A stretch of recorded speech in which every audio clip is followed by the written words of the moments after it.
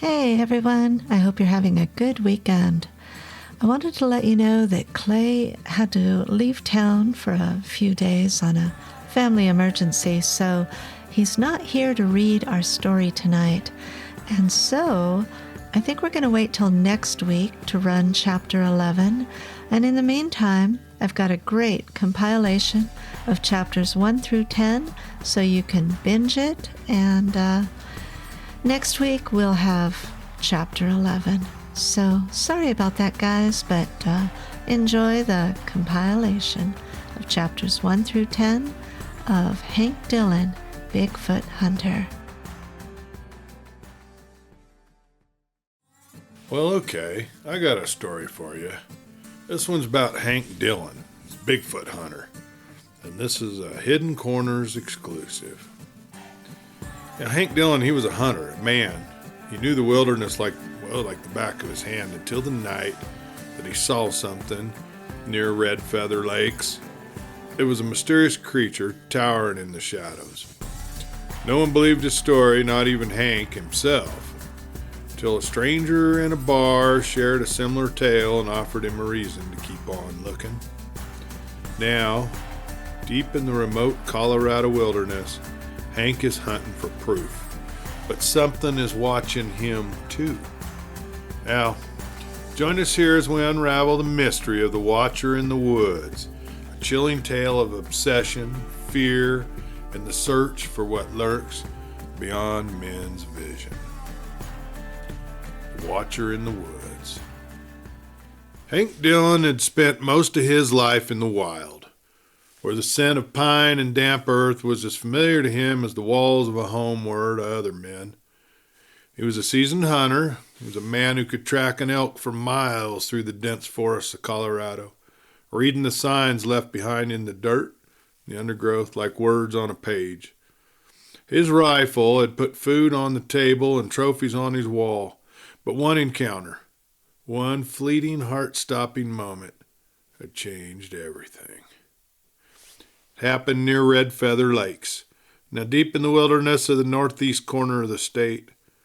Hank, he'd been tracking a bull elk at dusk when he saw something that made his blood run cold.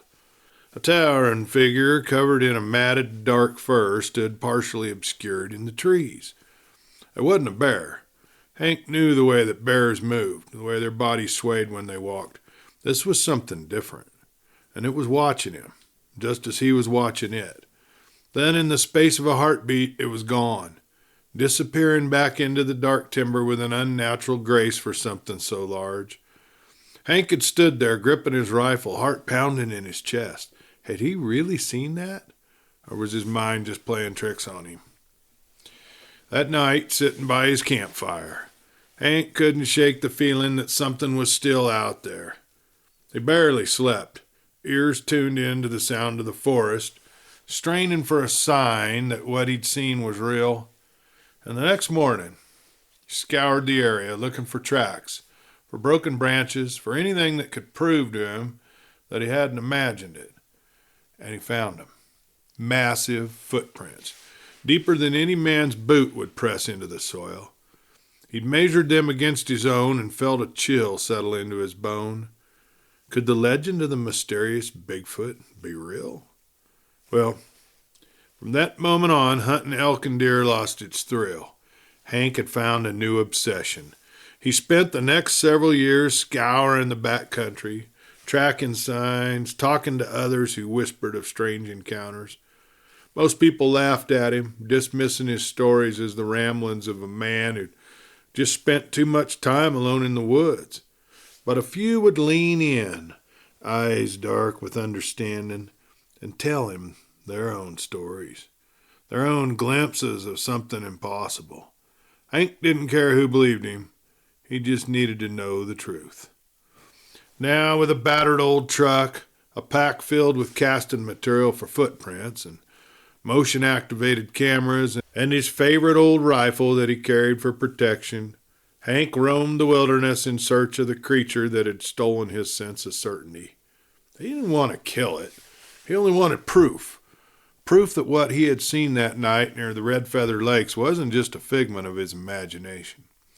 proof that the shadow in the trees was something real. Red Feather Lakes is a small settlement roughly 100 miles west of the Wyoming border.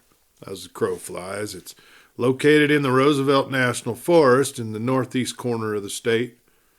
Miles of wilderness lie between Red Feather Lakes and the Wind River Mountains.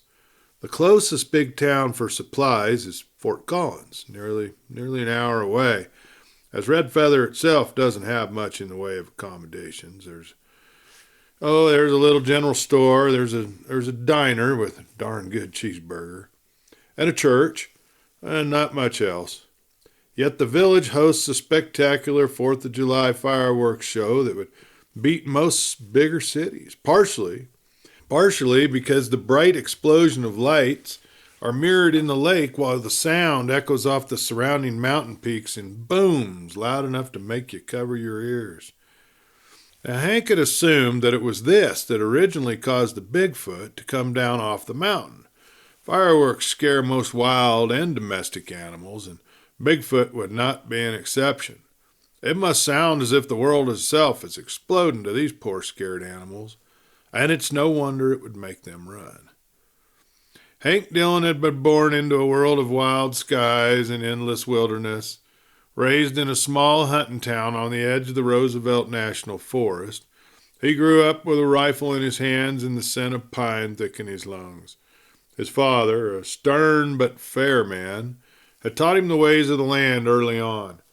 How to track a wounded animal, how to read the sky for an incoming storm, how to move through the forest like a ghost. The woods don't care about you, son, his father used to say. You respect 'em, or they'll take you. It was a lesson that Hank had never forgotten.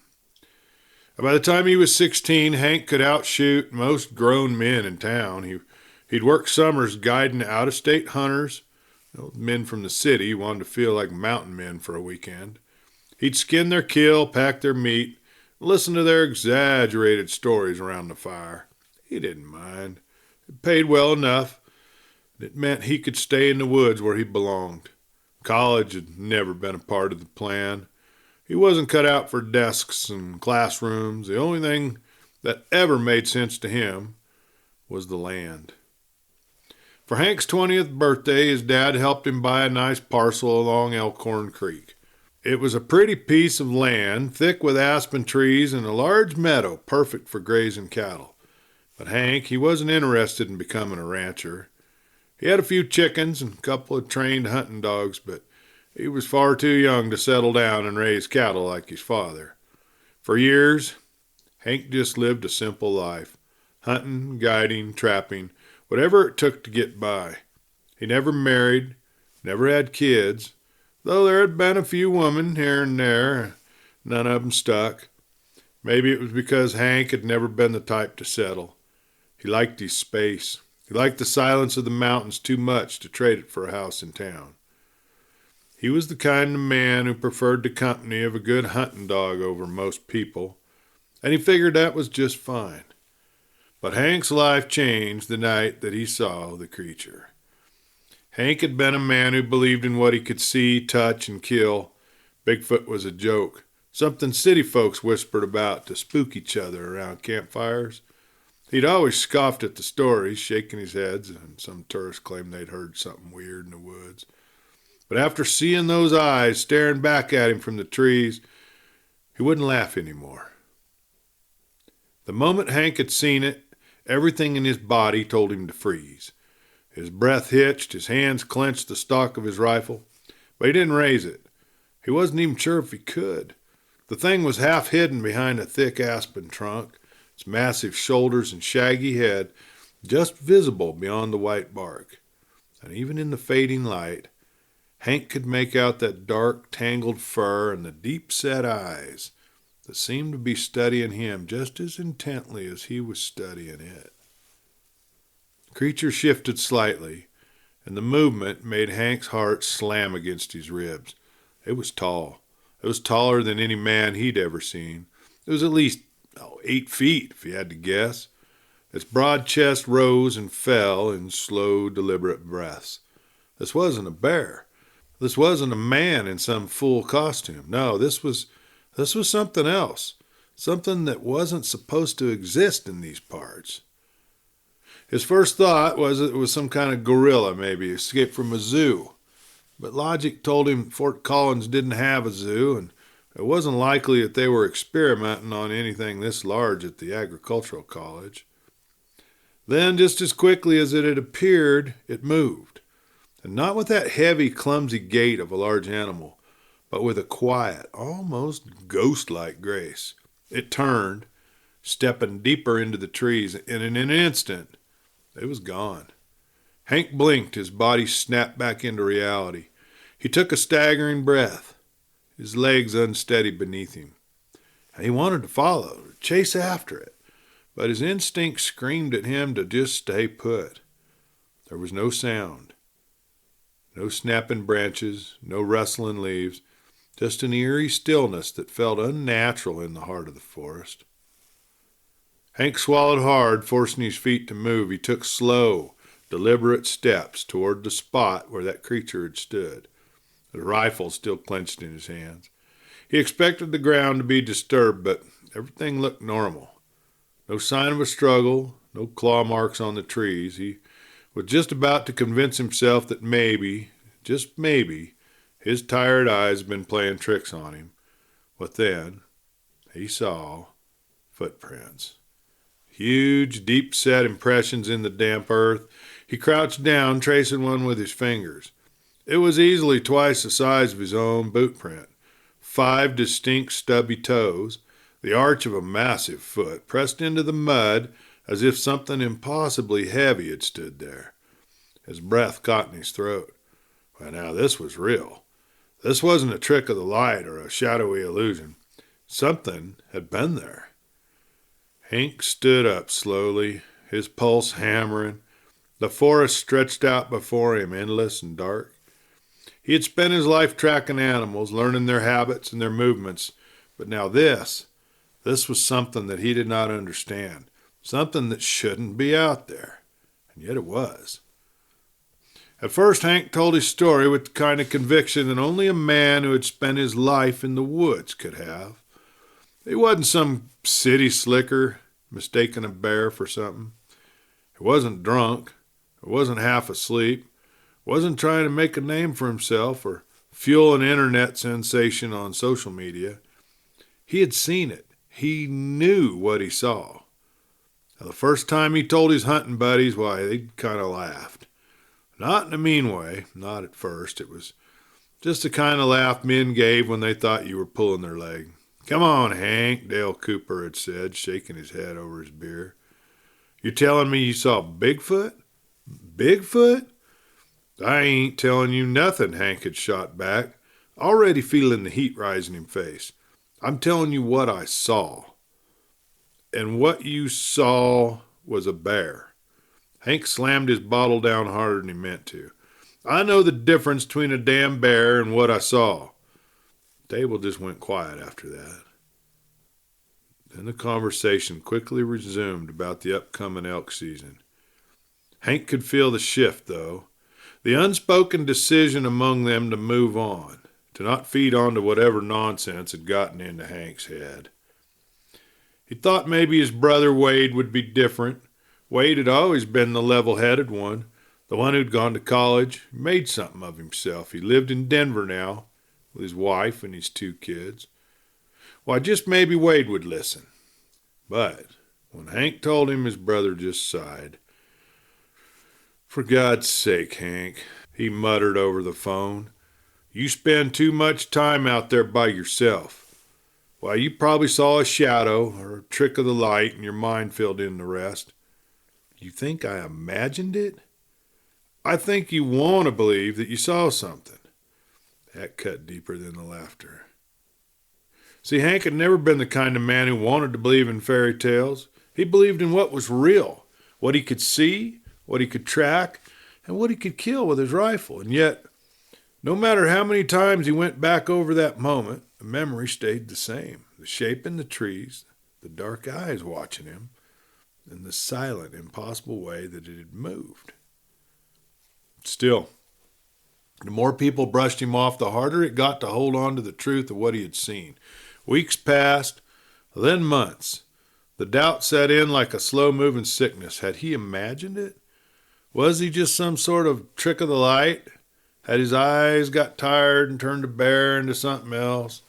He found himself replaying that night over and over, trying to pick it apart. The footprints. Well, he'd seen them, he'd touched them, but had they really been as big as he remembered? The way it moved, was it truly different, or had the fear of the moment made it just sort of seem that way? Now, his own mind started playing against him, whispering that maybe, just maybe, everyone else was right. But then, on the nights when he lay awake, staring at the ceiling, he could remember the way his gut had clenched when those eyes locked with his. That feeling of being watched in a way that no other animal had ever made him feel before. That wasn't something that he could explain away. That was real. And that was why, despite the doubt, despite the laughter, despite the way people looked at him now, like he'd finally lost it, Hank just wasn't going to let it go. Because deep down, he still knew. That sighting had cost him more than just his peace of mind.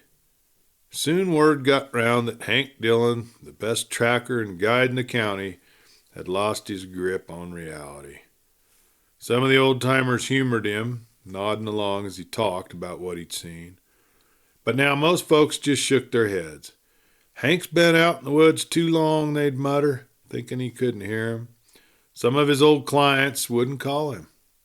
Even his hunting buddies didn't invite him out as much anymore. But Hank didn't care. He knew what he'd seen. He knew that somewhere out in the endless stretch of the Rockies there was something that wasn't supposed to exist. And if he had to spend the rest of his life proving it, so be it. So for the next few years, Hank spent more time in the woods than ever. His battered truck loaded down with gear, maps spread out across the passenger seat. He kept detailed notes, marking out every odd sighting, every strange noise, and every set of tracks that didn't belong. He'd learned to listen to the land in a new way, to notice things that he'd never paid attention to before. Now, somewhere out there, the thing he had seen was still roaming, and Hank Dillon wasn't going to stop until he had found it again. It had been one of those nights where Hank wasn't sure why he'd even come into town. Maybe he just wanted to feel normal again, to sit in a crowded room with a clatter of balls on a pool table and the low hum of country music drowned out the thoughts rattling around in his head. He nursed a whiskey at the end of the bar, keeping mostly to himself, half listening to the usual conversation about hunting and weather, and which fool had gotten his truck stuck in the mud this time. Then a voice cut through the noise. "You're Hank Dillon, ain't you?" Hank turned his head slowly, finding himself looking at a man he didn't recognize. He was older, maybe mid-60s, with sharp eyes and a face that looked like it had spent most of its life outdoors. His jacket was torn, his boots scuffed, and there was something in his gaze that told Hank that the man had seen some things. "Who's asking?" Hank said, keeping his tone even. The man smiled. "Well, the name's Earl Rollins. Heard folks talking about you. Said you saw something out near Red Feather." Hank stiffened. He knew where this was going. Some old-timer looking to get a laugh at his expense, same as everyone else. "Yeah, and what of it?" Earl didn't laugh, though. He just took a slow sip of his beer and he leaned over and he says, "Ain't here to give you grief, son. Just wanted to say, you ain't the only one." Hank's grip tightened around his glass. "You see it?" Earl nodded. "Yeah, back in '83. A little different spot, but same damn thing. I was out near the Medicine Bow Range tracking a wounded buck. Just about sundown. I got the feeling I wasn't alone, and sure as hell, when I turned around, there it was, tall as a damn grizzly, covered in dark hair, just watching me. He exhaled through his nose like he was reliving the moment. Well, it didn't charge, it didn't growl, it just stood there. Then, like a ghost, it was gone." Hank's pulse quickened. This was the very first time someone had told him a story like his without laughing.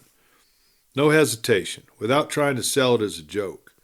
He could see it in the man's face, the way his jaw tensed as he spoke. Earl Rollins really believed what he was saying. You ever go looking for it? Hank asked him. Well, at that, Earl shook his head. Well, I tried. Spent years trying. People called me crazy. Same way they're doing to you now.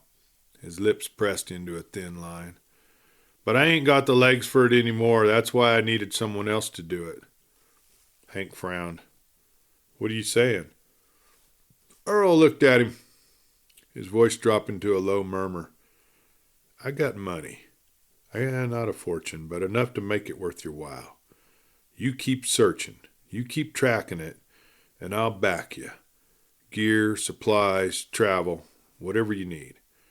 Hank blinked, caught off guard. He hadn't been expecting this. Hell, he'd spent months drowning in doubt, wondering if he'd finally lost his grip on reality. Now, here was a man, a complete stranger, not only telling him to keep looking, but offering to pay him to do it. For the first time in a long while, Hank felt something stir in his chest. Something like purpose. Why is that? He asked. Earl's expression darkened, and for the first time, Hank saw something like fear in the old man's eyes.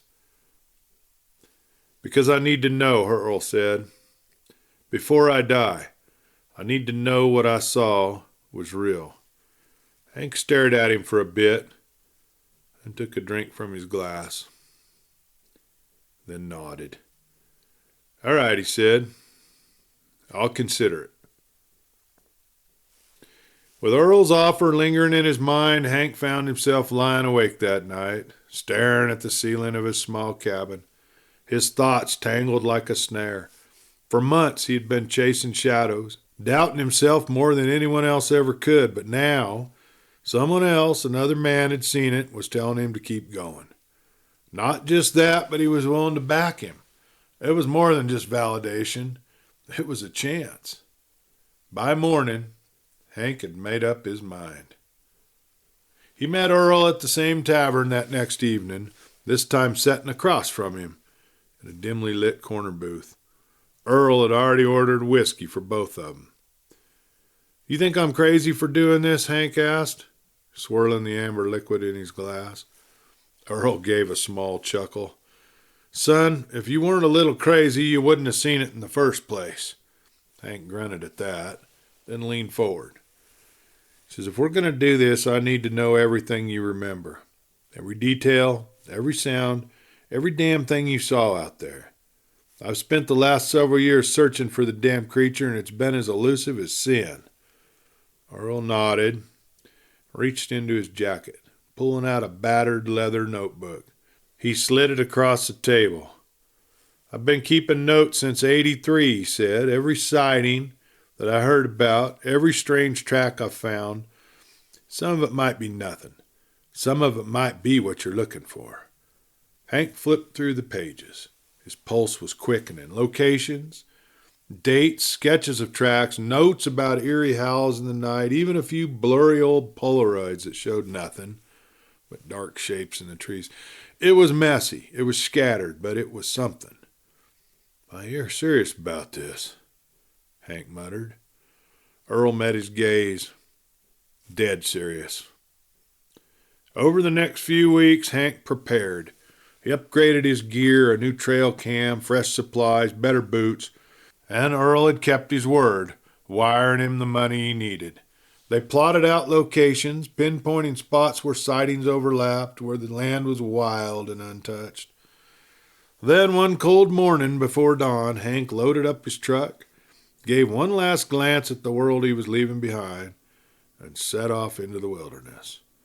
And this time, he wasn't hunting for proof. He was hunting for the truth.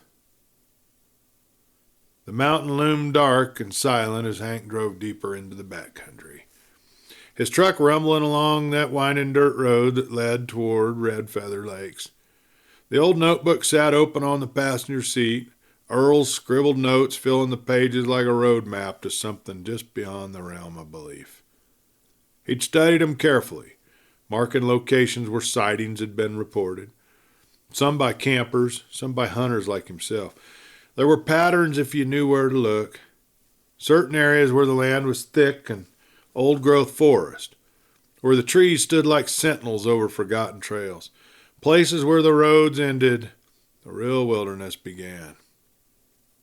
By the time the sun had started its slow climb over the horizon, Hank had reached his first destination, a remote stretch of land deep in the Roosevelt National Forest. He killed the engine in the truck, stepped out into the crisp morning air, and took a long breath. This was it. He spent the first day setting up camp near a clearing bordered by towering pines. He placed motion sensor cameras along the tree line and set out a few bait stations. Nothing harmful, just apples and jerky, something that might lure in something curious. He knew enough about tracking to understand that whatever he had seen that night wasn't just an animal acting on instinct. It had watched him, studied him. Hank had always believed that a good hunter had to think like his prey.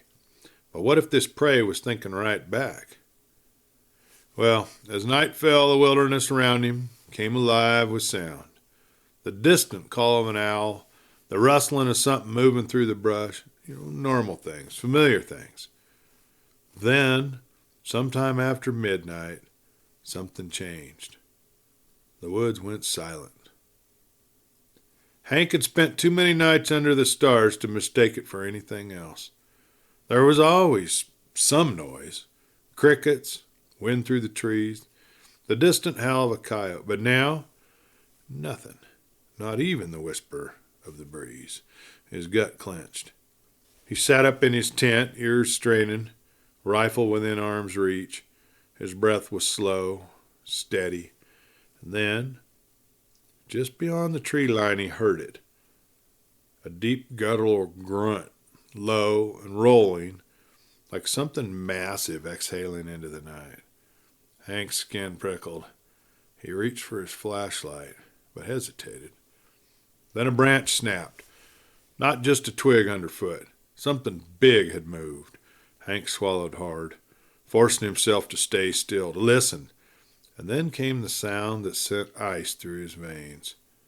Footsteps. Not the quick darting movements of a deer or the 4-beat trot of an elk. No, these were slow, deliberate. 2 feet. A man's gait. Except whatever was out there wasn't a man.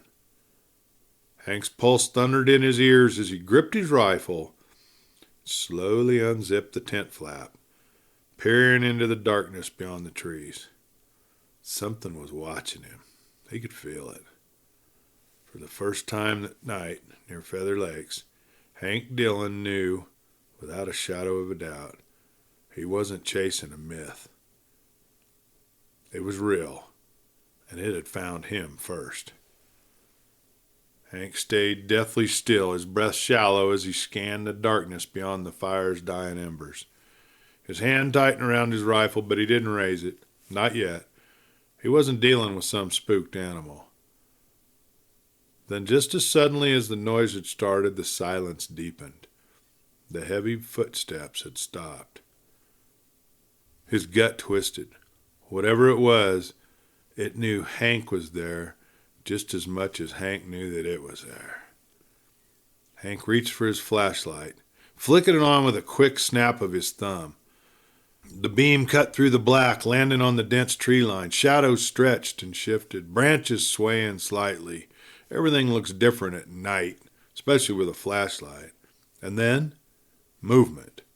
A shape, just at the edge of his vision. Tall, too tall. His pulse slammed against his ribs as he adjusted the light. The figure was just beyond the trees, its outline barely visible in the gaps between the trees. It wasn't a bear, and it wasn't a man. It was something else. Then, in just the span of a heartbeat, it moved. Not away, not charging, just a single slow step backwards. Hank exhaled shakily. He wanted to chase it. He wanted to charge into the trees to see, but his years in the wild told him otherwise. Whatever this thing was, wanted him to follow. Instead, he did the hardest thing he'd ever done. He let it go. And the footsteps faded off. The night stretched long and heavy, and slowly, sound returned to the forest. The rustle of leaves, the whisper of wind, and a distant owl hooting as if the world had simply reset itself. Hank sat there for quite a while, staring into the dark. He pulled out his battered old notebook, hand steady, and by the light of his lantern he wrote down everything that had happened. Because this time, when morning came, he wouldn't let himself doubt. He had seen it, and it had seen him too. The fire crackled in the crisp morning air, the scent of frying bacon mixed with the rich aroma of coffee. As Hank Dillon sat on a weathered log, staring into the flames. The steam curled from his tin mug, rising into the quiet dawn. Somewhere in the distance, a woodpecker rattled against a dead pine, and the sound set a pang of nostalgia through him. He used to have a hunting partner for mornings like this. Not a man, but a dog, old Blue. A stubborn old blue-tick coonhound with a nose for tracking and a heart bigger than his own. For 14 years, Blue had been by his side. From the elk trails of the Rockies to long, cold nights under the stars. That dog had seen him at his best and his worst, had chased mountain lions, and stood his ground against bears, and always came trotting back with that same lopsided grin. Hank sighed, poking at the fire with a stick. Yeah, you'd have sniffed him out, wouldn't you, boy? He murmured, thinking about the creature he was searching for. Bigfoot. No matter what folks said, no matter how many people laughed at him, Hank knew that they were out there, in the wilderness, so good at hiding and blending in with their environment that they were rarely ever seen, only brief glimpses every now and then. He took a slow sip of coffee, his grip tightening around the mug. He wasn't out here to prove it to himself. Not anymore. He knew that Bigfoot was real. He was out here to prove it to everyone else. And this time, he wasn't going to let fear stop him. With Earl's financial backing, Hank was able to get the equipment he needed to photograph and film or kill the beast if it came to that. Now, as the morning light filtered through the trees, Hank sighed and set his mug down. He wanted to stay right here at camp. He wanted to spend the day tracking that elusive beast, but that would just have to wait. Hank had an appointment in Laramie that he didn't want to miss. With a reluctant sigh, he turned back towards the fire, kicking dirt over the last of the embers. Bigfoot would just have to wait. He was finally getting himself a new hunting dog. It takes roughly 2 hours to drive from the location of his campsite to Laramie, Wyoming, and Hank was pushing to get there by 11. He was looking forward to meeting the breeder of what would become his next companion, a little majestic treehound puppy, a breed known for its outstanding hunting and tracking skills, a cross between a coonhound and a bloodhound. Like old Blue on steroids, a friend had told him. He had read about the breed and contacted his friend, Dr. Gene Phillips, a veterinarian in Laramie, who knew a reputable breeder who just happened to have a couple of pups available. He would be meeting the breeder today at the vet clinic to pick up his new dog. Crossing the Colorado border into Wyoming, Hank gazed across the wide expanse of rolling plains that led up to the Snowy Range and the Medicine Bow National Forest. He was daydreaming. It was running through his mind the noises he had heard last night while he was in that tent, and the movement that he had seen afterwards. His rational mind wanted to doubt what he thought he saw. It was easy to diminish the events as merely excitement. The thing he'd wanted to see was so deeply embedded in his mind that his mind took shadows and conjured him up into the figure of a Bigfoot. Now, last night he was certain, but now, after a couple cups of coffee and some time on the road, he was once again beginning to doubt himself. He stopped by the side of the road to relieve himself, wishing he hadn't drunk that extra 2 cups of coffee. And off in the distance he watched a coyote stalking a hole in the ground, taking a leap with all 4 feet in the air, then landing on top of the molehill. Unsuccessful, he slowly walked away and gazed over at the truck. "Good luck, buddy," Hank called out and climbed back into his truck. It was just after 11 when Hank pulled up in front of the vet's clinic. There were only a few other vehicles in the parking lot, mostly farm trucks, ranch trucks. He pulled up next to a battered Ford pickup that looked in about the same shape as his. It had seen its fair share of dirt roads. He opened the door to the clinic, and a handful of puppies came running to greet him. He got down on a knee and was immediately rewarded with puppy kisses. A nice-looking young woman with long hair pulled back into a ponytail tried to wrangle the pups and keep them from jumping on Hank. "God, I'm so sorry. They're just so excitable at this age," she laughed. "Quite all right," Hank laughed. "One of these little fellas is going home with me today." He stood, and the woman held out her hand. "Well, I'm Michelle Rigsby, the breeder of these little rascals. You must be Hank." He nodded his head. "Well, I'm pleased to meet you, ma'am. These are some handsome dogs you got here." "Well, they've all been vet checked for the final time, and they're ready to go. You're the first one here, so you get first pick of the litter." Hank watched the 6 puppies wrestle, chase each other around the office. He thought about his old dog Blue and sent him a silent message. "Old Blue, you tell me which one you think I should choose. No dog is ever going to take the place of you, old buddy. But you do the choosing here." And out of the heap of wrestling puppies, one pretty little one stepped away from the others and ran over to Hank, nuzzling his leg, and then sat herself right down on his boot and closed her eyes.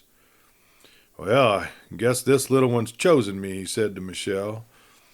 Michelle smiled. "Well, I thought you were looking for a male." "Well, so did I," Hank said, "but old Blue tells me this is the one." Well, now Michelle looked at him quizzically, then decided not to ask him who old Blue was. Just then the bell over the door jingled, and another prospective puppy parent walked through the door. The pups all ran in unison to the new person, all except that little sweetheart who lay on Hank's feet. She seemed to be perfectly content staying with her new owner. Gathering this new pup in his arms, Hank thanked Michelle and Dr. Phillips and headed out to his truck. He was just backing out when Michelle came running out. "Hank, wait. I wanted to catch you before you left. Now, Gene told me that you live up at Red Feather Lakes. See, I'm over in Virginia Dale, and, well, I'd love to have you come by sometime and meet the parents of this sweet girl here." "Now, that would be great," Hank replied. Virginia Dale was a very small community about 4 miles south of the Wyoming border, only about 30 minutes from Hank's place. You see, Virginia Dale mostly consisted of a few ranches, but once it was a bustling stop on the Overland Trail. Yeah, you turn at the point of interest sign and you go over the cattle guard. Then you follow that dirt road past the Lazy S Ranch and look for the house with all the goats, Michelle laughed. "How about dinner on Sunday?" Hank laughed. "You gotta love a local girl's directions." "Sure," he said. "How about I call you on Saturday and, well, you can let me know what to bring." She laughed. "You just bring the little one here. I'll take care of the rest." Hank smiled. He watched as Michelle walked back into the vet office. "Well, little girl, we just got ourselves a date. You're already bringing me good luck." Hank rested one hand on the steering wheel and the other on the little hound curled up beside him on the cracked vinyl bench seat of his old pickup truck. This pup was all ears and paws, her deep brown coat marked with black patches, a perfect blend of coonhound and bloodhound. Even now, only a few hours into their journey together, she looked at home, sprawled out, belly up, twitching slightly in some puppy dream. "What am I going to call you, little girl?" Hank mused, his voice gruff but warm. The pup gave a sleepy sigh in response, shifting slightly but never waking. He ran a few names in his head. Daisy? Nah, that's too sweet. Scout? Not bad, but doesn't quite fit. His eyes flicked up the road stretching out ahead, miles of open country flanked by endless skies and rolling hills, backing up to the snow-capped peaks. His mind drifted back to what had led him here in the first place. Not just the need for a good hunting dog, but that thing in the woods.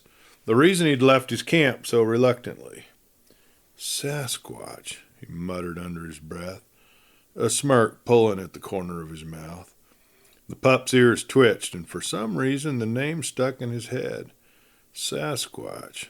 Sassy for short. Hank glanced down at the sleeping hound. Sassy? He said, testing it out. The pup cracked open one eye and let out a tiny, lazy yawn, stretching her legs before curling back up. Hank chuckled. Yeah, I think that suits you just fine. With that, he reached over, giving her a gentle scratch behind the ears as the truck rumbled down the highway. Hank and Sassy, why, that's got a nice ring to it. He smiled. We're going to be a good team, you and I. After crossing the Colorado state line, Hank began noticing a few ranch homes spread out along the highway and found himself thinking about Michelle's offer for Sunday dinner. Slowing down to turn on North County Road 43F, he found the Lazy S Ranch sign in the cattle guard. Just look for the goats, she had said. Well, it seemed easy enough. Hank pressed his boot against the gas, and the old farm truck humming beneath him as he turned onto the 2-lane highway heading home. The sun hung low in the sky, painting the land in shades of gold and rust, and Sassy shifted beside him, stretching her long legs before settling again, her soft puppy snores barely audible over the rumble of the engine. He glanced down at her, a grin tugging at the corner of his mouth. You're going to be something special, girl, he murmured. But first things first, we got to get you stretched out and let you do your business before you turn my truck into a mess. Up ahead, a dirt pull-off near a cluster of tall, quaking aspen looked like as good a spot as any. Hank eased the truck onto the shoulder and cut the engine and stepped out, stretching his legs. He scooped her up, setting her down on the soft earth. The little hound sniffed the air, then took off in an awkward gallop, her nose to the ground, tail wagging like crazy. Yeah, you got the nose for it all right, Hank chuckled, watching her explore. As she nosed through the brush, his thoughts drifted to the days ahead. Training wouldn't be easy. A hunting dog, a real hunting dog, took patience, discipline, and trust. Sassy had big paws to fill, stepping into the place where old Blue had once been. But Hank had a feeling about her, and if she was half as stubborn as she was curious, why, she'd make one heck of a tracker. He leaned against the truck, arms crossed, eyes scanning the tree line just out of habit. That old itch returned, the one that whispered of something watching from the woods. Sassy let out a tiny, playful bark, snapping him from his thoughts. He pushed off the truck, clapping his hands. Come on, girl, let's get home. As she bounded towards him, ears flopping, he scooped her up, settling her back on the bench seat beside him. Now back at the cabin, Hank wasted no time settling Sassy in. The little pup had been full of energy the moment they stepped out of the truck, sniffing every inch of the porch, the yard, and even his boots, for letting out a happy bark and tumbling over her own big paws. Inside, she claimed a spot by the fireplace, curling up on an old wool blanket Hank had set out for her. You better not get used to the easy life, he chuckled, scratching behind her ears. You're here to work, little girl. But as Sassy drifted into another deep puppy sleep, belly rising and falling with soft snores, Hank just had to admit, he was already damn fond of her. The next morning, Hank took Sassy out for her first real taste of the wilderness. The mountains behind his cabin were dense with pine and aspen, the ground still damp from the early spring thaw. He wanted to see what she had in her. At first, Sassy trotted alongside him, distracted by everything. Sounds of birds overhead, the scurry of a chipmunk, even the wind rustling through the trees. But after about a half a mile, something seemed to click. She dropped her nose to the ground and started weaving back and forth. her long ears nearly dragging in the dirt as she worked the scent trail.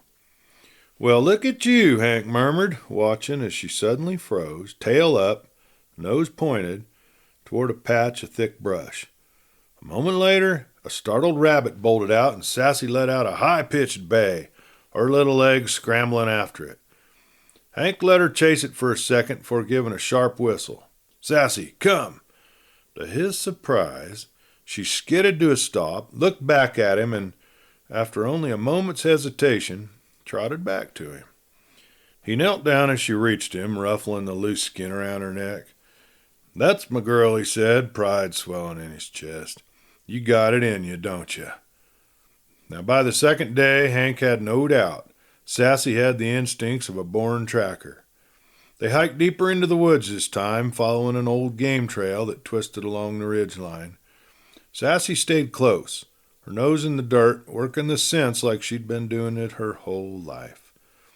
About an hour in, she suddenly stiffened.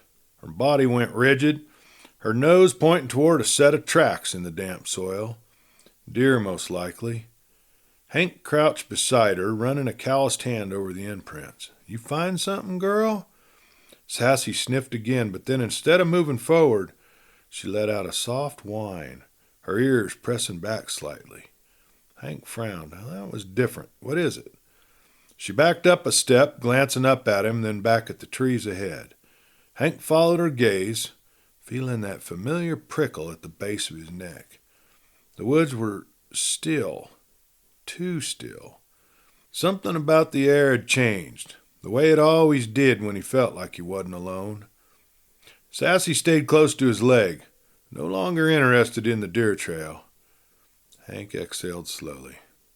"All right, girl, let's head on back." He gave one last glance into the woods before turning towards home. Boy, that Sassy had a hell of a nose on her.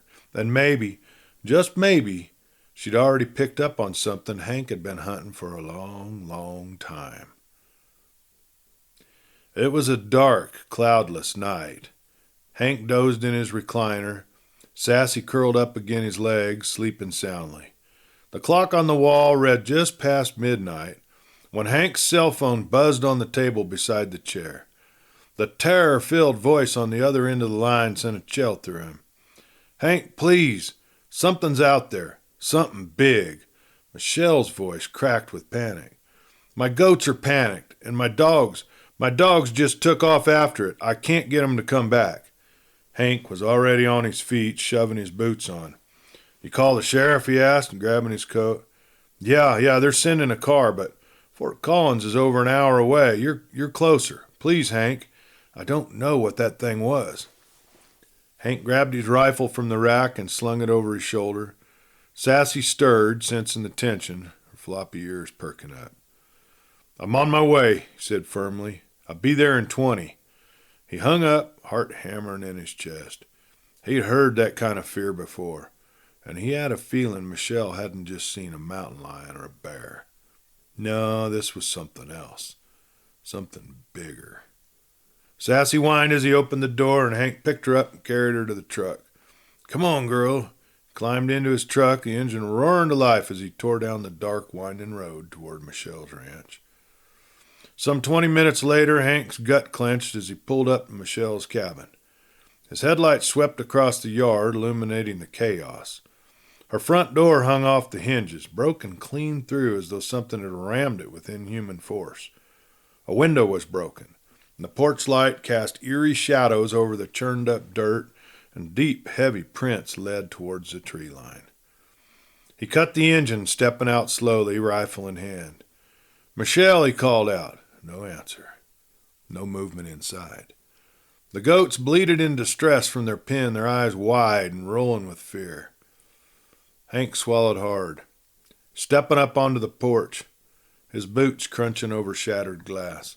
His breath came in steady, but his pulse pounded against his ribs. He had seen animal attacks before, bears, mountain lions, but this was different. This wasn't just a break-in, this was something angry. He crossed the threshold cautiously, sweeping his gaze over the cabin's interior. The lights were on, casting an unnatural stillness over the overturned furniture. A chair lay on its side, a plate was shattered on the kitchen floor, and a half-drunk cup of coffee sat on the counter, the liquid inside still warm. But no Michelle. Hank's grip tightened around his rifle. "Michelle!" he called again, louder this time. Still nothing. Then a sound. "Hank?" It sounded like the voice was coming from far away. Hank looked for a trapdoor, but he didn't see anything obvious. "Michelle, where are you?" "Out here," the voice called. Hank stepped back outside and began walking around the side of the cabin. At the back of the house, there was an underground root cellar built down into the ground. "Michelle? In here," she called. I can't get the door open. It's stuck." Well, Hank leveraged his foot against the cement casing and pulled at the door until he got it to budge. Lifting the door to the side, he reached inside, gave Michelle his hand to pull her out. "I never used this. The backside's caved in and it's a breeding nest for snakes and black widows," she said disgustedly as she crawled out. "What happened?" Hank asked her. In a frantic voice, Michelle cried, "Well, I heard the goats making all kinds of racket. I got a flashlight to see what was going on. There was a mountain lion. It had gotten in the pen with the goats. The dogs were barking, the goats were screaming, and I was trying to get the dogs away so the cat wouldn't get them. And then this gigantic black, massive, I don't know what the hell it was, some kind of bear or whatever, came crashing through the trees right over there and chased that cat right up to the house. He fought the cat, and then, I don't know, somehow the cat jumped right through the window, or maybe threw it through the window. Then he went after it, right through the door. But he was too big, and I heard the wood splinter, and I ran as fast as I could to the root cellar and hid down here.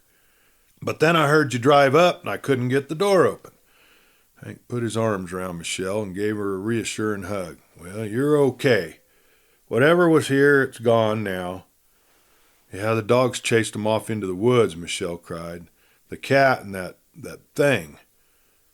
Hank turned as 2 squad cars' headlights washed over the yard, the red and the blue lights a-flashing.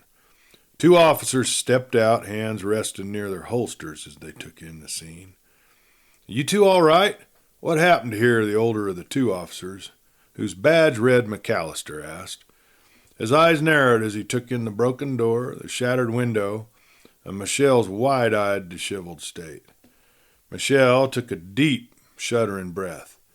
"Well, I already told dispatch. I don't know exactly what it was, but it was huge.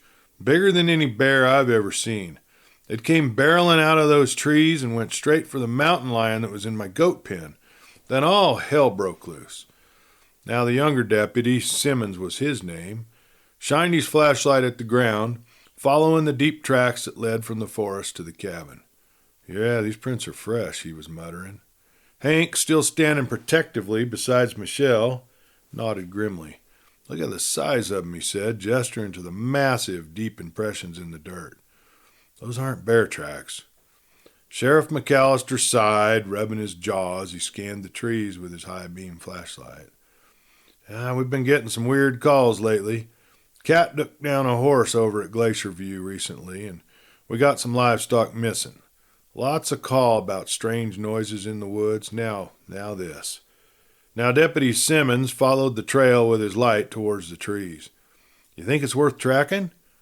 Hank exchanged a look with Michelle. Her dogs had gone after whatever it was, but they hadn't come back yet. His gut told him they'd find something out there. McAllister exhaled sharply, then motioned towards the woods. "I'm not going after no damn bear in the dark. I suggest you stay at your friend's house tonight, miss, at least until you get your front door and your window fixed. Then we'll send someone out in the morning to take a look around, when it's light enough to see what the hell we're dealing with here." Hank glanced at Michelle, squeezing her shoulder. "You can stay at my house as long as you need to. I can fix your door tomorrow, and we can at least board up the window till we can get a glass company out here." She nodded, still rattled but steadying herself. I need to get my dogs back." Hank handed her his truck keys. "Tell you what, my pup's in the truck. Sassy's her name. You can get whatever you need to take with you and put it in there. Then sit with her and keep the doors locked. And if you see anything at all, you honk the horn. I'll take another look around and I'll see if I can find the dogs." Sheriff McAllister radioed back to dispatch, letting them know that they were headed back to Fort Collins and would return in the morning. Hank checked his rifle, chambering around before glancing back at Michelle. "Be careful," she said. He gave her a reassuring nod before turning towards the darkness of the forest. "Now hold on there," McAllister told Hank. "I don't think you should be going out there alone." "Well, then come along with me," Hank replied. McAllister sighed and shrugged his shoulders. "Damn it. Well, just hold on a minute. Simmons, get your gear. We're going just a short distance up that trail to call the dogs, and if they don't come in 5 minutes, now we're just going to have to leave it till tomorrow." Begrudgingly, the 3 men moved towards the tree line, following the deep tracks left in the damp earth, visible in the bright beams of their flashlights. The woods were eerily silent. No crickets, no night birds. Even the wind seemed to be holding its breath. Hank crouched near a particularly deep print, shining his headlight on it, and snapped a photo.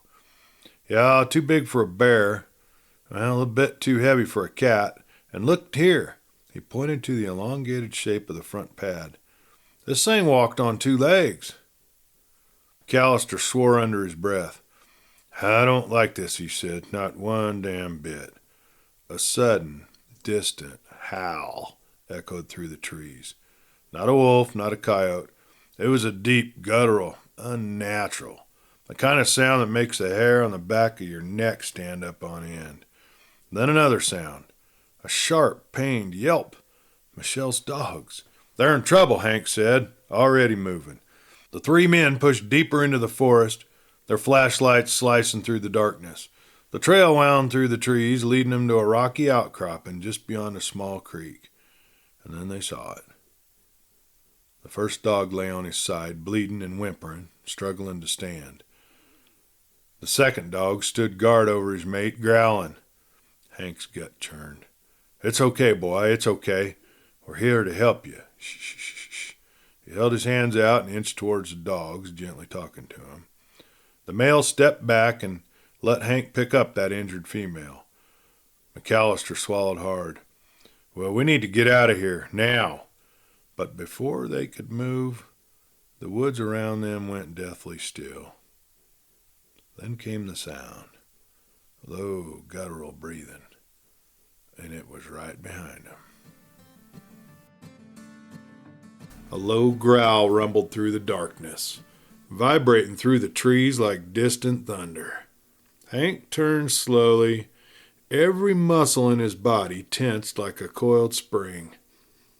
The beam of his flashlight cut through the dense shadows of the forest, catching only shifting branches and the fog of his own breath in the cold night air.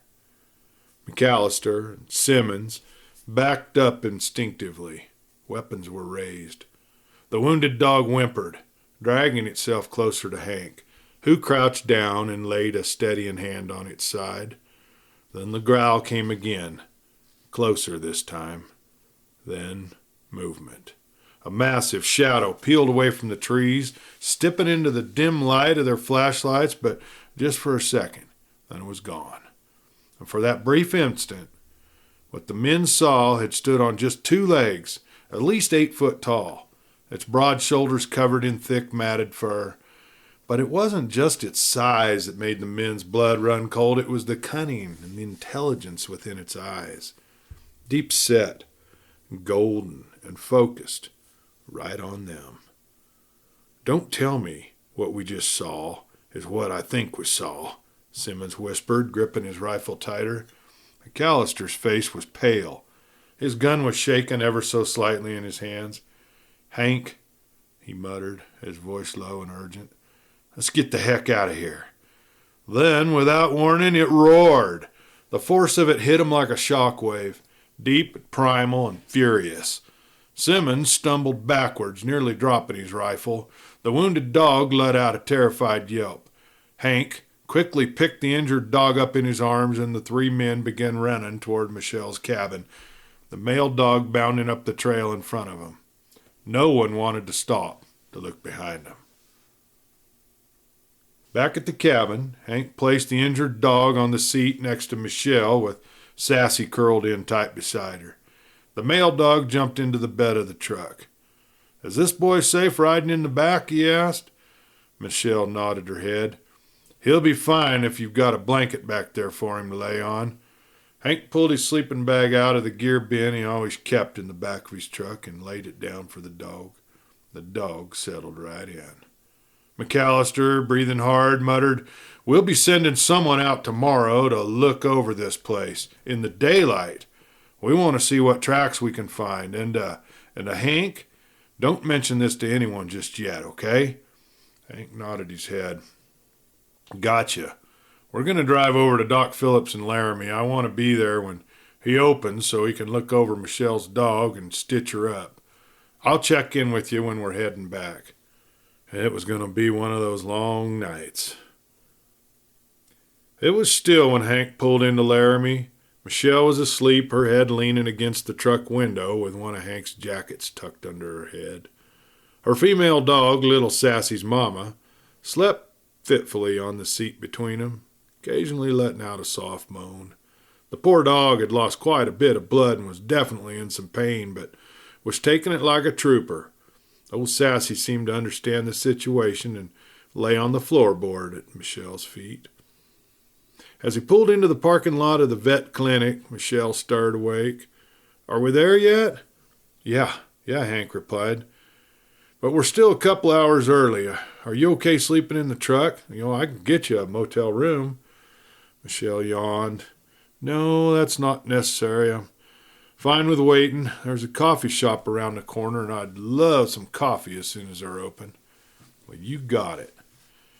Hank leaned his head back against the neck rest and dozed on and off until the first rays of sunlight began to appear over the mountains. He glanced at his watch and looked over at Michelle dozing in the seat over there in the corner. As quietly as he could, he got out of the truck and pulled his jacket on. Now, the morning air was brisk, and the walk to the coffee shop helped to wake him up. He bought a couple of muffins and 2 cups of coffee and walked back to the truck. Michelle's male dog, Duke, was sitting up in the back of the truck. Hank lowered the tailgate and let Duke jump down. He ran to a nearby stand of pine trees and lifted his leg, and then ran back and jumped right back in the truck. "Ha, good boy," Hank praised him. Michelle was awake and gently cradling Dixie's head in her lap. She smiled gratefully as Hank handed her that hot coffee. "Well, she made it through the night, and that's a good sign," she said. "Listen, I just got a call from Gene," Hank replied. He's on his way. Should be here in about 20 minutes. "Hank, thank you for coming to my rescue last night and driving me here. I don't know what I would have done if you hadn't have shown up when you did. I'd still be stuck down there in that cellar," she grinned. "That beast that chased the mountain lion? Have you seen anything like that around your property before?" Never," Michelle replied. "I've had problems with lions every now and then. I lost a couple of goats last year, but then I got the llama, and she does a heck of a job guarding those goats. But whatever that was that came out of the forest and chased that cat, well, I'd never seen anything like it. And it all happened so fast. I was trying to keep the dogs from chasing the lion off, and that thing just came charging out of the trees."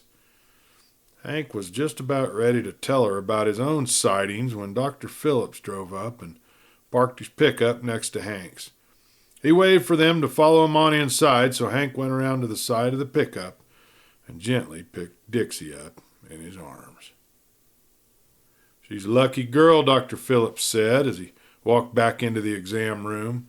"The x-rays are clear, just surface wounds and flesh, and we'll get her stitched up. You'll have to watch her close for signs of infection. These cat wounds are full of bacteria. But there's no bite marks, just claw punctures and tears. I think she'll be good as new in a couple of weeks. Just keep her calm while the stitches are in, no running. Keep her out of the creeks, of course." Michelle reached over and took hold of Hank's hand. "Thank God," she whispered. As the doc finished wrapping the gauze bandage around Dixie's midsection to keep the stitches clean,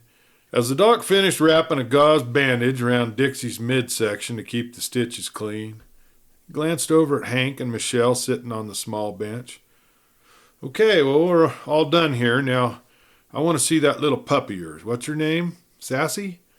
Just the sound of her name brought a big smile to Hank's face. I'll bring her right in, Doc. Yeah, and bring in Duke, too. I haven't seen that boy in a while. After a good breakfast and a stop at the hardware store for supplies to fix Michelle's door, they were back on the road, headed for Virginia Dale. As Hank pulled into Michelle's driveway, he could tell right away that things had escalated. The sheriff's department hadn't just sent McAllister and Simmons. Oh no, there were 3 more officers, a Laramie County animal control truck, and even a couple of local game wardens standing near the tree line, speaking in hushed tones. The moment Michelle stepped out of the truck, McAllister turned towards him, his face set in a grim line. Took you long enough, he grumbled. We've been out here since sunrise.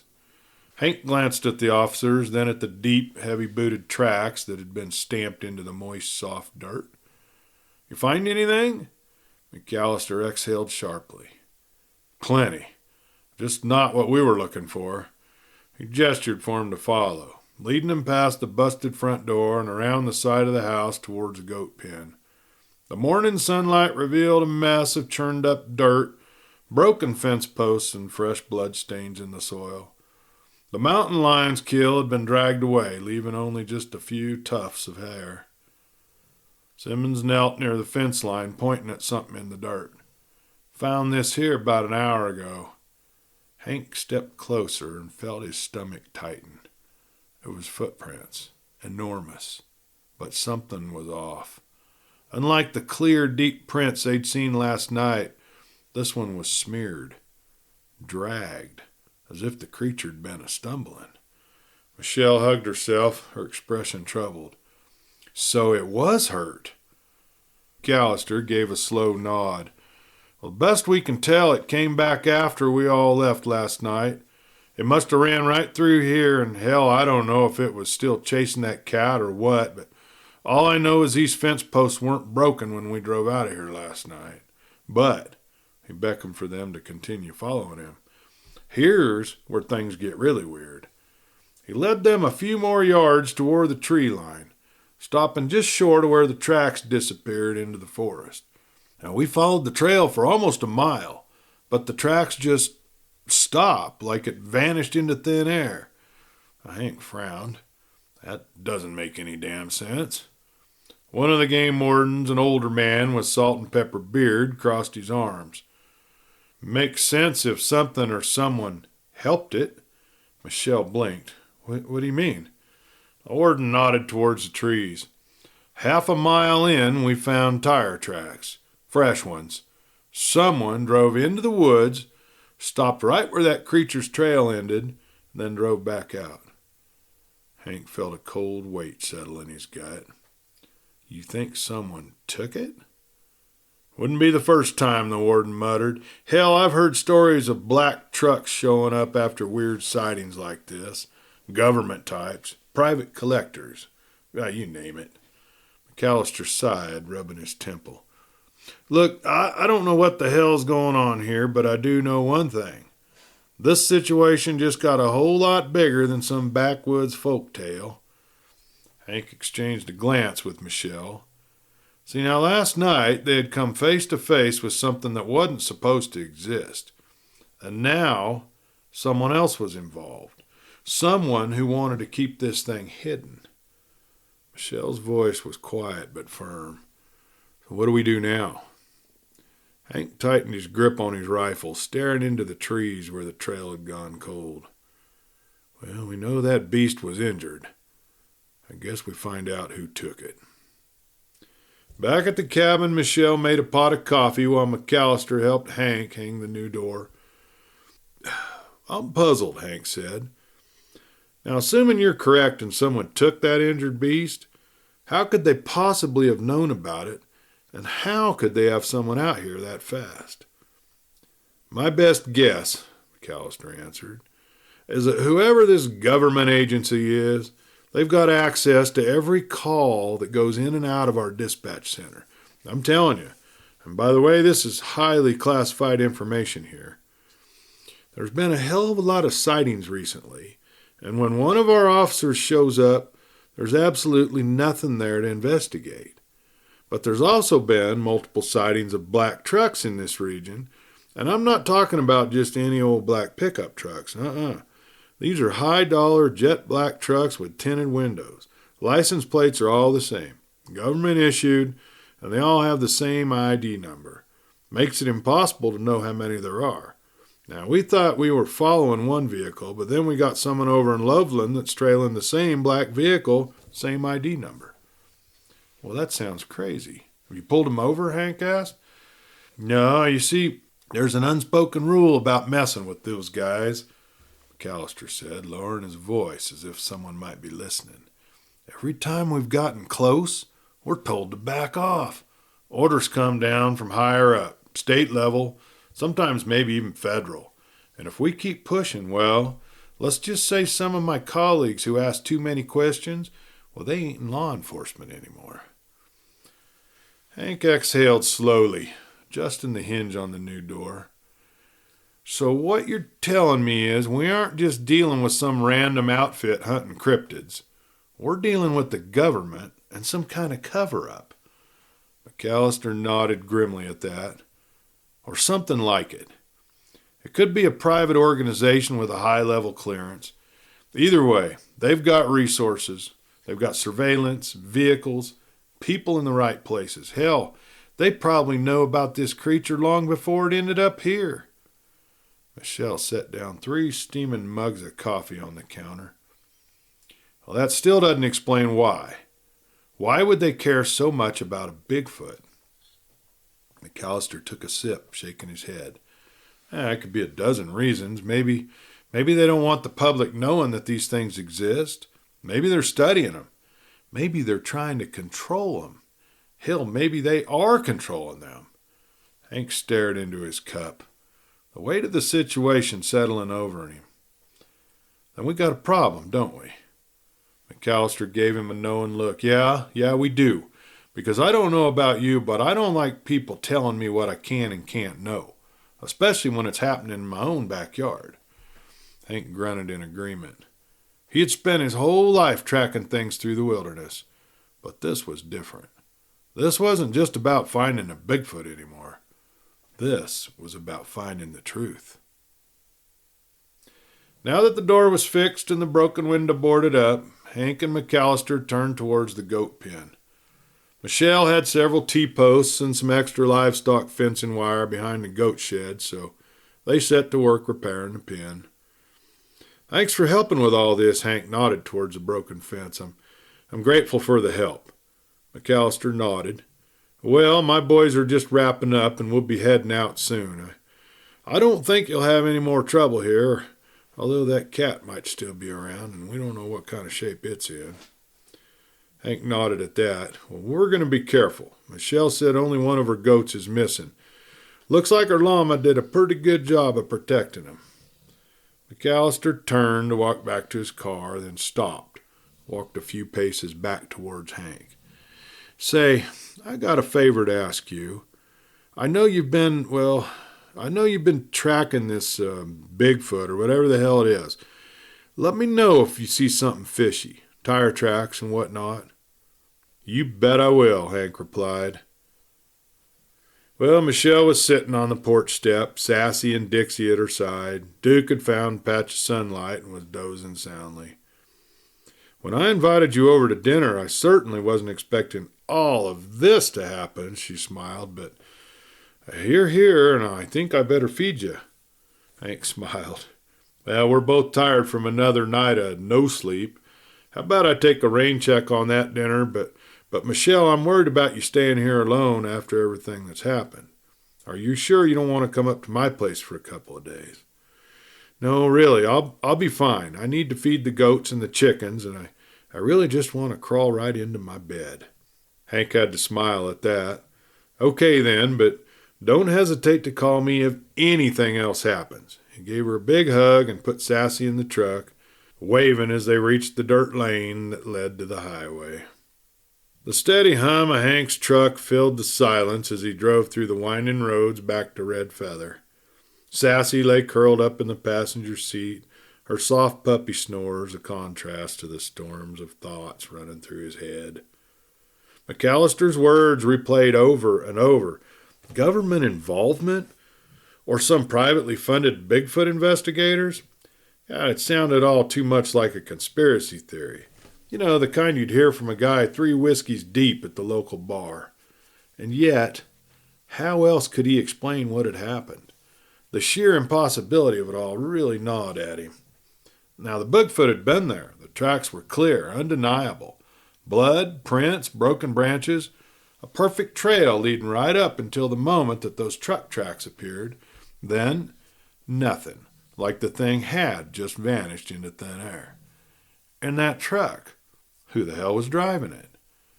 Hank's grip tightened on the wheel. Maybe McAllister was right. Whoever these people were, they had resources. If they'd intercepted the sheriff's dispatch, that meant they were listening, watching, waiting. He stole a glance at Sassy. The pup had no idea the kind of world she'd been born into. But if she was half as good as old Blue had been, she'd be tracking down that truth right alongside him. Something was going on out here in these mountains, and Hank wasn't about to let it go. As Hank pulled into his driveway, gravel crunching under the tires, he couldn't shake the feeling that someone, somewhere, was watching his every move.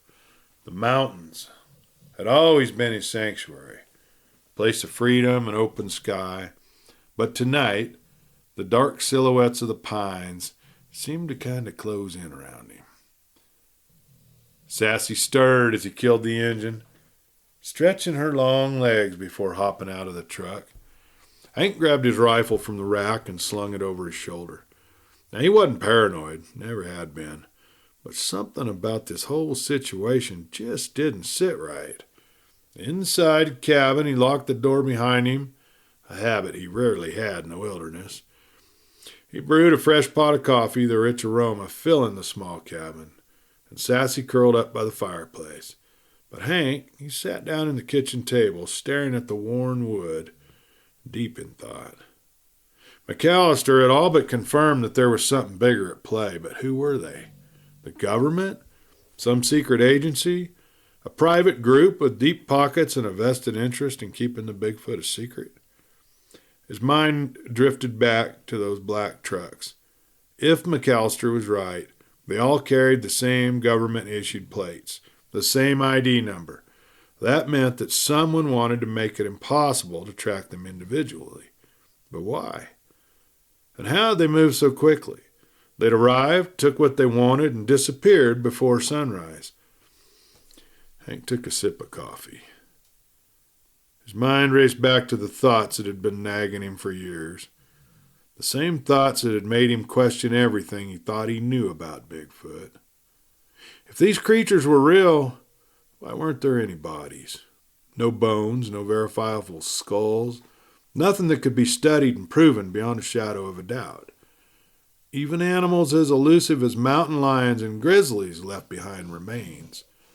But Bigfoot? Nothing. Sure, there were stories, claims of bones found, of old unidentifiable remains, but they always seemed to vanish before any real expert could take a good look at them. Despite numerous claims and investigations, no verifiable Bigfoot remains or skeletal evidence has ever been found that would support and prove the existence of the creature. The scientific consensus is that Bigfoot is a combination of folklore, misidentification, and hoaxes, rather than the real living animal that it really is. In addition, there's no fossil evidence of any hominids besides humans existing in North America. Maybe folks were just seeing what they wanted to see. Or maybe, just maybe, some was making sure that the evidence never saw the light of day. Maybe the reason no one ever got real evidence was because someone out there was making sure that no one would. A sudden chill ran down Hank's spine.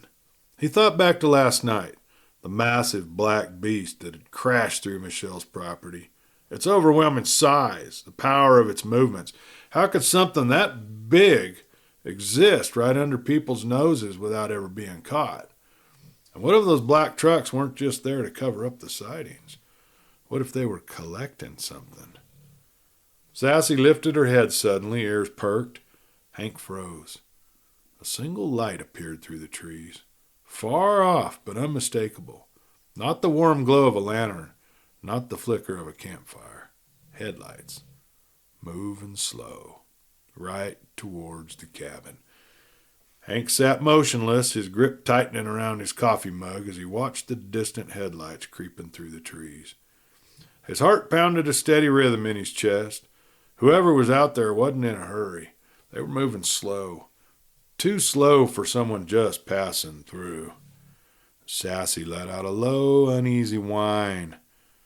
The headlights stopped just beyond the tree line. The beams flickered between the branches. Hank stood slowly, reaching for his rifle. He didn't move to the window. Didn't flip on a light. Instead, he waited, listening. Nothing. Sassy was on her feet now, ears forward, hackles raised. She let out a soft, rumbling growl. Then, just as suddenly as they had appeared, the headlights turned off. The night swallowed the darkness whole, leaving behind nothing but silence. A twig snapped outside, and Sassy's growl deepened, her body rigid. Hank's finger hovered near his trigger. He kept his breath steady and listening. Footsteps. Slow, heavy, deliberate. They weren't coming from the driveway. They were circling around the back of the cabin, walking through brush and leaf debris. Hank moved carefully to the rear window, keeping himself low. He squinted into the dark, eyes scanning the dense tree line. The moonlight was weak, barely illuminating the outline of the tall pines and the aspens. And then he saw it, a figure, just barely visible between the trees. Not an animal, not a hunter. It was human, completely dressed in black so that it moved more like a shadow. Hank's pulse hammered in his ears. He raised his rifle just as Sassy let out a sharp bark, and the figure vanished into the trees. Hank's cell phone rang, a sudden vibration in his pocket making him jolt. His heart was already pounding from the sight of the shadowy figure in the trees, and for a split second he hesitated. Chase the man or answer the call? Sassy was still growling, her nose pointed towards the woods, her body tense. If that man was still out there, he wasn't moving now. Hank swallowed hard, snatched his phone, and answered without taking his eyes off the tree line. Yeah? Hank? Michelle's voice was sharp with panic. There was someone at my cabin, right outside my window, dressed in black, standing in the trees. He was just watching me. Hank's grip tightened on his rifle. Yeah, same damn thing just happened here. What the hell is going on? She demanded, her breath coming in fast, panicked gasps. What do they want? Hank took a steadying breath, scanning the darkness again. I don't know, but we're gonna find out. A rustling sound came from the trees. Michelle, Hank said low, his voice deadly serious. Lock your doors and don't go outside. I'll be there as soon as I can. Hank, I'm scared. Michelle, I'm on my way. He ended the call and stuffed the phone in his pocket, eyes still locked on the forest. The figure might have vanished, but Hank could feel it. He was still being watched. Something wasn't right. As Hank pulled onto the dirt road from his cabin, the truck whose headlights he had seen moments before was gone, as if it had never been there. Now, how could it have left so quickly, so quietly? After Michelle's panicked call, he had grabbed his keys, his jacket, and Sassy. In that short amount of time, the mysterious pickup had just up and disappeared. Unease settled deep in his gut as he made his way down the winding mountain road towards Livermore and on to Virginia Dale. Michelle was pacing the floor of her small cabin. She was rattled. She was certain of what she'd seen. It wasn't a trick of the light or the shadows outside the window. She had seen movement, and then a face. Startled, she'd let out a scream, and the figure just disappeared. She grabbed her gun, she called Hank, and she waited. There had been no sound, No footsteps on her wooden porch, just a lingering feeling that someone, maybe more than one, was still out there, watching her. Michelle had moved out to the lazy-ass ranch over 3 years back. She'd spent many nights alone at the cabin as caretaker of the property. The owners of the lazy-ass had bought the property as an investment and put an ad in the Fort Collins, Colorado newspaper looking for someone to stay on the property, keep an eye out for squatters. Now, it didn't pay much, but it came with some pretty nice perks. A rustic log cabin and all the privacy you wanted. The main ranch house was a mile up the winding dirt road, but Michelle preferred that small log cabin. It appealed to her desire to live off the land. She had a garden, she had goats, a couple of beehives, and miles of wilderness. This was the first time in 3 years that she'd been afraid of being alone. Even though she'd encountered mountain lions a couple times and a bear every now and then, this was different. This was threatening. Hank pulled into Michelle's driveway, cutting the engine and stepping out into the still night. Sassy, for her part, let out a low, uncertain growl, her ears twitching as she sniffed the air. Hank felt it too, that prickling sensation along the back of his neck, the same one he always got when something was watching from the dark. He reached for the rifle in the truck's rack before heading up to the cabin. Michelle, she met him at the door. Her face was tight with worry, and her shotgun still clutched in her hands. "I haven't seen him since I called you," she said, her voice just barely above a whisper. Hank nodded, stepped inside, and closed the door behind them. "Are you okay?" She let out a shaky breath and set the gun on the table. "Yeah, it just shook me up. It wasn't an animal, Hank. It was a man. It was a man all dressed in black." "God, the same thing happened at my place," Hank said, his mind flashing back to that shadowy figure disappearing behind the trees near his cabin. "There's something else, Hank." Michelle bit her lip, hesitating. "The dogs wouldn't go after him." God, Michelle's dogs could be fierce. Why, they'd chase off anything. Bears, coyotes, even the occasional trespasser who just happened to turn up the lane looking for some trailhead. But tonight, they had cowered inside, ears flat, tails low, growling, afraid. "Well, that's not normal," Hank muttered. Michelle shook her head. "No, it's not." Outside, a soft breeze rustled the quaking aspen leaves, but other than that, the night was quiet. No crickets or owls to break the stillness. Hank walked to the window and peered out into the dark. A question was gnawing at the back of his mind, one that he didn't have an answer to. If these were government men, if they were really watching, what were they after? And more importantly, why them?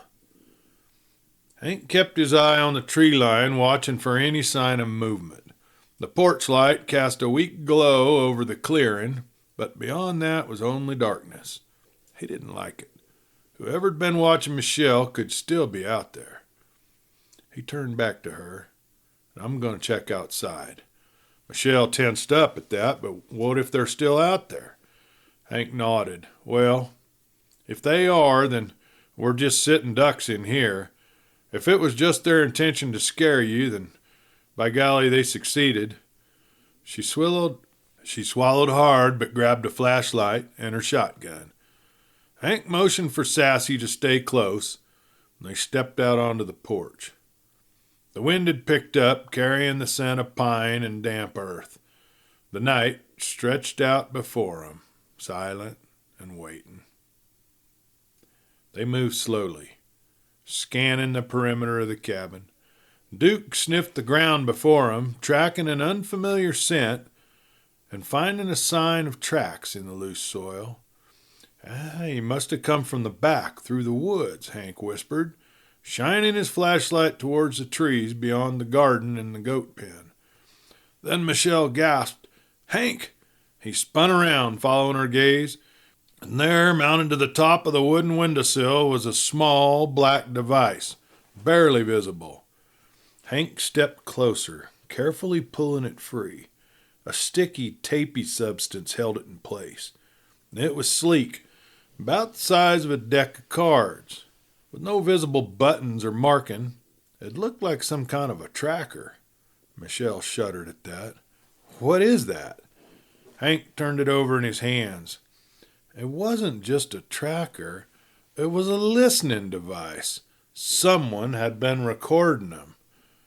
Well, we need to call McAllister, Hank said, his voice low and urgent. Now, if they're listening, they'll know we found this. I don't think we should stay here. Not tonight.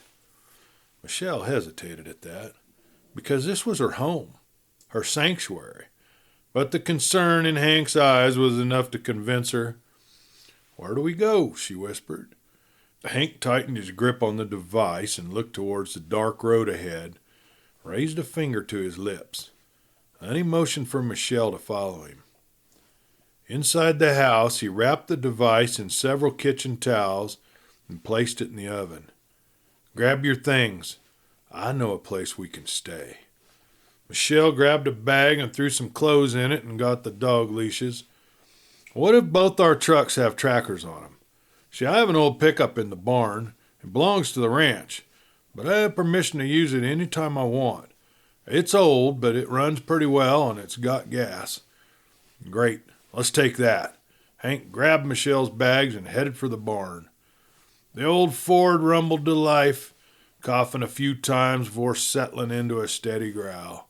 Hank flicked on the headlights as he backed out of the barn, steering towards the dirt road that led them to the highway. The night pressed in around them, heavy with the scent of pine and earth. Michelle kept her voice low. What do you think they want? Hank shook his head. I don't know. We can stay at my brother's place in Fort Collins for a day or two while McAllister sorts this out. Now, Wade's got a law firm in Denver and home there as well, but he keeps this one by the campus just so they can stay in it when he's handling university business. It's empty right now. They drove in silence for a while, the hum of the engine the only sound. Michelle kept checking the mirrors, half expecting to see a pair of headlights appear behind them. Finally, she exhaled. Do you think this is about the Bigfoot? Hank gripped that wheel tighter.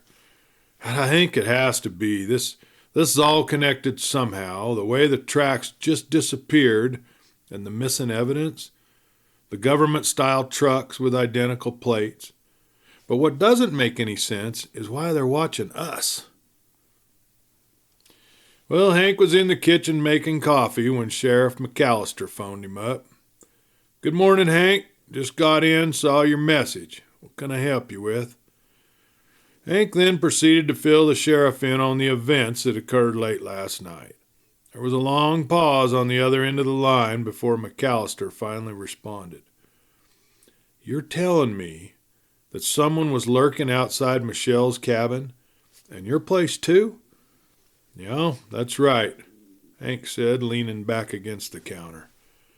And we found a small transmitter box mounted over Michelle's window. Took it apart, had a lithium battery and a tiny antenna.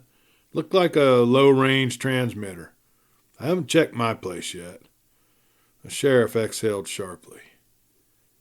Listen, Hank, this isn't something we should be talking about over the phone. Why don't I come over to your brother's place? We can discuss this in private. Hank hung up, his mind spinning. He busied himself with the coffee, setting out a couple mugs as he waited. And within a few minutes, McAllister pulled up in his unmarked SUV. He stepped out, his usual easygoing demeanor replaced by a tight-jawed seriousness. Once inside, he took the coffee Hank offered and sat at the kitchen table across from Michelle. He set his hat down, rubbed a hand over his face before leaning forward. I wasn't completely upfront with you two before. I wanted to be sure of some things first. But now, I think you should know what we're dealing with, especially since you two seem to be targeted right at the moment. McAllister took a sip of coffee before starting. You see, over the last 6 months, we've had multiple reports of strange sightings all over Laramie County. Most of them don't make it past dispatch because they sound pretty far-fetched. But the ones I've seen, he shook his head. These aren't just campfire stories. Hank frowned. Go on. First, there was that elk hunter up by Rawa Wilderness. He swore up and down he saw a huge, dark figure standing at the tree line and watching him. He thought it was a bear at first, until it walked away on 2 legs, and then his truck wouldn't start. Brand new battery, full tank of fuel, but it was dead for a good hour. Then, just as suddenly, it turned over like nothing had happened.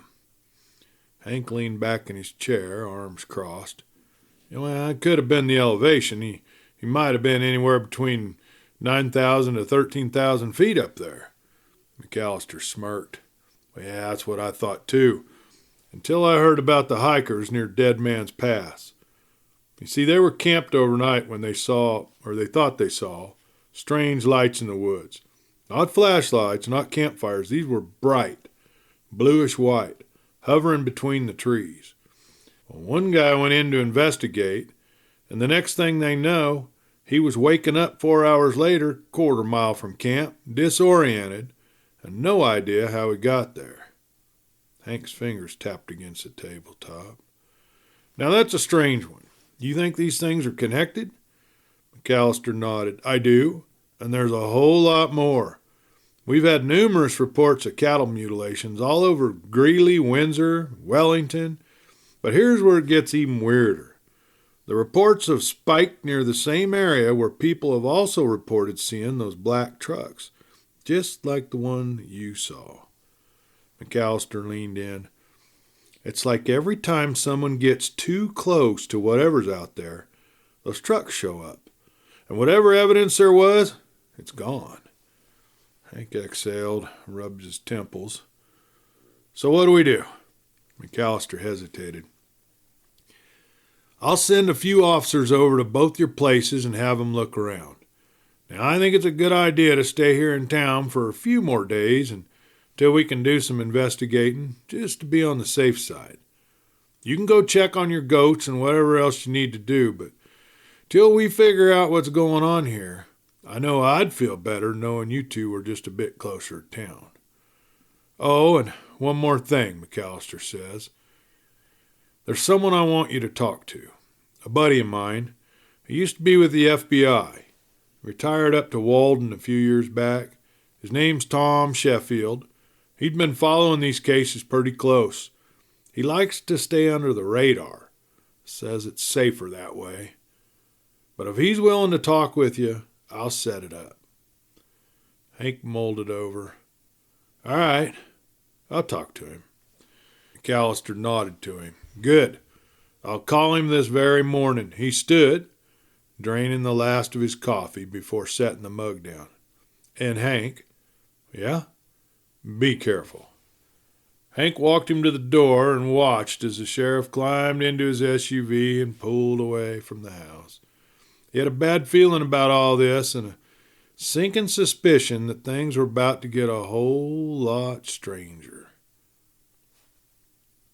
After McAllister left, Michelle washed their coffee mugs and placed them in the dish rack. Hank, there's something I've got to ask you. Why would the sheriff ask you to meet with the guy up in Walden? If this is as serious as it sounds, wouldn't it be considered official business?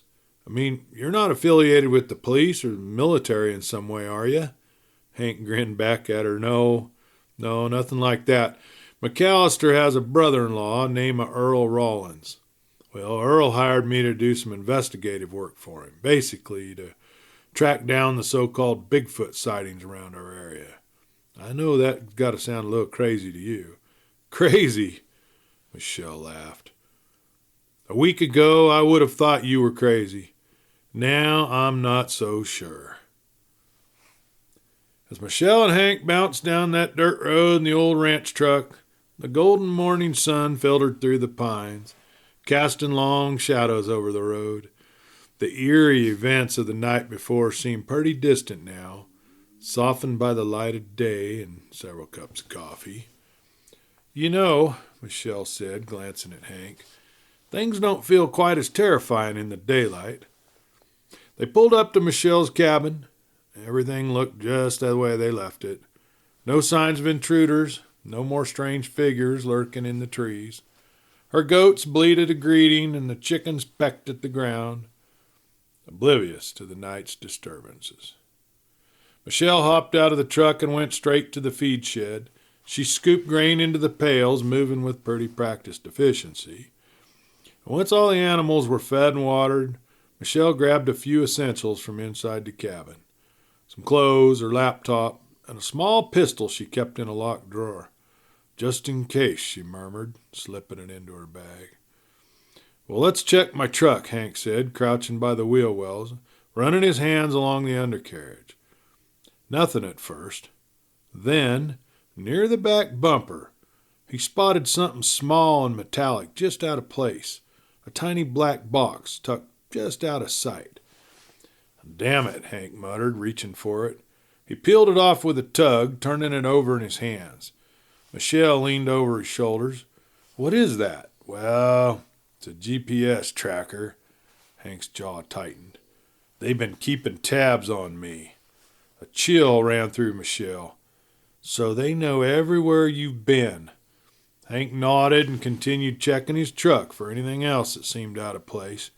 Found nothing. "We can check my cabin later. Let's load the dogs up and head up to Walden. I want to see what Tom Sheffield has to say." Well, the drive to Walden led through some of the prettiest country in Colorado. The little town of Rustic sits along the Cache La Poudre River with a rough-hewn log cabins and forests of aspens and blue spruce. And just when you think it can't get any prettier than this, the land opens up to high country meadows and the green alpine plains of Walden. The town sits at an elevation of 8,099 feet and is flanked by the Platte River Wilderness Area and the Arapahoe National Wildlife Refuge. It sits in the center of North Park, about 60 miles northeast of Steamboat Springs and 20 miles south of the Wyoming border. When spring comes to North Park, the red willows begin to grow in the creeks, ditches, and riverbanks of the wetlands, and Walden becomes the perfect grazing ground for moose. As food becomes more plentiful, the moose begin to move on, following the rivers into the higher country. But for about 6 weeks during the months of April and May, the moose are abundant. You can see them crossing Main Street, hanging out in people's yards, and nipping the new branches of lilac bushes in Hanson Park. Hank slowed the truck as they approached the weathered sign that read Sheffield Ranch. Michelle leaned forward in her seat, taking in the wide expanse of land, an open range of meadow and grasslands, dotted with few outbuildings, and a long log house with a green tin roof. The dogs stirred in the back seat, their ears pricking at the sight of the grazing horses and the towering moose just beyond the split-rail fence. "You weren't kidding," Michelle said, nodding toward a cow moose and her calf, casually chewing on the fresh grass. "They really do treat this place like their own." "Well, I've always loved it here," Hank replied, cutting the engine.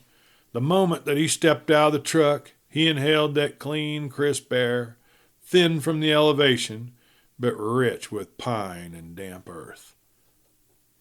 Tom Sheffield was already walking down the gravel path towards him, looking every bit the Colorado rancher. He was wearing a pair of worn jeans, a canvas shirt with the sleeves rolled up, and an old weathered cowboy hat. He extended a hand to Hank, his grip still strong. "Glad you came," Tom said, giving them both a nod. "Why, Jim called this morning and told me what had happened to you two. I want you to know you aren't the only ones seeing strange things." He looked towards the mountains that rose just beyond his property line. "Let's talk inside." They followed him up the steps of the porch and inside the log house. The interior smelled faintly of coffee and cedar. Old ranching photographs lined the walls, alongside framed newspaper clippings and a few mounted antlers. Tom motioned for them to sit at the kitchen table while he poured coffee from a beat-up old percolator. You ever get the feeling someone's been in your house, but nothing's out of place? He asked them, setting the mugs down and pulling out a chair for himself. Tom Sheffield wasn't always a rancher living in the remote wilderness of North Park. Before he settled into a quiet life raising horses and cattle, he'd been a high-ranking FBI agent with deep ties to the intelligence community. His career had taken him from field operations to the corridors of the Pentagon, where he worked on classified projects that most people wouldn't believe even if he told you. But it wasn't until he started working alongside top military officials that he realized just how much was being kept from the public. For years, Tom was assigned to the counterintelligence, where he investigated foreign espionage, black ops, the kind of covert programs that blurred the lines between science fiction and reality. He had seen firsthand how the government conducted secret operations, often under the guise of national security. Some of these operations involved surveillance of individuals deemed of interest. Others had more unusual objectives. One such project, which he stumbled upon in the early 1980s, was a program under the Defense Advanced Research Projects Agency, or DARPA as an acronym, that focused on unidentified biological entities, creatures that defied scientific classification. The official term used in documents was anomalous terrestrial beings, or ATBs, but off the record, agents referred to them as cryptids, and at the top of the list, Sasquatch. There were reports spanning decades, files filled with grainy photographs and footprint analysis, and even testimonials from military personnel stationed in remote locations. Special teams were deployed to track and observe these entities, but their orders were clear: no public exposure. If evidence surfaced, it was to be confiscated, witnesses silenced, and disinformation spread. Now, why was that? Because whatever these creatures were, they weren't just undiscovered animals. They were something else entirely. Tom had seen documentation suggesting that these beings displayed intelligence, higher than what should have been possible. Some reports even hinted at possible communication, organization, and the ability to evade modern tracking technology. And one particular case haunted him, an incident in the Cascade Mountains where a military unit went missing after engaging with an unknown entity.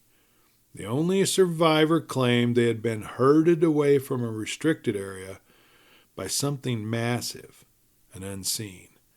The official report blamed a rogue bear attack. Tom knew better. Years later, after retiring from the Bureau, Tom moved to Walden, hoping to escape the lies and the half-truths he had spent his career uncovering. But the past had a way of finding him. Over the last decade, reports of strange activity had increased. Ranchers spoke of mutilated cattle with no blood at the scene. Hikers disappeared without a trace. And black SUVs with government plates were seen on logging roads where no official operations were supposed to be taking place. Then came the most disturbing evidence. Footprints right on Tom's land. Massive, human-like, but with a stride too long and a depth in the snow too heavy for any normal man. He'd collected plaster casts and taken photographs, but every time he tried to bring them to light, someone intervened. His emails disappeared, files were corrupted, and once he even received a call from an old contact in D.C. warning him to drop it. After years of doing his own research, Tom decided that indeed the Sasquatch was a real entity, that it appeared to follow the migration pattern of the moose, more than likely its major food source, and that one occasionally wandered onto his property. He believed that they were really elusive, difficult to track, and had an uncanny ability to avoid detection. It wasn't just their natural camouflage or remote habitat that protected them. Tom was convinced that they possessed a heightened awareness, an intelligence that allowed them to sense danger long before most of us would know. He'd noticed patterns in their movement, not random, but calculated, sticking to dense forest corridors, using terrain to mask their trails, and appearing only during twilight or heavy weather. What troubled Tom most was the feeling that the government knew all this too, and had for decades. Every time credible evidence surfaced, it vanished. Reports were scrubbed, samples lost, and witnesses either discredited or silenced. He suspected the Sasquatch were more than just another undiscovered species. Some of the files he'd seen during his time with the Bureau suggested something much deeper. Possibly genetic anomalies or ancient beings tied to the forgotten part of Earth's history. Or there were even whispers that the military had captured one, or several, and had done highly secret autopsies and experiments on the large creatures in an attempt to understand and evaluate the threat. Tom's theory had evolved into something bigger than just cryptid sightings. He believed the creatures were being tracked, maybe even studied. The black trucks, the transmitters, the strange signals intercepted on old ham radio frequencies, it all pointed to an organized effort to monitor these beings. The truth, he feared, wasn't just being hidden, it was being weaponized. Now, with Hank and Michelle witnessing the same kind of surveillance that he'd been part of, Tom knew that this wasn't a coincidence. Someone was watching them, and it wasn't just curiosity. They were tracking something, or someone, and if history had taught Tom anything at all, it was that when the government got involved in covering up the truth, things tended to get dangerous. Looking out at the moose grazing near his fence line, Tom's mind wasn't on the wildlife, it was on the mountains beyond, the untouched wilderness where the real secrets lay hidden. Tom unrolled a large topographical map. Red dots marked dozens of locations throughout Colorado, Wyoming, and Montana. As Hank studied the map, he felt a twinge of disbelief. Wow, there were a lot more sightings than I ever imagined. Tom nodded to him. Yep, and that's just from the last 6 years. Hank exhaled sharply, shaking his head. When I saw my first Sasquatch, I thought I'd gone crazy. Everyone else thought I was crazy too. All my friends, my family. And yet you're telling me that there have been dozens of sightings in all these various mountain locations? Michelle looked up from the map. My mother was Shoshone, and her family were originally from the Red Feather Lakes area. When I was growing up, she told me many stories of the Saskats, which were large, hairy, and possibly supernatural beings that inhabited the wilderness all over Colorado, and especially near here. We always believed they were real. Well, I'm convinced now too, Hank replied, and what I've seen, it doesn't surprise me in the least that the government has its hands in this. Look what they've done out at Area 51 and Roswell. Tom gave a low chuckle, but there was no humor in it. Area 51 and Roswell? Those are basically decoys, Hank. The stories they let leak just enough to keep the curious busy chasing myths, while the real operations happens in places no one talks about. He leaned over the map again, tapping one of the red dots near the Colorado-Wyoming border. This triangle here, Red Feather Lakes, Medicine Bow, Mount Zirkle, there are deep caverns and abandoned mine tunnels in this range, most of them unmapped, some sealed off decades ago under environmental restoration orders. But the truth is, those closures were too sudden and too convenient. And if the government's been building underground facilities like the ones I saw blueprints for back in D.C., then it's just possible we're standing over something massive. Hank rubbed the back of his neck trying to process that all. You're saying that there could be a base here, like a NORAD-style command center, but completely off the record? Tom nodded grimly. Off the record, off the grid, black budget. If I had to guess it, it would be hidden inside one of them mountains in this triangle. And from the movements of the trucks, the helicopters, and the signal jammers I've been tracking, I'd say it's absolutely active.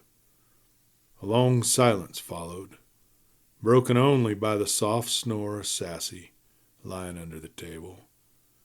Michelle's voice was quiet when she spoke. But what do we have to do with any of this? Why would they care what we're doing or where we're going?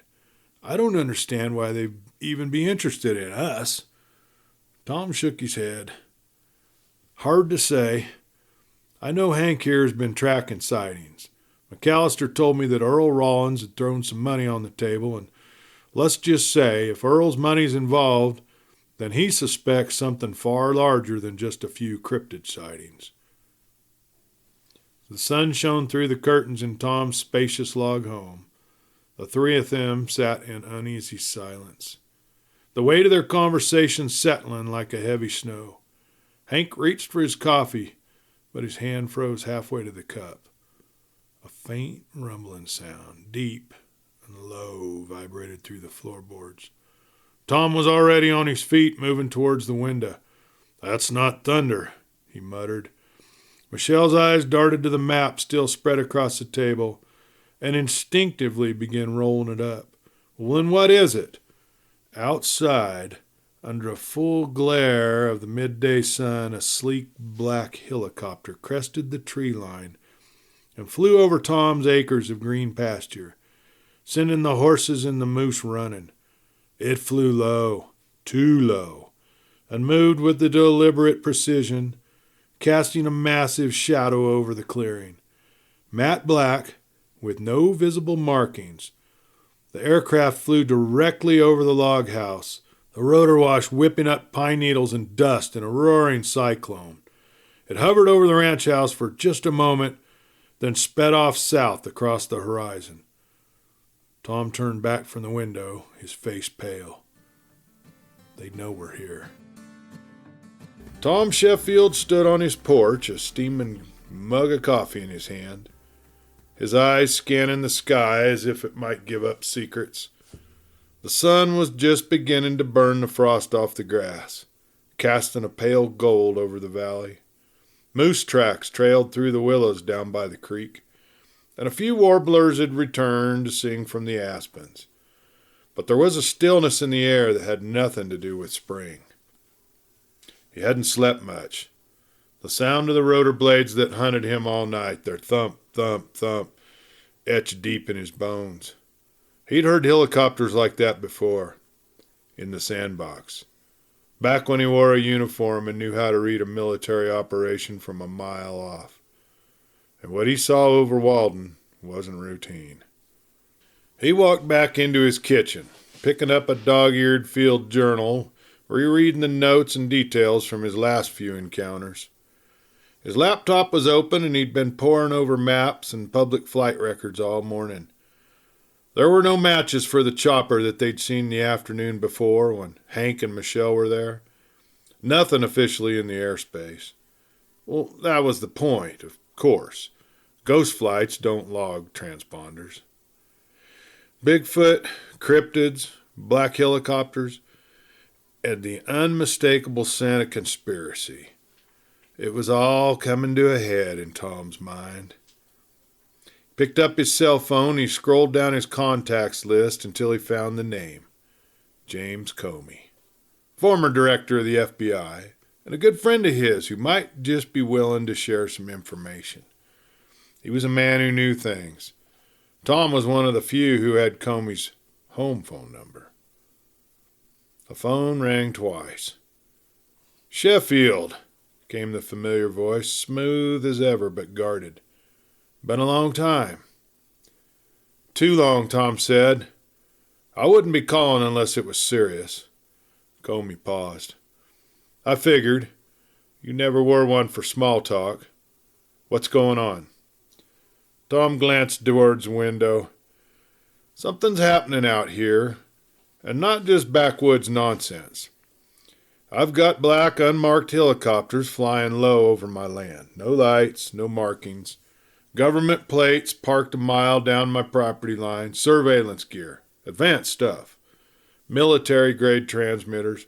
Optical nodes. And it's not just me, Jim. It's the others, too. Civilians. Friends. There's a pattern, and it's connected to what we used to classify as non-human threats. There was a long silence on the other end of the line. Tom could hear the creak of an old desk chair, the faint shuffle of papers. Are you saying it's related to the ATB files? I'm saying whatever the Bureau shelved years ago is back in motion. I've got physical evidence, tracks, disturbances, and I believe we're being watched by something, or someone. They're trying to contain it. Comey's voice dropped an octave. I always told them those programs would come back to bite us. The minute we pushed them under black budget oversight and let DARPA take the lead, we lost control. I warned them. Do you think this is a rogue op? Tom asked. I think it's bigger than that. And if you're seeing field activity again, especially in Colorado, then something's ramping up. There was another pause. Where are you now? I'm still in Walden, watching the tree line like it's about to come alive. Well, I'm not in D.C. anymore, Comey said. I've been consulting in New York, private intel firms mostly, but I've got access, and I've still got friends in the right corridors. You need to come see me. Tom leaned forward. New York? Yeah. We'll talk more in person. I can run a few names through the system, see if any of your sightings match classified field work. You think they're logging them again? If they're active, then yes. You just stumbled onto a program someone's trying very hard to bury. Tom stood up and looked out at the darkening wilderness. I'll be there by the weekend. The line went dead. Tom stared at the phone in his hand, and somewhere out there the truth was moving in the dark, and he was about to chase it all the way to the top. Back in Fort Collins, the morning sun filtered through the cottonwoods in Hank's brother's backyard. Michelle stood barefoot on the backyard deck, sipping her coffee, watching a red-tailed hawk circling overhead. While inside, Hank paced the living room, his phone pressed to his ear. He'd tried Earl Rollins 3 times already that morning, and on the 4th call, Earl finally picked up. Hank, Earl's gravelly voice crackled through the line. Didn't expect to hear from you so soon. Well, I've met with Tom Sheffield, Earl, and I think you and me need to meet today. A long pause followed. Hank could almost hear Earl's gears turning. What's this about? The truth, Hank said, lowering his voice. I think you've been holding out on me. I want the truth. All of it. I want to know what you're really expecting me to locate for you. And don't tell me it's just about the Sasquatch sightings. Another pause. Then old Earl exhaled real slow. I don't want to talk about this on the phone. But name the place. Earl gave him an address for a quiet bar on the outskirts of town. After dark, he added. Then he hung up without another word. Hank tossed the phone onto the couch and muttered under his breath. Michelle stepped inside, sensing the tension. Well, you agreed to meet? Yeah, Hank said, but not until tonight. Michelle nodded. Good. He picked up the phone again and he scrolled down to another contact. Wade Dillon, his older brother in Denver. A criminal defense attorney with a sharp mind and a long memory. Wade had gotten Hank out of a bind or two back in the day and had a nose for federal crimes when they cropped up. The phone rang twice before Wade answered. Little brother, you're not calling me to bail you out again, are you? Well, not this time, Hank said. But I need your help. Legal advice. Sounds serious. It is. Hank hesitated. You're going to think I've lost my mind, but I need you to hear me out. And he spent the next 10 minutes detailing everything, starting with the black trucks and the strange surveillance, the map Tom had shown him, and finally the looming sense that something was happening just beneath the surface. Something the government or someone inside of it was trying really hard to cover up. By the time he was finished, Wade was silent. "You still there?" Hank asked him. "Yeah," Wade replied finally. "And no, I don't think you're crazy. But if even half of what you're saying's true, you need to be very careful. This sounds a little bigger than state level. You could be up against agencies that don't play by the rules." "Yeah, I figured as much," Hank said. "Do not go poking around without backup," Wade warned him. "And don't put anything in writing. No texts, no emails, nothing digital. They'll be monitoring everything if they aren't already.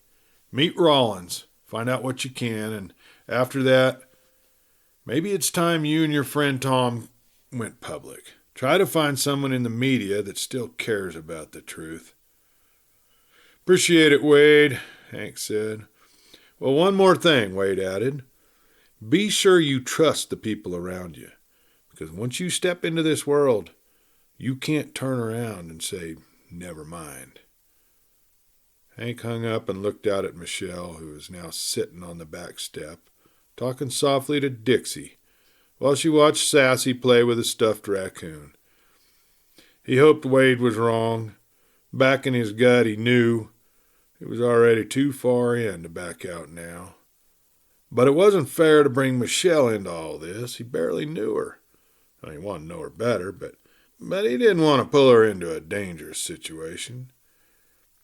"How about we take the dogs to the park, then have a nice lunch somewhere and pretend none of this is real," Hank suggested. At that, she smiled. "Sounds like a great idea." The little bar Earl had chosen was the kind of place most people forgot existed. It was a low-slung building with faded wood siding, one flickering little neon sign that simply read "Bar." It sat at the edge of Wellington, a small town just outside of Fort Collins, nestled between a shuttered gas station and a long-abandoned grain mill. Now, the parking lot was nearly empty when Hank pulled in just after 9 o'clock. Inside the building, the place smelled of stale beer, pine cleaner, and fried food. A jukebox hummed quietly in the corner, playing some old outlaw country tune. Well, Hank spotted Earl in the back booth, hunched over a glass of whiskey and a mostly untouched plate of French fries. He slid into the booth across from him. "Thanks for meeting me." Earl didn't look up right away. He stared into his glass, swirling the amber liquid. "You sure you want to know what I know?" "Yeah, I wouldn't be here if I didn't." Earl finally looked up. His eyes were bloodshot and heavy. Remember I told you about a friend of mine that went missing on a hunting trip up by Black Hawk?" "Yeah?" He lowered his voice and he leaned in. "Well, he wasn't just missing. His gear was shredded to hell. No sign of him. Just blood. No tracks. No drag marks. Just gone. And the game and fish boys, well, they weren't the ones who responded first. It was federal. Black Suburbans. Out-of-state plates." Hank's jaw was tight. Clenched. Why would feds be the first on scene for a missing hunter? And how do you know that's what happened? Earl tapped his finger on the table, the motion slow and deliberate. "I know, because I was the one who called it in," he said. "I was supposed to meet him that morning, but he never showed up. I hiked up to our usual spot. I found that mess, and I called the local ranger station. But before I could even make it back down the trail, I passed 2 black Suburbans coming up the service road. No markings, no sirens, just tinted black windows and antennas bristling out of the roof. By the time I got back, and I went back, the area was already taped off and a guy in a suit, not a ranger, told me it was a restricted zone due to a hazardous spill. Game and fish didn't show up till the next day, and they were kept out just like me. That's how I know. Hank glanced around the bar. Only a couple old-timers at the counter, eyes glued to a basketball game on the TV above the bar. Earl took a deep breath. About a week after that, I went up there again. I had to know. There was something up in those woods, Hank. I swear it was watching me the whole time. I never saw it, but I heard it. Breaking branches, kind of circling me. Big. Silent when it wanted to be. Too smart to be just an animal. I left a trail cam. When I went back to get it 2 days later, it had been crushed. Not ripped off the tree. Crushed. Like someone had twisted it like a soda can. Fished into his coat pocket and he slid his phone across the table. On it was a picture showing the mangled trail camera, surrounded by strange impressions in the dirt. Footprints. And you didn't tell anyone? How I tried. Then 2 guys in suits showed up at my house, told me to drop it or risk losing my pension. Hank stared at him.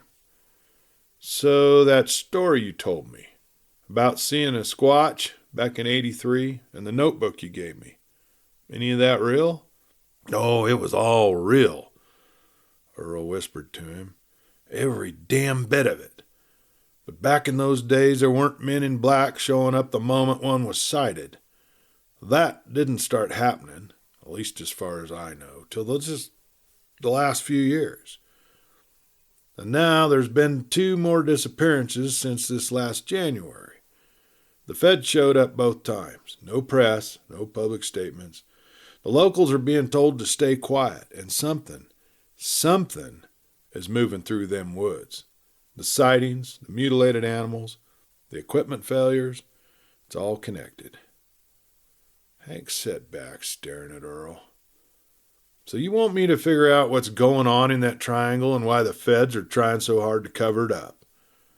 Exactly. You didn't bring your phone in here, did you? Hank's stomach dropped. Yeah, of course I did.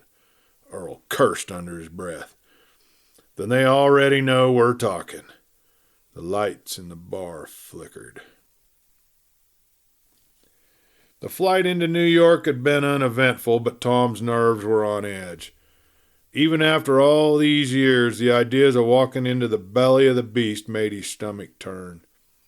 Comey had arranged for a private meeting in a secure location, not at FBI headquarters, but in a discreet brownstone on the Upper West Side. Tom knew the place. It had been used for years as a front for confidential meetings and deep background intel exchanges. When Tom arrived, the doorman nodded, already expecting him. He was ushered inside and up 3 floors to a dimly lit apartment filled with books, old wood furniture, and enough security to stop a small army. Comey was seated in an armchair, drink in hand, wearing an old Yale sweatshirt like he'd just stepped out of a weekend retreat. Tom, Comey said, standing and shaking his hand warmly. You're late. I was beginning to think you lost your nerve. I should have, Tom muttered, glancing around. I wasn't expecting this reception. They sat across from each other, and Comey poured him a drink. So, let's talk about the ranch and what you've seen. Well, Tom laid it out. The black SUVs, the massive footprints, and most recently the helicopter that had hovered over his cabin in broad daylight. Comey listened without interrupting, nodding slowly, his expression unreadable. When Tom finished, the former director leaned back and let out a low whistle. I always thought we'd see fallout from Project Silva, he said finally. Silva? That still exists? I thought it was shuttered. Comey shook his head. No, they just renamed it. They folded it into something else, but yeah, it's active. And if what you're describing is happening, then the agency responsible is not the FBI. It's much deeper now. We're talking joint task force between DARPA, Homeland Security, and even elements in the Space Force. The mandate is containment and obfuscation. If cryptid activity spikes in one area, they isolate it, They study and they erase it. Tom felt the air go cold. They're not just studying. They're hunting them, aren't they? Comey gave him a look. Some of them, yes. But others, they just want to study them. There are factions within the intelligence community that believe these entities aren't native, that they may have arrived here centuries ago, maybe longer. What do you mean, not native? Tom asked him. Well, that there's some form of alien entity that arrived here in a spacecraft from another planet. Tom set down his drink. You're kidding, right? Comey shrugged. It's not just your average citizen who believes in little green men anymore, Tom. These are career scientists, defense analysts, even a few high-ranking generals who have seen the files. Hell, some of them have witnessed things firsthand. The theory goes back to these beings, Bigfoot, Mothman, skinwalkers, you name it. They're not just random cryptids. They're part of something bigger, something old. Some believe they've been monitoring us, maybe even influencing us in ways we don't really understand. And that's why some folks in the inner circle want to keep it buried. So they figure if the public ever found out, it wouldn't just shake up science, it'd blow the lid off of religion, national security, everything. Wow, Tom sat back in his chair, letting Comey's words settle in his mind. The triangle I mapped out. It's not random, is it? Comey stood and crossed to a small safe. He opened it and returned with a folder marked with a red stamp, classified. He handed it to Tom. What you found matches some of the oldest containment maps we have on records. There's something in that zone, something that draws them there, and we've only just scratched the surface. Tom flipped through the file. Inside were satellite images, thermal maps, sensor data, but one image stood out. An overhead shot of what looked like a massive underground entrance, partially obscured by forest and shadow, and the coordinates of it were listed in the margin. He looked up. Why, this is under the mountains near Walden. Comey nodded. And it's been active recently, too active, which means you're either in danger or about to discover the biggest secret that the government's ever kept. With that, Tom closed the file slowly. One more piece of this giant jigsaw puzzle just fell into place. As Hank and Earl walked back out into the empty parking lot, Earl handed Hank a folded map from the inside of his jacket, marked with several small red X's, remote forest locations northwest of Fort Collins, near the Roosevelt National Forest. Now, I just got this today. It marks all the sightings from the past month. Drone flyovers, unmarked choppers, even a few trail cams that mysteriously went dark. I got this from a buddy of mine who works for a private telecom contractor. He was running a signal trace job out near Red Feather, and he caught a weird encrypted burst. Said it wasn't any normal military chatter. Hank studied that map carefully. Well, so what do you think it is? Earl shook his head.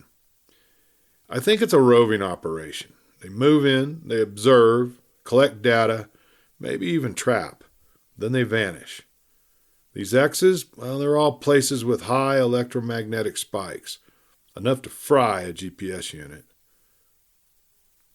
They parted with a firm handshake. Earl disappeared into the shadows, muttering something about heading back to Laramie before the feds decided he'd seen too much. Hank drove through the quiet Fort Collins street, the dashboard clock ticking past 11:30 p.m. His mind was spinning. Earl hadn't given him the whole story. Hank was sure of that. But it was enough to put a few more pieces together. Whatever was happening out there wasn't random. It was coordinated and dangerous. When he pulled into the driveway of his brother's house, the porch light was still on. Michelle stood in the doorway, wrapped in a flannel blanket, holding a mug of tea. She gave him a small smile, but her eyes searched his face, concerned. You were gone a long time, she said softly as he walked up the steps. Is everything okay? Hank hesitated, keys in hand. He took a long look at her. The way her hair framed her face, the way her eyes never stopped watching him like she already knew something wasn't right. He wanted to protect her, keep her away from this madness. But he also didn't want to lie, not to her. Inside, she followed him to the kitchen while he poured himself a glass of water. The silence between them stretched until finally she asked him, "Did you find out anything?" Hank stared at the floor, the weight of everything he'd learned pressing heavily on his shoulders. He wanted to tell her everything. The map Earl had given him, the electromagnetic spikes, even the blood-soaked remnants of a man who never came home.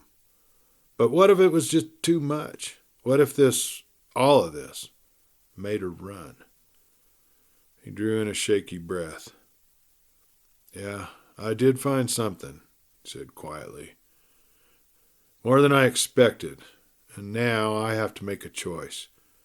Do I drag you into this any further, or give you a chance to walk away without things getting any deeper around you?" Michelle took a slow step towards him, closing the space between her. Her eyes softened and she reached out, gently take his hand. "I already made my choice, Hank. I'm here, with you, and I'm not going anywhere." He looked up, his gaze meeting hers, and in the quiet between them something shifted. Something unspoken but deeply understood. Her presence calmed the storm inside of him, and for the first time in a long time, he didn't feel like he had to carry the weight alone. In that moment, he didn't care what was out there in the woods or what secrets were still waiting to surface. She was standing beside him, and that meant everything. The New York skyline glinted under the early evening haze, the lights flickering to life as the sun dipped behind the tall buildings. Tom stood at the corner of Madison and 48th, the weight of his conversation with Comey still pressing hard against his chest.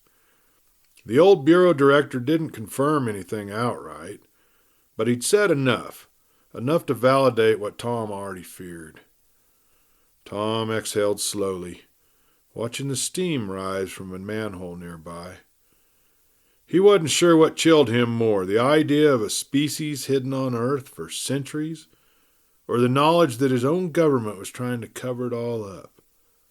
Deep. He turned and headed back towards the hotel where he was staying, slipping into the lobby unnoticed. The clerk behind the desk nodded politely.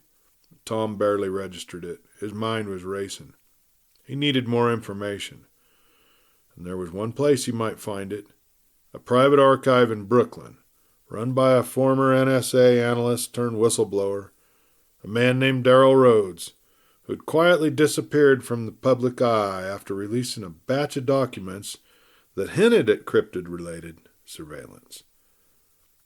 Comey hadn't given Tom Darnell's name directly, but he had said, "There's a guy in Brooklyn who used to pull satellite recon for us. If anyone still has a pulse on what's really going on out there, it'd be him."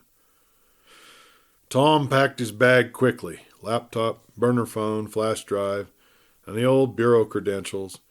He wasn't sure if they'd still open doors, but they were better than nothing.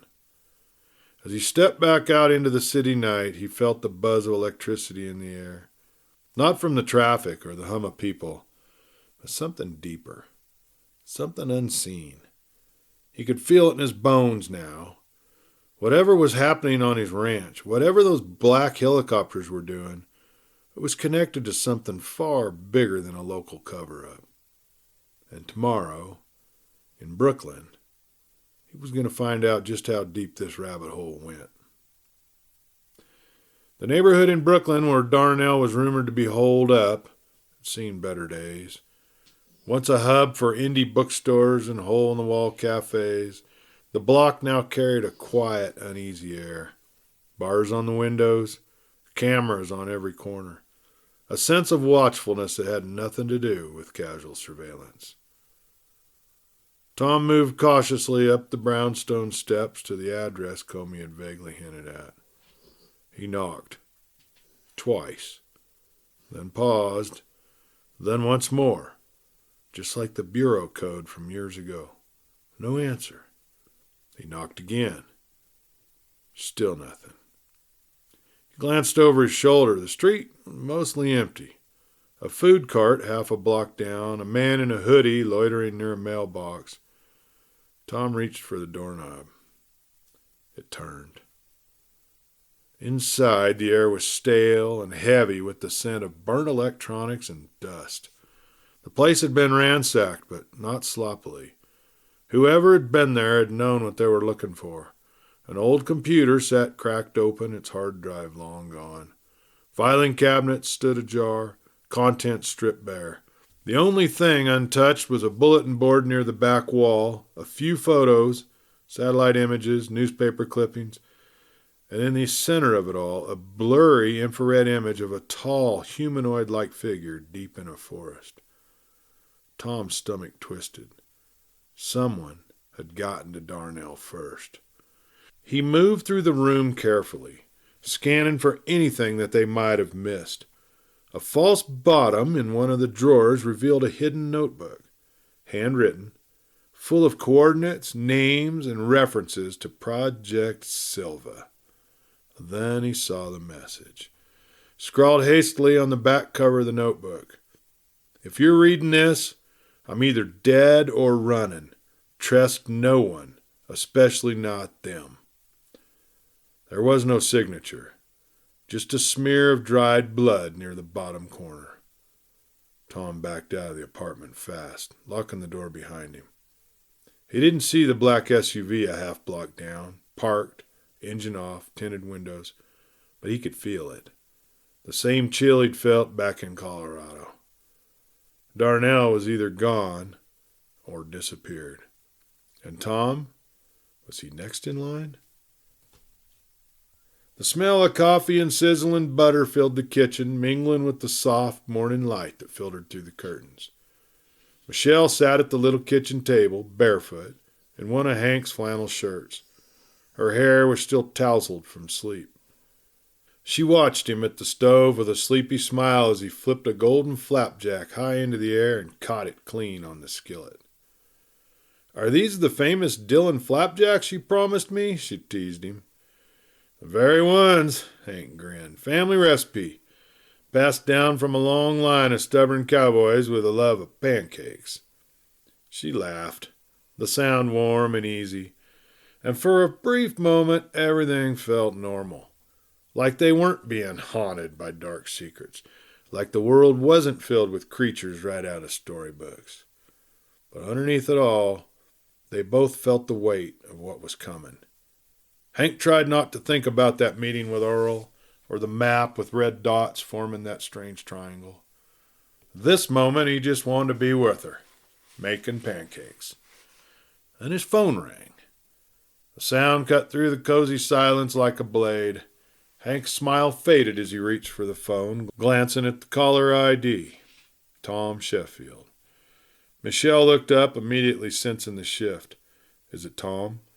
Hank nodded, answering the call. "Yeah, Tom?" Tom's voice came through, low and grim. "We're not just poking the bear anymore, Hank. We've walked straight into its den." He glanced to Michelle. Her smile was gone now, replaced with that steady, fearless look he was starting to know too well. "All right," Hank said quietly. "Tell me everything." Well, deep in the pine-shadowed wilderness near the Wyoming border, the forest lay still under the late afternoon sun. Shafts of golden light filtered through the canopy, catching the drifting dust motes in a shimmering haze. A soft breeze rustled the aspens, but otherwise the world was quiet.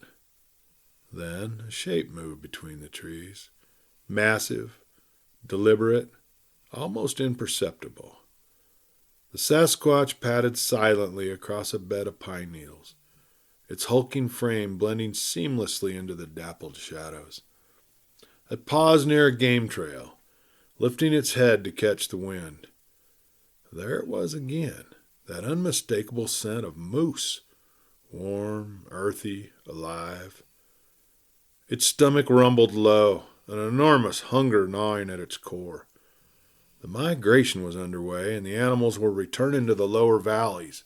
He'd tracked the scent for 2 days now, always cautious, always watching. And just ahead, down in a thicket where the creek curved wide, stood a cow moose and her calf, unaware. The Sasquatch crouched low behind a deadfall, watching, but he didn't move. Not yet. Something else was near. He could hear the faint chatter of hikers, 3 of them, on the ridge trail above. Tourists by the sound of it. Unaware how close they were, the Sasquatch slipped back into the shadows, melting into the trees like smoke. He would wait. There would be another opportunity. There always was. But not today. Not with humans so close. The wilderness had taught him many things over the years. But above all else, never be seen. Hank held the phone tight as Tom's voice came through with just a hint of static.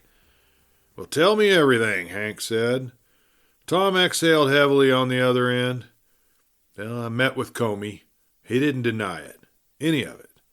Black helicopters, the sightings, the federal involvement in these disappearances. He said it's bigger than just surveillance or national security. There are factions that are inside the intelligence community that are actively suppressing the truth, and others who want to study whatever these beings actually are. "Oh, what did he say about the Sasquatch?" Hank asked him, lowering his voice as he stepped into the quiet of the back porch. "That it may not even be native to our planet." Tom paused, letting the words settle like dust in the silence. "Some people believe these things came here a long time ago, centuries back, maybe more. Crash landed, maybe. Survivors from some other planet. Others think they're a biological experiment gone bad. Others think they're just leftover remnants of Neanderthal times." "Well, that's a pretty wide range of possibilities," Hank muttered. "It sounds to me that they don't really know any more than we do." "Yeah, I know," Tom replied, "but listen to this. After I left Comey, I went to meet with Darnell Rhodes. Now, he was the one who originally pointed me towards some of these classified files years ago. Old DARPA programs. Deep black projects that no one really wanted to talk about. Only, when I got to his apartment, someone had already been there. His place was torn apart, drawers pulled out, files scattered, computer was gone. Whoever did it knew what they were looking for." Hank's jaw clenched. "Was he there?" "No," Tom said, "and no sign of where he went, just gone. I checked with his neighbors. No one's seen him in 2 days." "Do you suspect foul play? You think they took him?" "I think he knew too much," Tom said darkly. "Something about a program with the name of Project Silva." Hank straightened out. "What the hell is Project Silva?" "It was a joint program between DARPA and the National Reconnaissance Office. It had to do with tracking non-human biological entities. Their term, not mine. In forested regions of North America. The word Silva means in the woods in Latin, so, well, that's how it got its name. Well, the project supposedly ended in the 90s, but I kind of think it just went deeper underground." There was a long pause.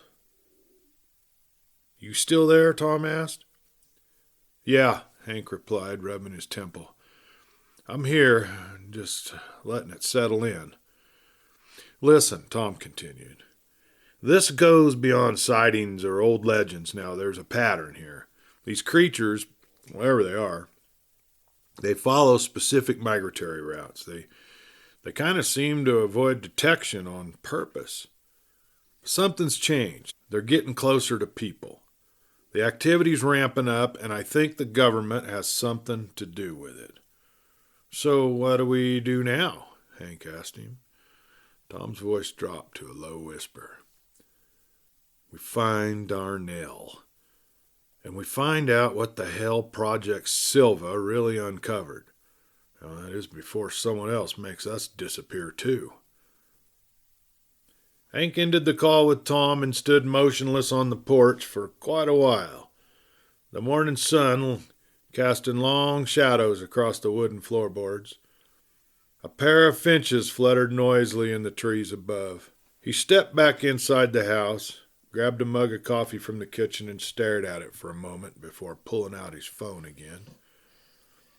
You know, if anyone could help him navigate this web of secrecy, it was Wade. The phone rang twice before Wade picked up. "Hank, everything okay?" "Yeah, well, maybe. Depends on how weird your day's been so far." There was a pause.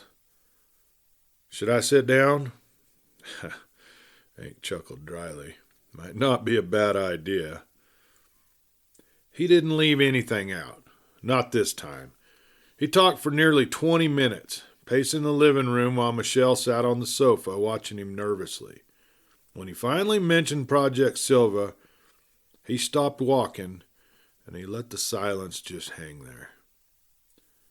Wade let out a low whistle. "That's a hell of a story, Hank." "Yeah, I know how it sounds, but I trust Tom. I just need to know. Have you ever heard of anything called Project Silva? Anything in legal circles? Freedom of Information Act releases or military filings? Buried somewhere in redacted docs?" Wade hesitated. "Silva. It rings a bell, and not because I've seen it on the public-facing documents, but because of a client I represented just a few years ago. A whistleblower. He was retired from the intelligence community. He said he wanted to go on record with something related to an ecological surveillance program. The Pacific Northwest. Used the word Silva like it was common knowledge in his world. But when I asked about it, well, he clammed right up." "You think he knew something?" Hank asked. "Oh, definitely, yeah. I remember thinking at the time it sounded like one of those programs that gets erased from every system but still exists under some obscure budget code. Kind of like a ghost file." Hank nodded slowly. "You still have his info?" With that, Wade sighed. "Well, probably buried in an old archive box somewhere. I'll have to take a look. If he's still alive, maybe he can tell us more." "Do it. And Wade?" "Yeah?" "Be careful who you talk to. This goes deep." Wade's voice grew serious. "Well, you don't have to tell me that, Hank. I should be the one telling you to be careful. Now I'll start digging. Call me back in a day or two." Hank hung up the phone and stood there, the coffee now cold in his hand. He glanced over at Michelle and just shrugged his shoulders. Man, this was getting deeper by the minute. Wade Dillon leaned back in his desk chair at his downtown law office, the skyline of Denver gleaming beyond the high-rise's windows. Files were piled in neat rows around him, his daily caseload forgotten for now. His brother's voice still echoed in his head. Project Silva. It was the kind of phrase that lit up alarm bells in legal and intelligence circles, the kind of thing that never showed up on Google, but showed up in whispered conversations and off-the-record files. He opened an encrypted archive folder on his secure drive and started scrolling through case files from 4 years ago. Clients flagged for unusual employment or government clearance. Halfway through, he found it. Vincent P. Talley, retired NSA contractor. Wade remembered him now. He was a jumpy, paranoid, eyes like a man who hadn't slept in weeks. Talley had hinted at a project that monitored unexplainable migratory patterns in the northern wilderness, specifically Montana, Idaho, sections of Oregon and Washington. He'd mentioned code names: Silva, Borealis, Echo Root, said something about cross-species intelligence behavior, before he'd abruptly ended the consultation and walked on out. Wade had tried to follow up, but never heard from him again.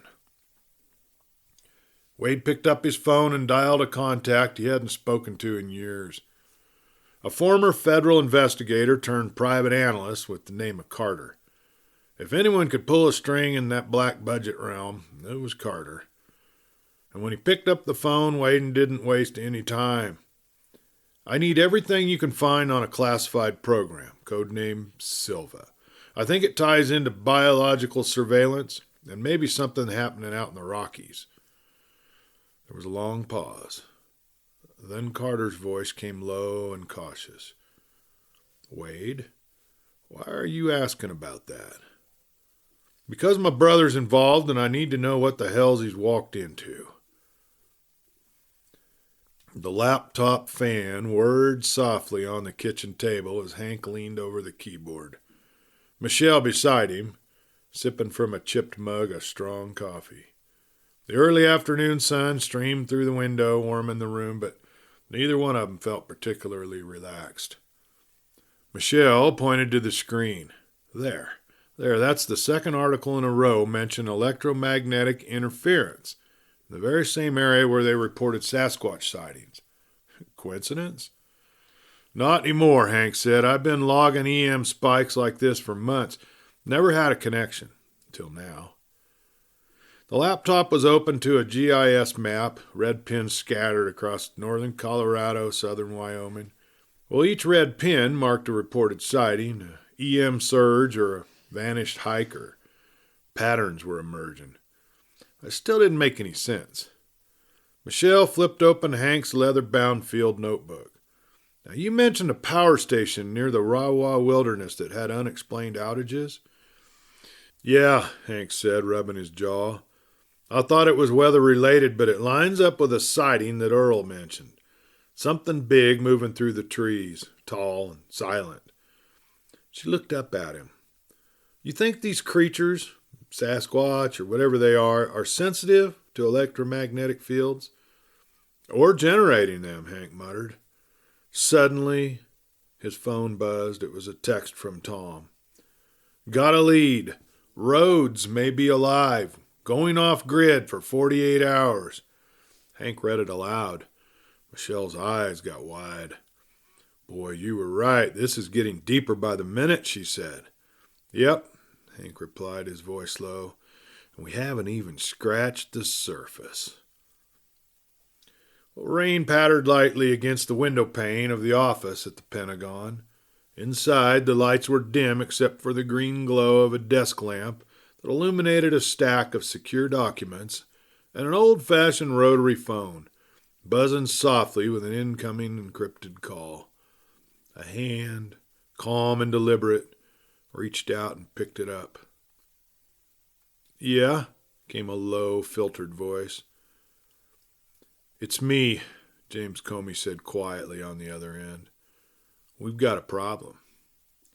There was a pause. Tom Sheffield. He met with me yesterday. Asked about Project Silva. The voice on the other end stayed measured. What did you tell him? Just enough to satisfy his curiosity, or so I hoped, Comey said. But he left here and went to Darnell Road's apartment. Saw that someone had been there before him. Do you think he's connected the dots? Some of them, Comey admitted. He's getting too close. If he finds Rhodes, it's over. There was a long pause when the voice returned, cold and sharp. We can't let him take the next step. Project Silva can't be exposed. I know, Comey said quietly. Then handle it. The line went dead. Comey sat still in the quiet hum of the room. The storm outside gently pressing against the walls like a held breath. He slowly replaced the receiver. Lightning flickered through the blinds, casting jagged shadows across the desk, as if to underline the urgency of what was coming next. He dialed the number he knew only too well, the man who handled matters like this. The flickering neon sign outside that rundown motel buzzed like a dying insect, casting a pulsing red glow into the cracked blinds of room 9. Inside, Tom Sheffield, hunched over a small table beneath a crooked wall lamp, scribbling furiously into a weathered notebook he had found in Darnell Rhodes's desk. Pages were filled with names, coordinates, redacted documents, half-legible scribbles, and hastily drawn maps. He muttered under his breath, retracing connections between Project Silva, the black helicopters, and Darnell's disappearance. The motel room smelled faintly of mildew and old cigarettes, but Tom barely noticed. His thoughts were racing. He was caught in a tangle of classified data and conspiracy. He reached for his burner phone and checked for signals. Still nothing. He couldn't risk logging into a traceable network. Not now. A gust of wind rattled the old window pane, drawing his eyes toward the shadow beyond the curtain. He paused, the pen hovering in midair. Just trees, just wind. He shook his head and returned to the journal, flipping to a page marked Possible Factions Within the Agency. Outside, across the parking lot, a black sedan sat parked beneath a flickering street lamp. The engine was off. The driver didn't move, and in the back seat, a figure watched through a scope. Not close enough to make contact, just close enough to watch. A faint click echoed inside the car as a shutter snapped a photo of Tom at the table, pen in his hand, head down. The figure in the car spoke into a radio. Sheffield is stationary. Still writing. No sign that he's made contact with Rhodes yet. A reply crackled back through the static.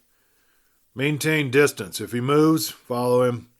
Orders are to observe only, unless he finds the location. The black sedan remained still, patient, just waiting and watching. Wade Dillon sat in his Denver office, the city lights glowing faintly through the blinds behind him. It was well past midnight, but he hadn't even noticed the time. His tie was loosened, his sleeves rolled up, and 3 empty coffee cups sat on the corner of his desk like spent shell casings. He leaned closer to the screen, scrolling through obscure legal filings, declassified military documents, and dark web archives. The name Project Silva had brought up almost nothing in any public database, which made it even more intriguing. But Wade had a few tricks up his sleeve. Through an encrypted channel he rarely used, he put out a request to a contact from his old days, clerking with the federal courts. Someone with security clearance far above his own. And finally, something had come through. A file. Scrubbed of all official markings, buried between multiple layers of redirecting IP addresses. Wade's heart pounded as he opened it. Inside of it, a single scanned memo, dated 14 of August, 1993. It was addressed to the Office of Advanced Defense Research under the Department of Defense. And it was titled, RE, Subject Entities, Status Update, Project Silva. Subject entities had been observed migrating along predicted ecological corridors. Colorado, Montana, Wyoming, and portions of Northern California exhibit consistent EM anomalies correlating with sightings. Entity behavior suggests limited but intelligent avoidance of human populations. Recommended continued obfuscations of encounters through misinformation campaigns and environmental event explanations, i.e. wildfires, animal attacks, seismic disturbances. Agent containment protocol to remain in effect. Under no circumstances should contact be attempted without full containment protocols in place.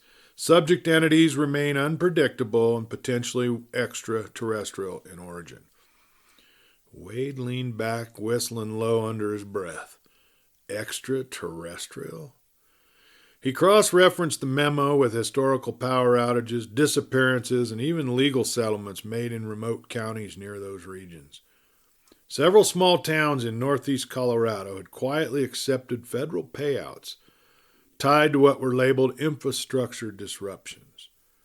But the descriptions in the original complaints included phrases like creatures with glowing eyes and humming in the trees. None of this was a coincidence. His phone buzzed. A text from Hank. "You find anything?" Wade typed back quickly. "More than I wanted to. They're calling them subject entities. Look like the government thinks they're alien, and they're following the wildlife, moose and elk." He hesitated, and then he added, "Be careful, Hank. I have a feeling you are in this deeper than you know." He hit send, then saved the file in an encrypted drive just in case. He had a feeling this was only the beginning. The early morning light filtered through the kitchen window, casting long slats of gold across the rustic wood floor. Hank stood by the counter, a steaming mug of coffee in one hand, his other thumb swiping across his phone. Michelle sat at the kitchen table with her laptop open and paper spread out like a miniature war room. She looked up at him just as the message came through. Hank read it once, and then again. His brow furrowed. The words subject entities sounded cold, clinical, inhuman. Hank set the phone down slowly, the weight of the message sinking into his bones like a late frost. He turned to Michelle, who had already read the expression on his face. "What is it?" she asked him while standing. He exhaled, rubbing the back of his neck. "Wade found something. Government docs. Mentions the creatures. Calls them subject entities. Says they've been tracking them for decades. Thinks they might not even be from here." Michelle blinked. "Not from here, as in another state?" "No," and he met her gaze. "Another planet." A long silence passed between them. "Okay," she said finally, her voice calm but resolute. "This is starting to sound like a science fiction movie." Hank couldn't help but smile, despite the chill that had crept into the room. "Yeah, that's exactly what I was thinking." It was a dark and moonless night as Tom Sheffield left the rental car hidden under a canvas tarp in the back lot of a defunct feed store, a small ghost town called Windy Hollow. The place was all boarded up windows and collapsing porches covered with graffiti, long forgotten by tourists and locals alike. He'd left the hotel silently, watching to see if the car lights followed him. He had not seen even a single vehicle since turning onto the dirt road leading toward Windy Hollow. He hoisted his canvas pack onto his back and stepped into the woods behind the old post office. The air was sharp and earthy, rich with the scent of pine needles and damp moss. No phone signal, no cameras, no satellites watching. At least, not any that weren't on private networks.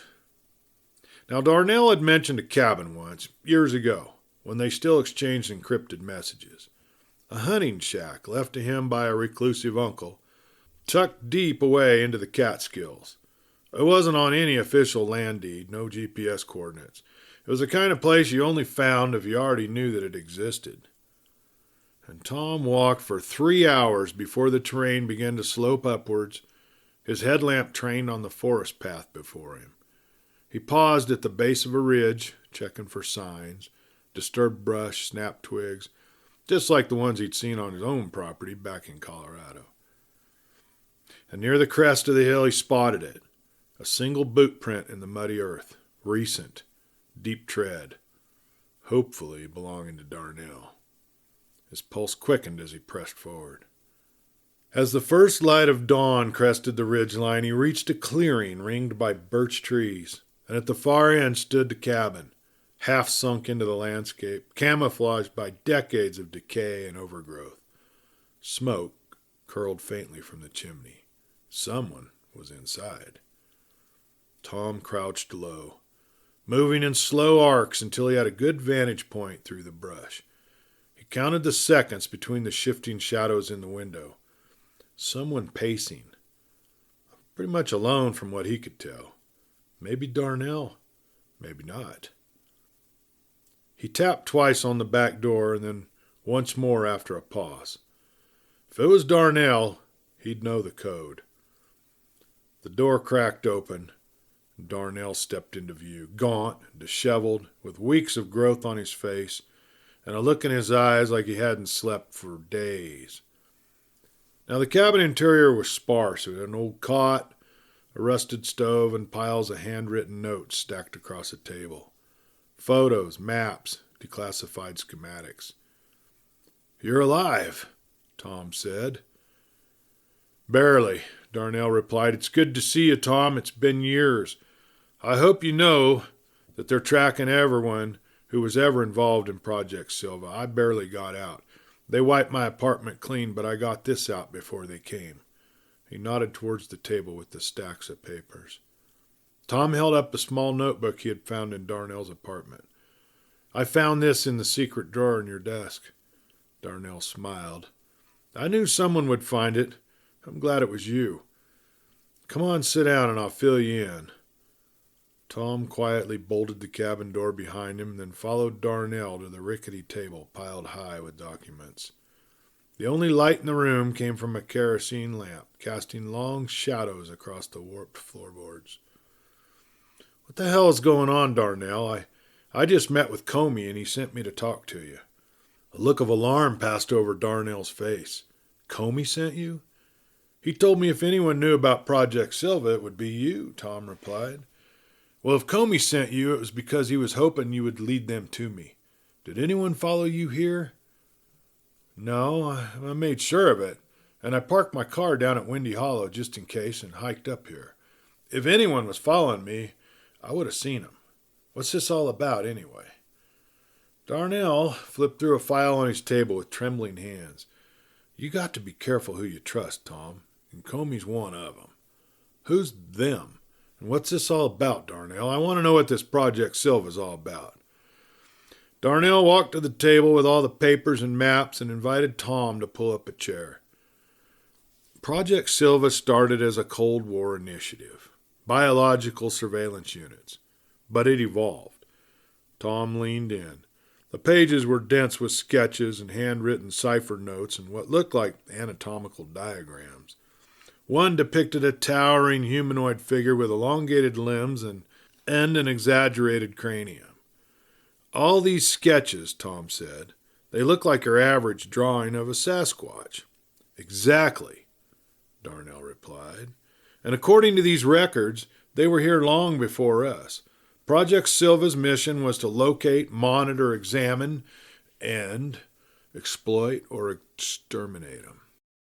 Exploit or exterminate? Why and how? And what's so damn important about keeping all this a secret? "Because the government has to be in the control," Darnell said.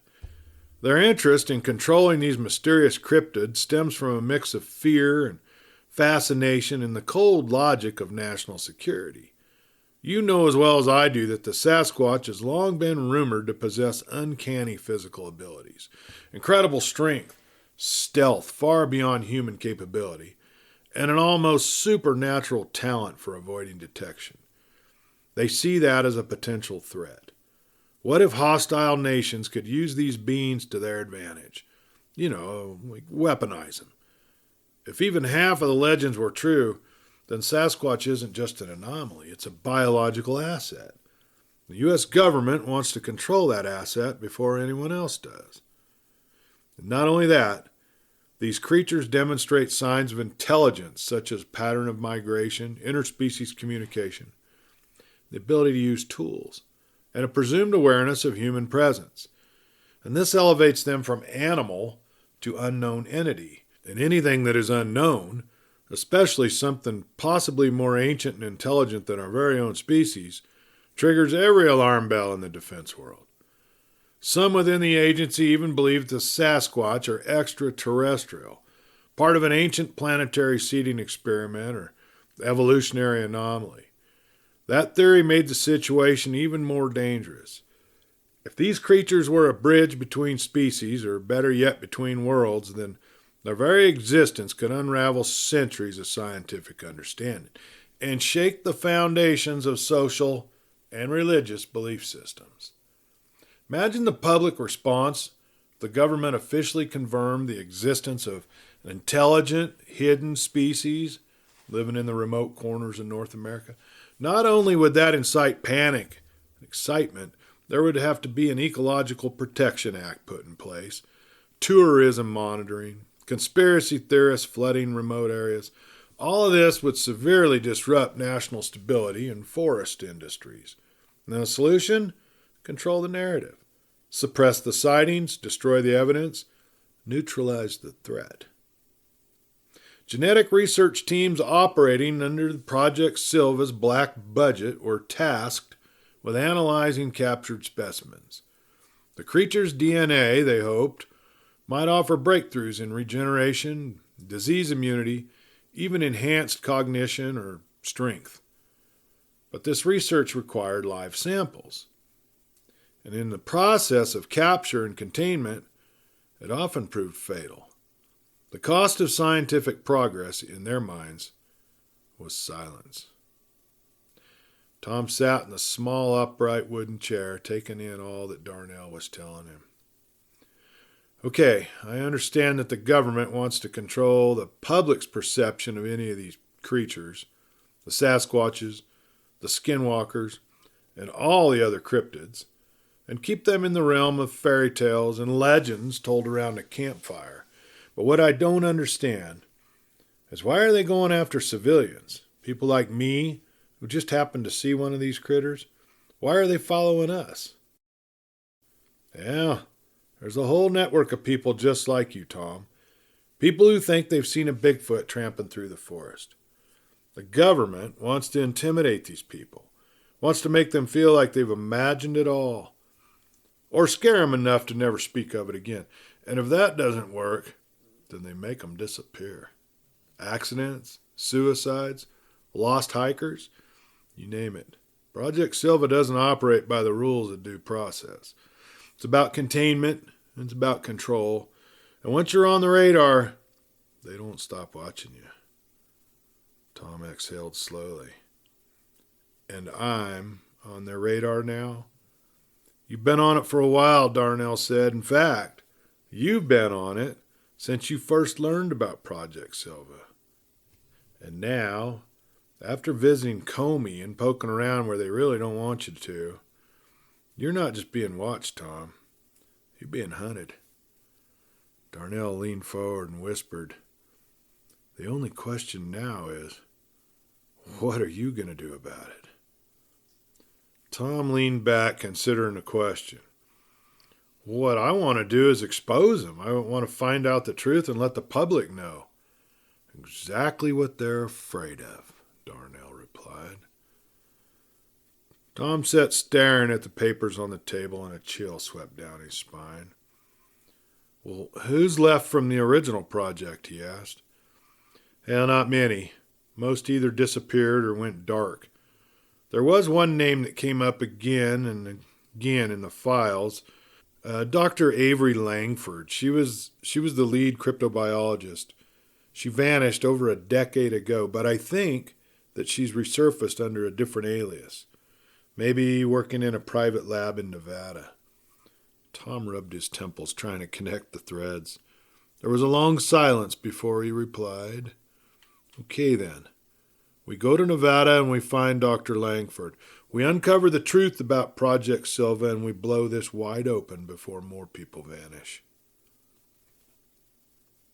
Outside, a soft rumble like the buzz of a bee, low, grumbling, and getting closer. Not just one, but several ATVs, tearing through the woods like a pack of wolves hunting prey. Darnell grabbed a weathered duffel bag and quickly stuffed the files, the maps, and the papers into it. We've got maybe 2 minutes before they're on us, he yelled, yanking open the back door that led into the dense undergrowth behind the cabin. Tom slung his backpack over his shoulders and snatched a paper that had fallen to the floor. A grainy photograph of what looked like a dead Sasquatch being loaded onto a military flatbed. They sprinted into the woods, ducking beneath pine boughs, their feet pounding against the mossy ground, and behind them, The ATVs fanned out, their headlights cutting through the trees like sharp blades. "Head for the creek," Darnell gasped. "Follow the ravine." They crashed through the brush, branches slapping at their arms and their faces. Tom didn't dare look back, though he could feel the nearness of whoever was chasing them. Faceless men in black helmets, trained to hunt. A spotlight flared in the distance, sweeping across the trees. Tom didn't stop. He just ran faster, adrenaline surging like fire through his veins. A loud crack echoed behind him. Not a branch, a gunshot.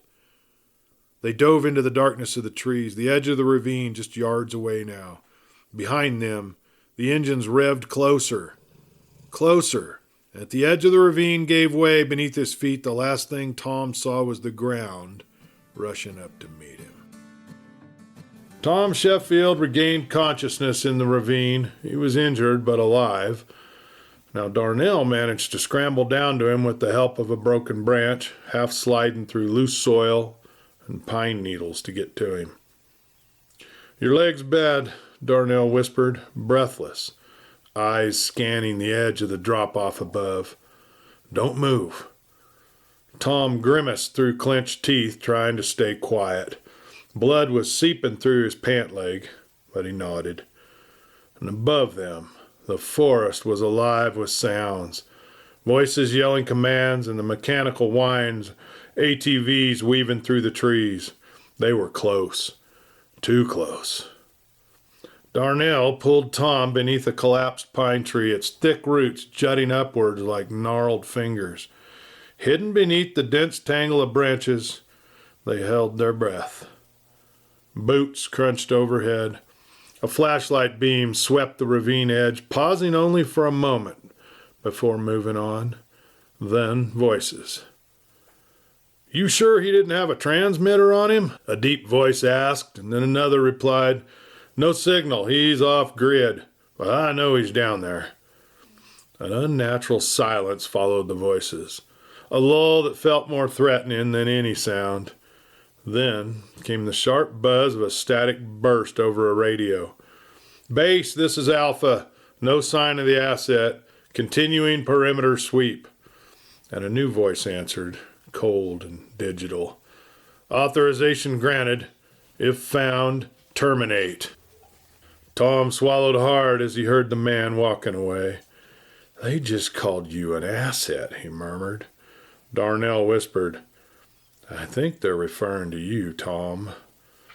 Above them, the last ATV revved its engine and tore off into the trees. For the moment, at least, they were safe. Meanwhile, in a dimly lit records room tucked beneath the Jefferson County Courthouse in Denver, Wade Dillon flipped through a decades-old federal dossier marked classified. His contact in the federal court system, he was an old college roommate turned clerk, had slipped him the case file on Earl Rollins, under the condition that Wade not tell him what he was really searching for. But what Wade found chilled him. There was no Earl Rollins. That identity didn't even exist before 2014.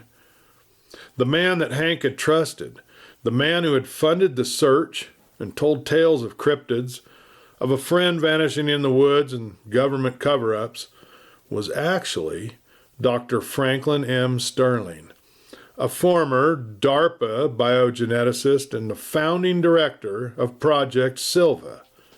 In the margins of one file, scribbled in red ink, were the words, "Dr. Moreau, unstable, terminated with prejudice." In legal context, that meant the case was permanently dismissed. The records told a disturbing story. In the early days of Project Silva, Sterling had pushed for adoptive evolution experiments. He believed that Sasquatch, and possibly other cryptids, carried a dormant genome that could unlock human advancement. And because of that, he authorized unsanctioned testing, including hybridization protocols involving human and non-human subjects. In other words, he was trying to create a hybrid, man and beast. The experiment spiraled out of control. Congressional oversight committees were never informed, and by the time military intelligence intervened, several subjects were unaccounted for, and at least 2 field agents had disappeared. Sterling was quietly removed, stripped of all credentials, and committed to a high-security psychiatric facility in New Hampshire for 7 years. He was released 10 years ago under court supervision, diagnosed as no longer a threat to himself or others. But now he was back, with a new name and a new mission, and Hank was right in the middle of it. Wade's fingers trembled as he pulled out his phone and dialed Hank's number. "Hank, listen to me," Wade said, his voice low and urgent. "Earl Rollins isn't who he says he is. His real name is Frank Sterling. He's the guy who started Project Silva. He was fired, institutionalized. They called him Dr. Moreau." There was silence on the line. "Whatever he's told you about his friend that disappeared on a hunting trip and the Sasquatch, it's bait. I think he's trying to get you to capture one for him so he can pick up where he left off." Hank stood on the porch of his log cabin, looking out at the aspen trees lining the drive to his house. He and Michelle had returned home, convinced that enough time had been spent staying at his brother Wade's house in Fort Collins. They were ready to get on with their lives. He had dropped Michelle off earlier at her place after making sure that everything was safe, and then he had driven up to his cabin in Red Feather to check on everything. He stared ahead into the trees, and then he spoke, almost to himself. "Thanks, Wade. I guess it's time I found out just what kind of game I've been pulled into." The desert air hummed with heat outside the old adobe farmhouse near Trinidad, Colorado, Earl Rollins' so-called retreat. Inside, the man known to Hank as a quirky old outdoorsman in flannel and boots stood at a lab bench in a hidden basement, surrounded by files, tissue samples, vials of amber-colored liquid, and a wall of computer monitors that were cycling through infrared camera feeds, satellite data, and biometric trackers. Gone was the harmless, half-senile, eccentric act. Gone were the tall tales of missing hunting buddies and blurry sightings in the fog. In its place was cold, clinical focus. Dr. Franklin M. Sterling, stripped of his titles and banished by the very project he'd once birthed, was playing a new game. And it was finally coming all together. He carefully pulled a sample tray from a cryogenic chamber, its contents still labeled with faded government tags. Subject entity DNA-17-001. Well, the DNA had degraded over the years, but some strands were still viable. Not enough to clone, though. Not yet. But if Hank Dillon could bring him a fresh specimen, a living specimen. He looked over at the wall where the massive map of the Rockies was covered in pins, notes, and timestamps. Hank had been moving closer with each encounter. The algorithm Sterling had built from an old satellite patterns and migratory habits of local game had finally borne fruit. "Come on, Hank," he muttered, fingers twitching over his lab keyboard. "We're almost there. You think you're just proving it exists, but you're doing exactly what I need. You're bringing the subject to me alive." He sat back in his chair, closing his eyes, remembering a scene that happened years ago. It was October of 1998. The room was cold, inhumanly cold. Fluorescent lights buzzed overhead, casting flickering shadows on steel gurneys and biohazard containers. And Dr. Sterling stood behind a thick pane of reinforced observation glass, scribbling notes with one hand, while the other absently adjusted the drip rate of an IV containing a greenish serum labeled G-13/retro viral hybrid A. Inside the chamber was what had once been a man. Corporal Denny Ames, U.S. Army Ranger. He volunteered for the program after sustaining injuries in Kosovo. He had been promised accelerated healing, advanced reflexes, and enhanced strength and senses. What he got instead was this. Sterling's recorder clicked on. Subject is exhibiting further craniofacial elongation. Canine teeth now exceed 5 centimeters. Subject has ceased verbal communication for 72 hours. Skin has developed a thickened dermal layer resembling early-stage hyperketosis. The subject inside snarled and threw itself at the glass. Slam! The reinforced wall trembled, but Sterling didn't flinch. A pair of lab techs behind him stepped back. "Sir, containment might be compromised." "Hold," Sterling snapped. "Let it play out." On the far wall, 2 cameras rotated to follow the subject's movements. The creature, no longer recognizable as Corporal Ames, began pacing, fast and erratic, its hunched shoulders twitching with each breath. Long fingers scraped grooves into the concrete floor. "Vital signs?" Sterling asked. "Blood pressure is rising. Heart rate 211 beats per minute. Spikes in adrenal output, sir. He's approaching critical." Sterling leaned into the microphone. "Echo," he said gently. "Do you remember who you are?" The creature stopped and turned, and for a moment something flickered in its yellow eyes. Then it screamed, a gut-wrenching, blood-boiling shriek that blew out the intercom system and launched itself once more at the glass. The room lights went red. Sirens wailed. "Seal the wing," someone yelled. Sterling didn't move. He simply clicked off his recorder. Containment had failed, and the subject was terminated. Conclusion: Sasquatch DNA is unstable when fused with human genome. Mental deterioration occurs after 60 hours. Dr. Sterling sat back in his chair. His eyes were closed, but his mind was racing. What if you didn't fuse the DNA? What if you bred it? He looked up at the screen showing Hank Dillon's tracker. "Bring me the real thing, Hank. The next trial won't fail." He tapped a key, bringing up a screen showing Tom Sheffield's last known GPS coordinates in the Catskills. Then he flipped to another window, tracking Hank's own vehicle through a low-orbit satellite ping.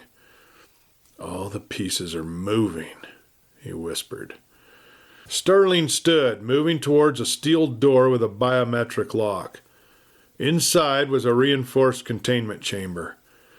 He didn't just want a sample this time. He wanted the creature whole, conscious, responsive, and trainable. "Humanity's next step won't come from Mars," he said to the darkened room. "It'll come from the woods, from what we left behind, and what I'll bring forward." The forest breathed with the awakening of spring, branches creaking under spring melts, ravens cawing from unseen perches. In the dense understory, a moose moved steadily through the low brush, its heavy body weaving between fallen trees and icy creeks swollen with runoff. From deeper in the forest, another figure followed, massive, silent. The Sasquatch, known to the government officials as Subject Entity 17B, moved with eerie precision. At nearly 10 feet tall, covered in thick, dark, russet fur, matted with pine needles and old scars, it glided through the woods with a grace unusual for its massive size. Its long arms never brushed against a branch. Its feet found soft moss or rock with near mystic precision. The creature's nostrils flared, catching the musk of the moose.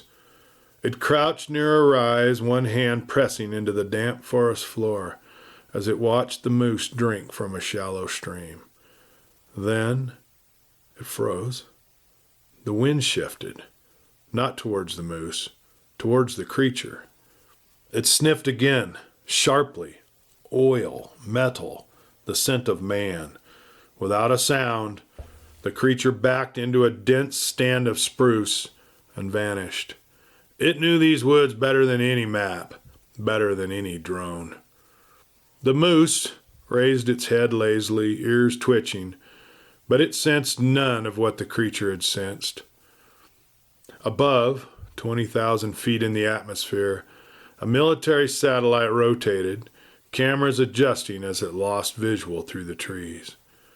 Below, the hunt continued, but not the one the moose expected.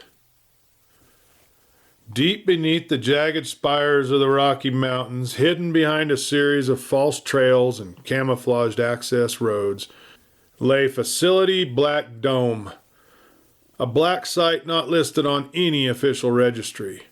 The entrance was nothing more than a blast-proof tunnel carved into the granite, sealed by a steel vault door disguised as a maintenance access hatch. Only a few with biometric clearance could enter, and even fewer understood the full scope of what went on within its subterranean corridors. Inside, a low hum pulsed through the complex, servers running, generators thrumming, distant electric buzzes from unseen machinery. Rows of screens lined a control room like a miniature NORAD, all dimly lit with a sterile blue glow. Men and women in tactical gear moved silently, their uniforms unmarked. Sitting in front of a bank of monitors, his eyes glued to the image appearing on the screen, Commander Lyle Nash, Field Surveillance Coordinator, held a transmission in his hands that had just arrived from the printer on his desk. It read, "Restricted communication.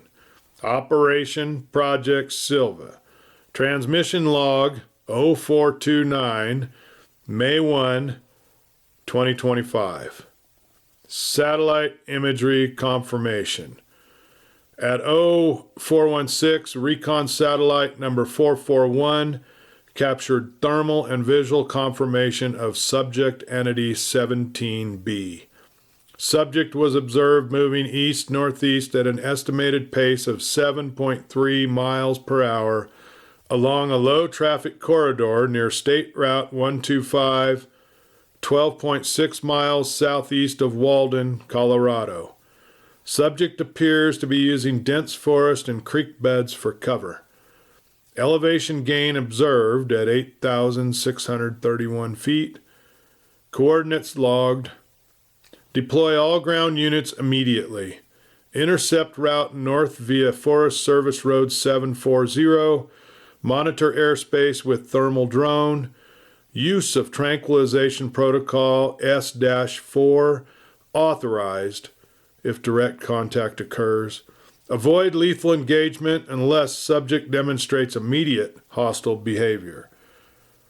And in heavy letters, do not allow subject entity to cross Colorado-Wyoming border per Directive 014-SV. All confirmed contact with non-human cryptid life forms must be contained within Colorado jurisdiction. Cross-border response would trigger multi-state awareness protocol. A technician leaned over a keyboard, typing rapidly. Subject 17B is on the move, she said. I know, Commander Nash replied. Bravo 4 is on it. Sergeant Cal Monroe crouched at the tree line, his breath fogging slightly in the crisp mountain air. The snow melt had turned the forest floor to a half-frozen slurry of mud and pine needles. His team, 4 men, all clad in black, faces painted to blend into the timber, moved like shadows through the lodgepole pine. Thermal's dead ahead, whispered Davis, his spotter, peering through the fluoroscope attached to his modified M110. Large heat signature, moving southeast. It's not a moose. It's not a bear either. Monroe nodded once, signaling with 2 fingers. Move silent. Stay tight. Eyes up. They had trained for this. The mission brief called it the Non-Human Biological Entity Recovery Operation. But everyone on the team knew the truth. They were hunting a cryptid, a myth, a creature the public still thought was just blurry footage and bad cable shows.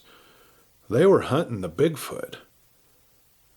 Subject Entity 17B had been flagged on and off for the last 3 months, spotted along logging roads, leaving 22-inch long tracks through fresh snow, even once triggering a motion camera near a hunting cabin. And now, finally, Command had satellite visuals. This was the closest they'd ever been. The forest around them grew unnaturally still. No bird song, no movement. Even the wind seemed to hush. "We're close," Davis muttered, kneeling to inspect a deep recent footprint. 5 toes, no claw marks, 45 degrees inward gait. Weight estimate, nearly 800 pounds. Monroe clicked his comms. "Team Bravo 4 to Eagle Command, we've got fresh prints, big ones. Confirmed thermals, target may be close. Requesting drone support and perimeter lockdown." The radio crackled for a second before a voice replied, tight and precise. "Copy that, Bravo 4. UAV en route. You are weapons cold unless otherwise directed. Subject is to be sedated, not terminated. Repeat, sedated, not terminated." Monroe gave a tight smile. "Yeah, we'll see if it gives us the chance." Just then the forest erupted. A branch snapped. Something massive moved ahead, just out of sight. Trees bent, pine cones fell. The moose or something else? Davis raised his rifle, but Monroe grabbed the barrel and shook his head. "Don't. Not yet." Then came a sound none of them expected. A deep, guttural growl, long and resonant and impossibly low. Not quite human and not quite animal. The growl echoed off the trees like it had come from inside the earth itself. Davis dropped to a knee, heart pounding in his ears. "That isn't a moose," he whispered. Sergeant Monroe's hand went to the tranquilizer rifle slung over his shoulder. "Eyes sharp, fan out, tight delta pattern, stay visual." The team moved slowly through the dense underbrush, sweeping their lights in controlled arcs. The thermal scopes picked up heat, bleeding faintly from the tree trunks. Still no clear visual. Then they saw it. Movement, ahead and slightly to the left, just beyond the birch trees. Something stepped between the trees, massive and covered in thick, matted fur the color of forest mulch. It passed near a fallen tree, and for just the briefest moment, it turned its head toward them. 2 amber, intelligent eyes caught the light. "Visual confirmed. Subject entity," Davis swallowed, "is staring right at us." "Do not engage," Monroe said, raising his rifle, but not yet aiming. "Hold your damn fire." The creature grunted low in its chest, and then it moved. Faster than anything that size should have been able to.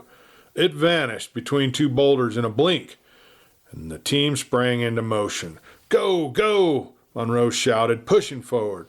They ran, jumping over logs and darting through saplings, across a frozen creek bed that cracked underneath. Every few seconds they caught a glimpse. Fur disappearing behind a ridge, a branch snapping in the distance, a long arm brushing aside a pine bough. Then David cursed. He tripped, going down hard, his foot tangled in a snarl of roots. I'm good, go!" Monroe paused, conflicted. From somewhere up ahead came a thunderous crashing sound, then silence. Too much silence. "Subject stopped moving," whispered Torres, the team's youngest member. "Do you think it doubled back?" And then suddenly, a shape dropped from the trees above him. Torres screamed. The rest of the men turned, weapons raised. There was nothing there, just broken branches in the wind. "Torres is gone," Davis said hoarsely, panic in his voice as he scanned the treetops. The growl returned, closer now, circling them. Monroe toggled his comm, trying to reach command. Eagle, come in. Subject entity has made contact. We are compromised. Repeat, Then the line went dead. Sergeant Monroe's breath fogged the cold air, heart hammering against his rib cage like a war drum. He moved carefully, sweeping the area where Torres had vanished. No blood, no drag marks, just his rifle, snapped clean in half like a twig. Eyes sharp. It's still here, Monroe whispered. Davis flicked on his infrared scope. I'm not seeing anything. Wait. Movement. High. Tree line. Due west. The red thermal signature darted out of frame before he could lock it. Another blur to the north. And then again behind him. Too fast, too fluid. There's more than one, Davis whispered. Negative, Monroe replied, though his voice cracked. There's just one. It's messing with us. And that's when the rocks began to fall. Small at first, pebbles and bits of shale bouncing off helmets and gear. Then a boulder the size of a car door smashed down 10 feet from their position. They spun around, weapons raised. A deep howl shattered the silence. Primal, furious.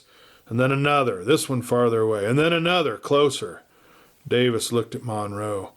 You sure there's just one? No, Monroe admitted. I'm not. The squad fell back in a triangle formation, guns sweeping every angle, the forest floor littered with their steps, the night air vibrating with an oppressive sense of being watched and followed. Then something hit Davis from behind. Monroe turned just in time to see his second in command being yanked into the brush, his screams echoing through the trees before cutting off suddenly, horribly. Then came the silence, more terrifying than any sound. It was that moment when Sergeant Monroe realized that they weren't the hunters anymore. They were prey. Monroe and the remaining operative, Private Keller, they ran, abandoning protocol, branches whipping across their faces as they fled blindly through the forest. The drone uplink had gone dark, comms were down, GPS was scrambled. We're not going to outrun it, Keller gasped, stumbling. Keep moving, Monroe barked, grabbing him by the collar. But they didn't get far. Standing directly in their path was the subject entity. It was taller than they'd thought, easily over 9 feet.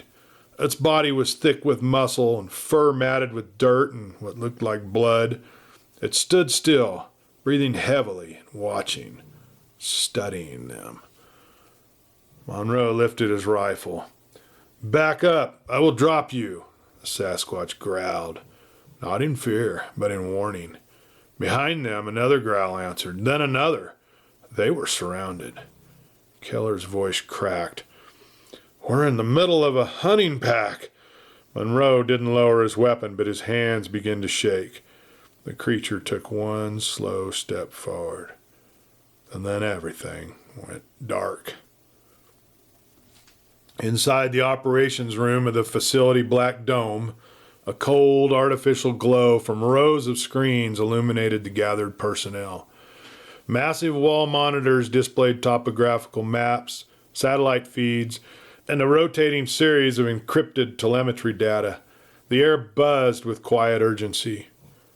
Colonel Maureen Kellis stood at the head of the command table, stone-faced. Next to her was Commander Lyle Nash, his face ashen and grim. A crimson light pulsed at the edge of the briefing room, indicating high-level containment protocol, the kind used only when things had gone wrong. Very wrong. Let's start from the top, she said, voice sharp. Status report on Bravo 4. A tech analyst, sweating beneath a headset, adjusted his mic. Ma'am, we lost drone footage at 0509Z. Visual disruption originated from an EM burst localized within a 200-meter radius of their last known coordinates. It's the same signature as the Redwood anomaly. Another officer, Major Danvers, spoke up next. Final biotelemetry from Bravo 4 showed elevated cortisol and heart rate spikes across the team. Last recorded comm was Sergeant Monroe yelling, "Contact, northwest tree line," then total blackout. Kellis folded her arms. "Casualties? Unknown. No retrieval signal. We've initiated search protocol, but..." He hesitated. "But what?"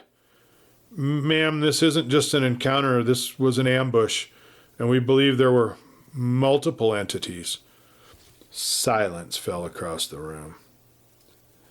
The lights dimmed slightly as the director of operations, Dr. Harlan Vicks, entered. Tall, pale, and eerily calm, Vicks exuded an unsettling air of detachment. He adjusted his silver-rimmed glasses and then spoke without greeting. "We warned against sending in conventional teams. They do not understand the terrain or the intelligence level we're dealing with." Kellis bristled at this. "They were our most seasoned recon unit." Vicks ignored the tone. "And now they're likely dead. If the subject entities are coordinating, we're no longer observing an isolated cryptid." He tapped a remote. A screen blinked to life, revealing a satellite image. Grainy, infrared. A massive bipedal heat signature near the Colorado-Wyoming border. But something new appeared nearby. A second shape, larger and more blurred, with a strange radiating patterns around it. This was taken 36 minutes ago. Not one, but two distinct heat signatures. The second is unlike anything we've documented before. Kellis stared at him. "What are we looking at?" "We're not sure," Vicks replied, "but if I had to guess, we're looking at an alpha." Commander Nash leaned forward. "You think it's leading them?" "I think we've mistaken a species for a scattered anomaly," Vicks said, "and we've just provoked a response." Colonel Kellis turned to the room. "I want all satellite eyes on this area. Prepare a retrieval team, but make no contact until I say so. No more cowboy tactics." She looked back at the image, jaw clenched. "Bravo 4 may be gone, and I want to know what happened to him." In a separate corridor, deeper in the facility, red lights flickered on in front of a massive containment chamber. Inside the reinforced glass stood something tall, nearly 8 feet, covered in dark, matted hair. Its face had a strange, intelligent hybrid between man and beast. It didn't pace. It didn't roar. It simply watched. As the red lights turned to green, the creature tilted its head and smiled. Tom Sheffield gritted his teeth against the stabbing pain in his ankle, each step a jolt of agony. Darnell led the way, half crouched, weaving through the thick underbrush along the riverbank. The roar of the water covered their labored breathing, and the towering pines cast long, shadowed fingers across the forest floor. "Not much farther," Darnell whispered, his voice barely audible over the rush of the river. He glanced back, his eyes sharp, alert.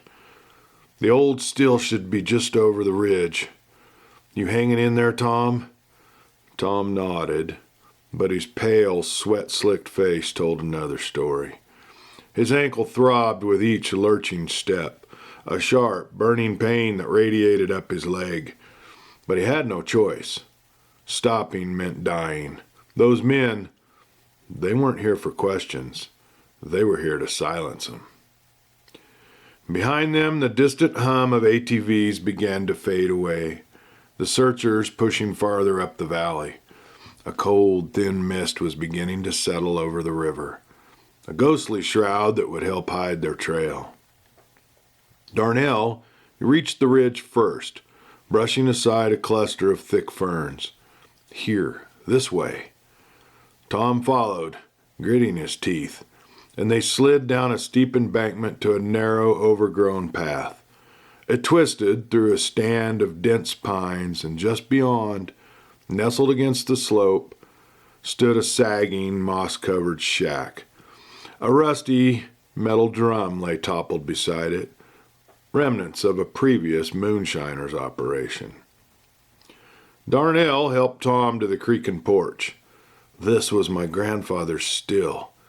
He made a lot of moonshine in his time, and this place has been in our family for generations. The shack was dark, the musty air thick with the scent of damp wood and stale earth. Darnell eased Tom onto an old sagging cot full of moose droppings, then quickly barred the door with a thick branch wedged against the frame. He peered through the grimy, cracked window, listening, watching. Tom pulled off his shoe, his twisted ankle swollen and purpling.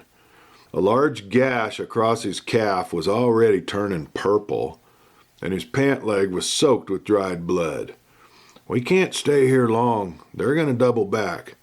"I know," Darnell said, digging into his pack and pulling out his encrypted cell phone. He powered it on, the screen lighting up with a secured messaging app. His fingers flew over the keyboard, sending a single coded message to an old contact that he trusted. For a long moment, nothing. Only the eerie stillness of the forest outside. Then the phone vibrated. A reply.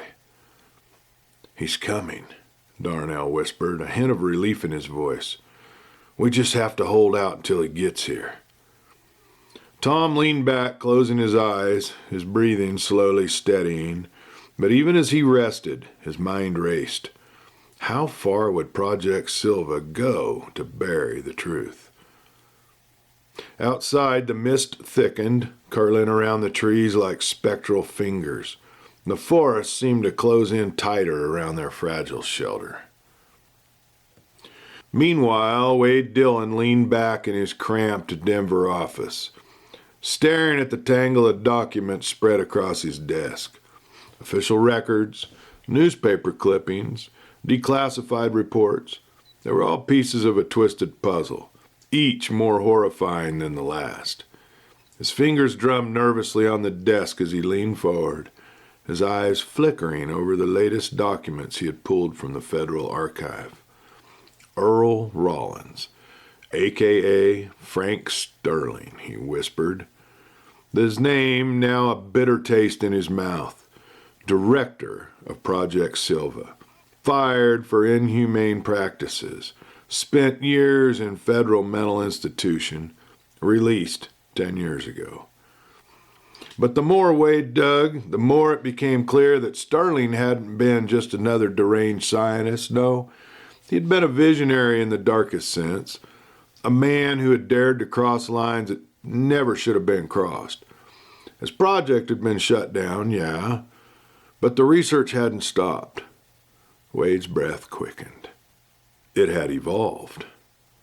Sterling's twisted dream was to create a hybrid, a creature that combined the raw, primal strength of the Sasquatch with the cunning and the intelligence of a human being. But the challenges he met with the project was twofold. Not only was it difficult to capture and contain a Sasquatch, finding suitable human subjects willing or unwilling to undergo the transformation and possibly lose their life in the process was nearly impossible. The Federal Oversight Committee had condemned Sterling's methods, deeming his experiments cruel and inhumane. But when he was removed, his research hadn't been erased. It had been appropriated, taken underground. Project Silva continued. Hidden in the shadows, a black project buried beneath layers of secrecy. Wade's jaw tightened as he opened another file. A list of missing persons reports, most of them filed in remote mountainous regions. Hunters, hikers, and campers who had simply vanished without a trace. And there, an incident report dated 6 months ago. The recovery of a subject described as violent, semi-sentient, and exhibiting animalistic behaviors. It didn't take much to put two and two together. They were still trying. They were still experimenting. But with whom? Wade's mind raced. Prison inmates? The homeless? People society would never miss? Or were they taking their subjects directly from the wild? Those lost hikers and campers, whose faces now stared at him from his computer screen. Wade's phone rang and he nearly jumped out of his chair. He grabbed it, seeing his brother's name flash on the screen. "Hank," he said, trying to keep his voice steady. "Yeah, Wade, I just got your text. What did you find?" Hank's voice was calm, but there was a tension underneath, a tone Wade recognized all too well. "Listen to me, Hank. This is not a can of worms you've opened up here. This is a whole damn den of rattlesnakes. You've got to find a way out of this. The quicker you step away, the better. Tell old Earl Rollins you're giving him back his money, that you don't want any part of this." There was silence on the line. Then Hank's voice, slow and cautious. "It's that bad, huh? But Wade, do we really walk away from this? Or do we expose them?" "Oh, you don't understand how dangerous this is," Wade continued. "I'm telling you that Project Silva is still actively doing experiments on human beings. They're still attempting to create hybrids. Rollins may have been fired, labeled as crazy, and sent to a mental institution, but in the meantime, Project Silva continued doing the same damn thing, only with the Fed's funding." "Son of a," Hank cursed. "Wade, I'm out here in the thick of it. Tom and Darnell are missing. I just got a message from Tom, and he said men with guns are combing the mountains looking for them. They're hiding out at... Don't tell me, Hank. Don't say anything that might get them compromised. In fact, I want you to go get a burner phone today. I know my calls to you are encrypted, but at this point, I don't want to take any chances. And Hank, you could be next. You have to get out of there now." "I can't," Hank said, his voice a low growl. "Not yet. Not until I find Tom and Darnell." Wade sighed. He knew his little brother well enough to know he couldn't leave well enough alone. He ended the call with another warning of be careful and stared at that twisted mass of documents on his desk. He knew that somewhere, someone was giving the orders, and Wade was determined to find out who. Hank sat on the worn, sun-bleached porch steps of Michelle's cabin, his gaze lost in the distant tree line. The late afternoon sun cast long shadows across the clearing, painting the tall pines in warm gold. Beside him, Sassy lay sprawled out, her little tongue lolling in the gentle breeze. The quiet was soothing, but Hank's mind was anything but calm. Michelle stepped out onto the porch, 2 steaming mugs in hand. She set one beside Hank and sank down next to him, resting her shoulder lightly against his. The familiar scent of pine and fresh coffee wrapped around him. "You've been awful quiet," she murmured, watching his face. "Wade really shook you up, didn't he?" Hank nodded slowly. Yeah, you could say that." He took a long sip of the coffee, letting the bitter warmth steady him.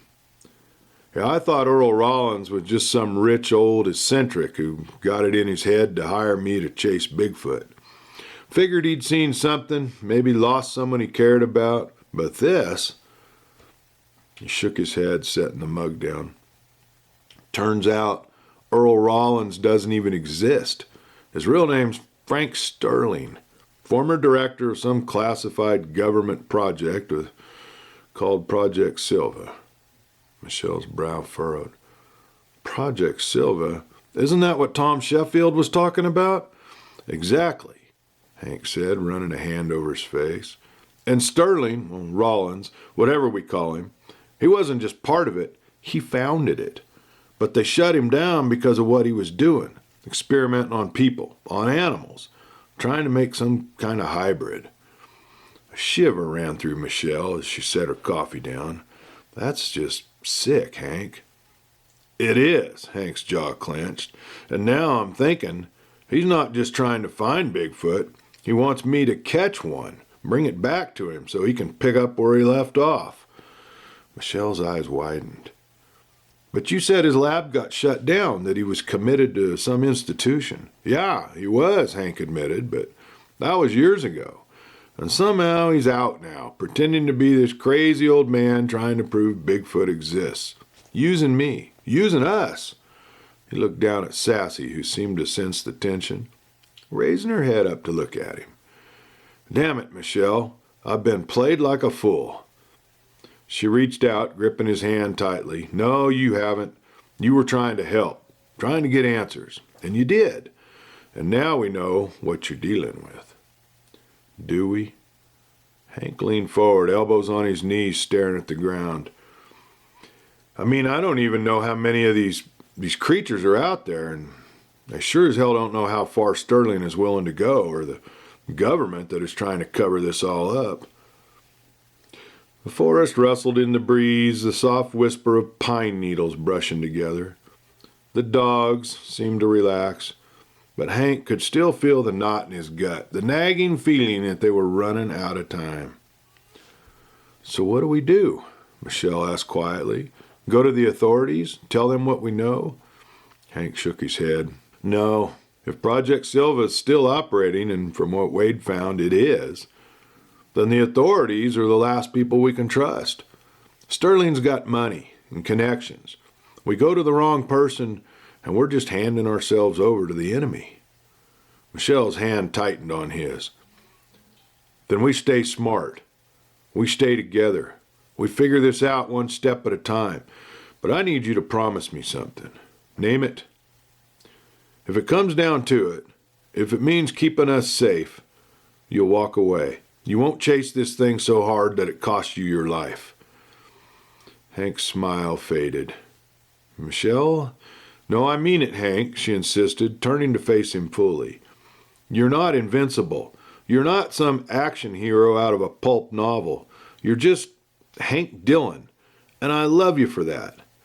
Hank let out a slow breath, his gaze softening. I promise I won't let this get out of control. But even as he said the words, his mind was already racing. Wade was still digging. Tom and Darnell were still out there running for their lives. And Earl Rollins, Frank Sterling, was still out there somewhere plotting his next move. For Hank Dillon, walking away wasn't an option. Earl Rollins paced the uneven stone floor of his old adobe farmhouse, his hands clasped behind his back, fingers twitching with nervous energy. Dust motes danced in the fractured sunlight that filtered through the cracked window panes. But he saw none of it. His mind was far beyond the crumbling walls and the faded rugs of his old laboratory. They had called him mad once, Dr. Moreau, they had whispered.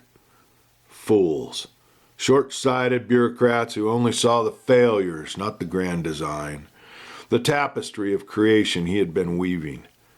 Oh, they had taken his labs, shuttered his research, and tried to erase him from history, but they had only delayed the inevitable. Earl's fingers drummed against his chin, his gray eyes feverish with manic intensity. Hybridization is not madness. It is evolution, refined, accelerated. It is transcendence. He spoke aloud, as he often did out here where no one could hear him. He had come so close, so painfully close. The early trials had been crude, gene splicing, forced mutations, surgical grafts of tissue. But those were the fumblings of a young scientist's hands. Now his theories were refined, honed to perfection. Not just a union of human and beast. No, that was a grotesque misinterpretation. His dream was to create a new race, a superior race. Creatures with the intelligence of man, the strength and the endurance of the Sasquatch, and most importantly, the cryptids' uncanny ability to remain hidden, to step beyond the edge of perception. They fear what they do not understand, he whispered, his voice a dry rasp, echoing off the crumbling plaster walls. But I embrace it. I make it mine. Yeah, he had seen him. Oh yeah, he had seen the Sasquatch, at a distance, a shadow slipping through the pines, the monstrous muscular frame vanishing into the mist. And his instruments had recorded their presence. anomalous electromagnetic signatures, a faint hum just beyond the range of human hearing, proof of something else. Supernatural? No. Physics. Biology beyond human comprehension. Earl's pulse quickened. His thin lips twisted into a smile. He needed a new subject, a living one. A Sasquatch, yes, but not just any creature. He needed one of the older ones, the true alphas. The ones that had learned to wield their natural gifts, to blur between the seen and the unseen. They possessed a natural cloaking ability, a manipulation of light and sound that was beyond even modern science. Well, that was only scratching the surface. He wanted to harness that ability, extract the secrets from their DNA and infuse them into a human subject. Not a crude, monstrous hybrid, no. A true evolution of mankind, disease-resistant, physically superior, capable of vanishing from the prying eyes of any government agency, any prying enemy. Imagine it. His voice trembled with awe. A new species. My species. And now, with Hank Dillon's stubborn search for the cryptid and the whispers of Project Silva still lurking in the darkness, Earl saw his opportunity. A smile slithered across his lips and his fingers curled in excitement. They called me a madman, he muttered, stepping to the dusty workbench where a scattering of handwritten notes lay. His latest calculations, genetic models, and sketches of the cryptid's unique musculature. But history would call me a god. Somewhere outside, a coyote howled in the desolate desert night. The sound pulled Earl from his reverie, his smile vanishing into a hard, determined line. Time was against him, but necessity was the mother of invention. He had already sent Hank Dillon into the mountains to track the creature, but the fool had no idea that he was being used, and he was only the bait to draw the beast into the open. And once it was captured, once he had his hands on one of them again. Everything they denied me will be mine, Earl whispered, a mad fire dancing in his eyes. And humanity will thank me for it, even if they have to be dragged kicking and screaming into the next stage of evolution. Red warning lights flashed across the vast, dimly lit control room of Facility Black Dome, painting the faces of the technicians and the analysts in a pulsing, hellish glow. Banks of monitors lined the walls, each flickering with thermal imaging, satellite feeds, and tactical maps of the dense forested region near the Wyoming border. Colonel Maureen Kellis stood at the center of the chaos, her crisp, starched military uniform untouched by the frenzy around her. Her steel-gray hair was pulled back in a severe bun, her sharp blue eyes fixed on the primary monitor. As a satellite image zoomed in on the mountain region where Bravo 4's signal had gone dark. Her voice cut through the noise like a blade. "Where's the last telemetry from Bravo 4?" she snapped. "Last ping was here, ma'am. Grid 74 by 32, a young analyst called out, pointing at a flickering dot now marked with a bold red X. "Thermal scans show significant movement in the area. Multiple heat signatures, all above human baseline." Kellis leaned forward, her jaw tightening. "They're coordinating. They're gathering." Commander Nash stepped forward, a tall, rugged man with a hint of silver at his temples. His voice was calm, but there was a dark urgency beneath it. "We don't know how many of these things are out there."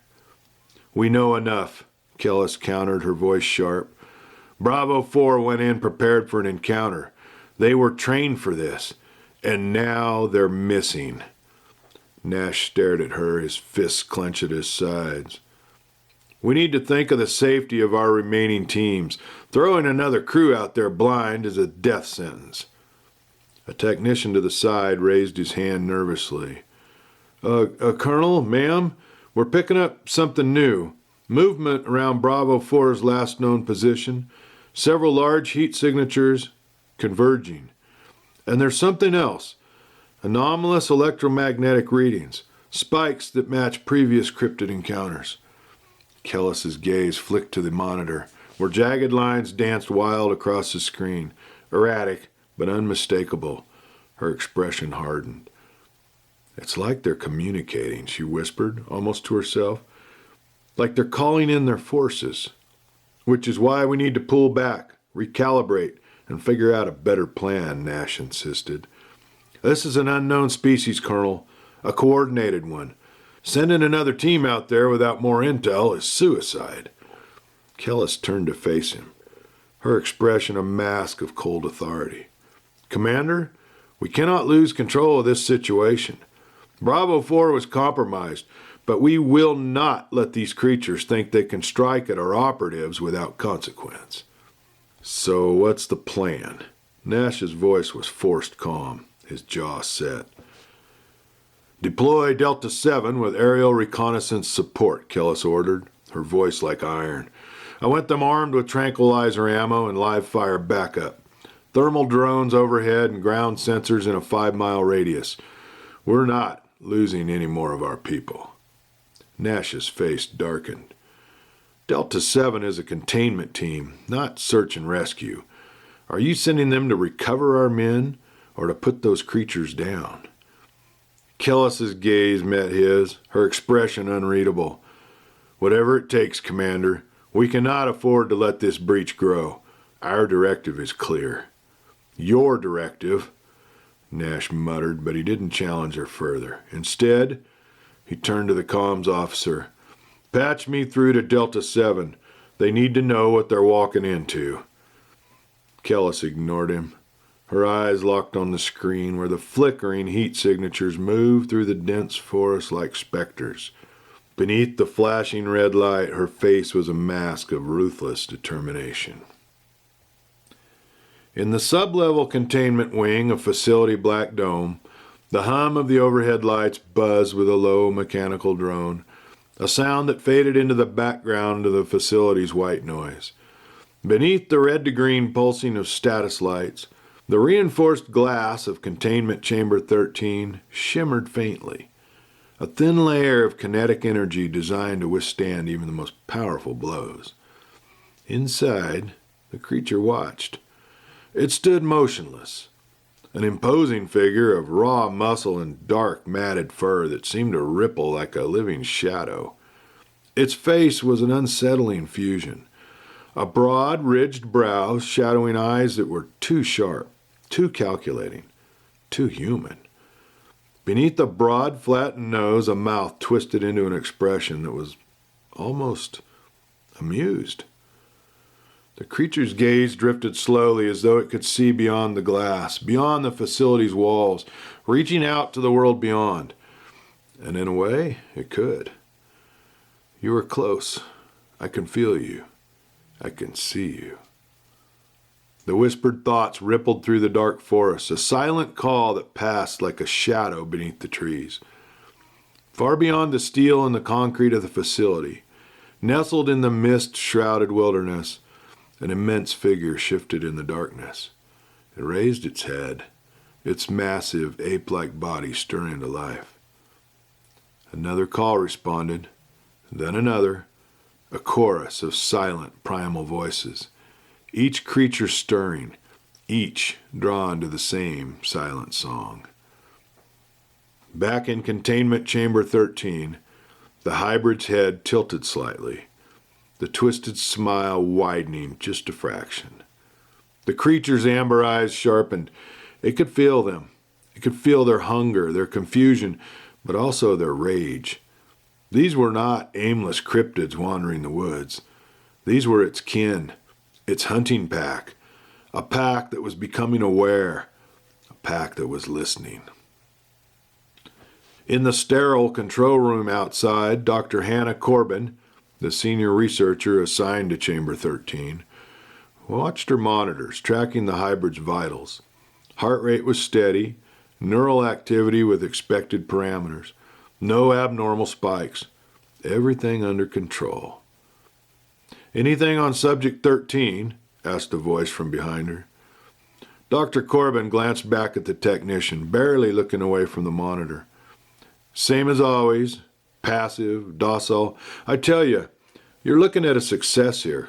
Cognitive integration seems to be holding." "Well, maybe we finally perfected the process," the technician muttered.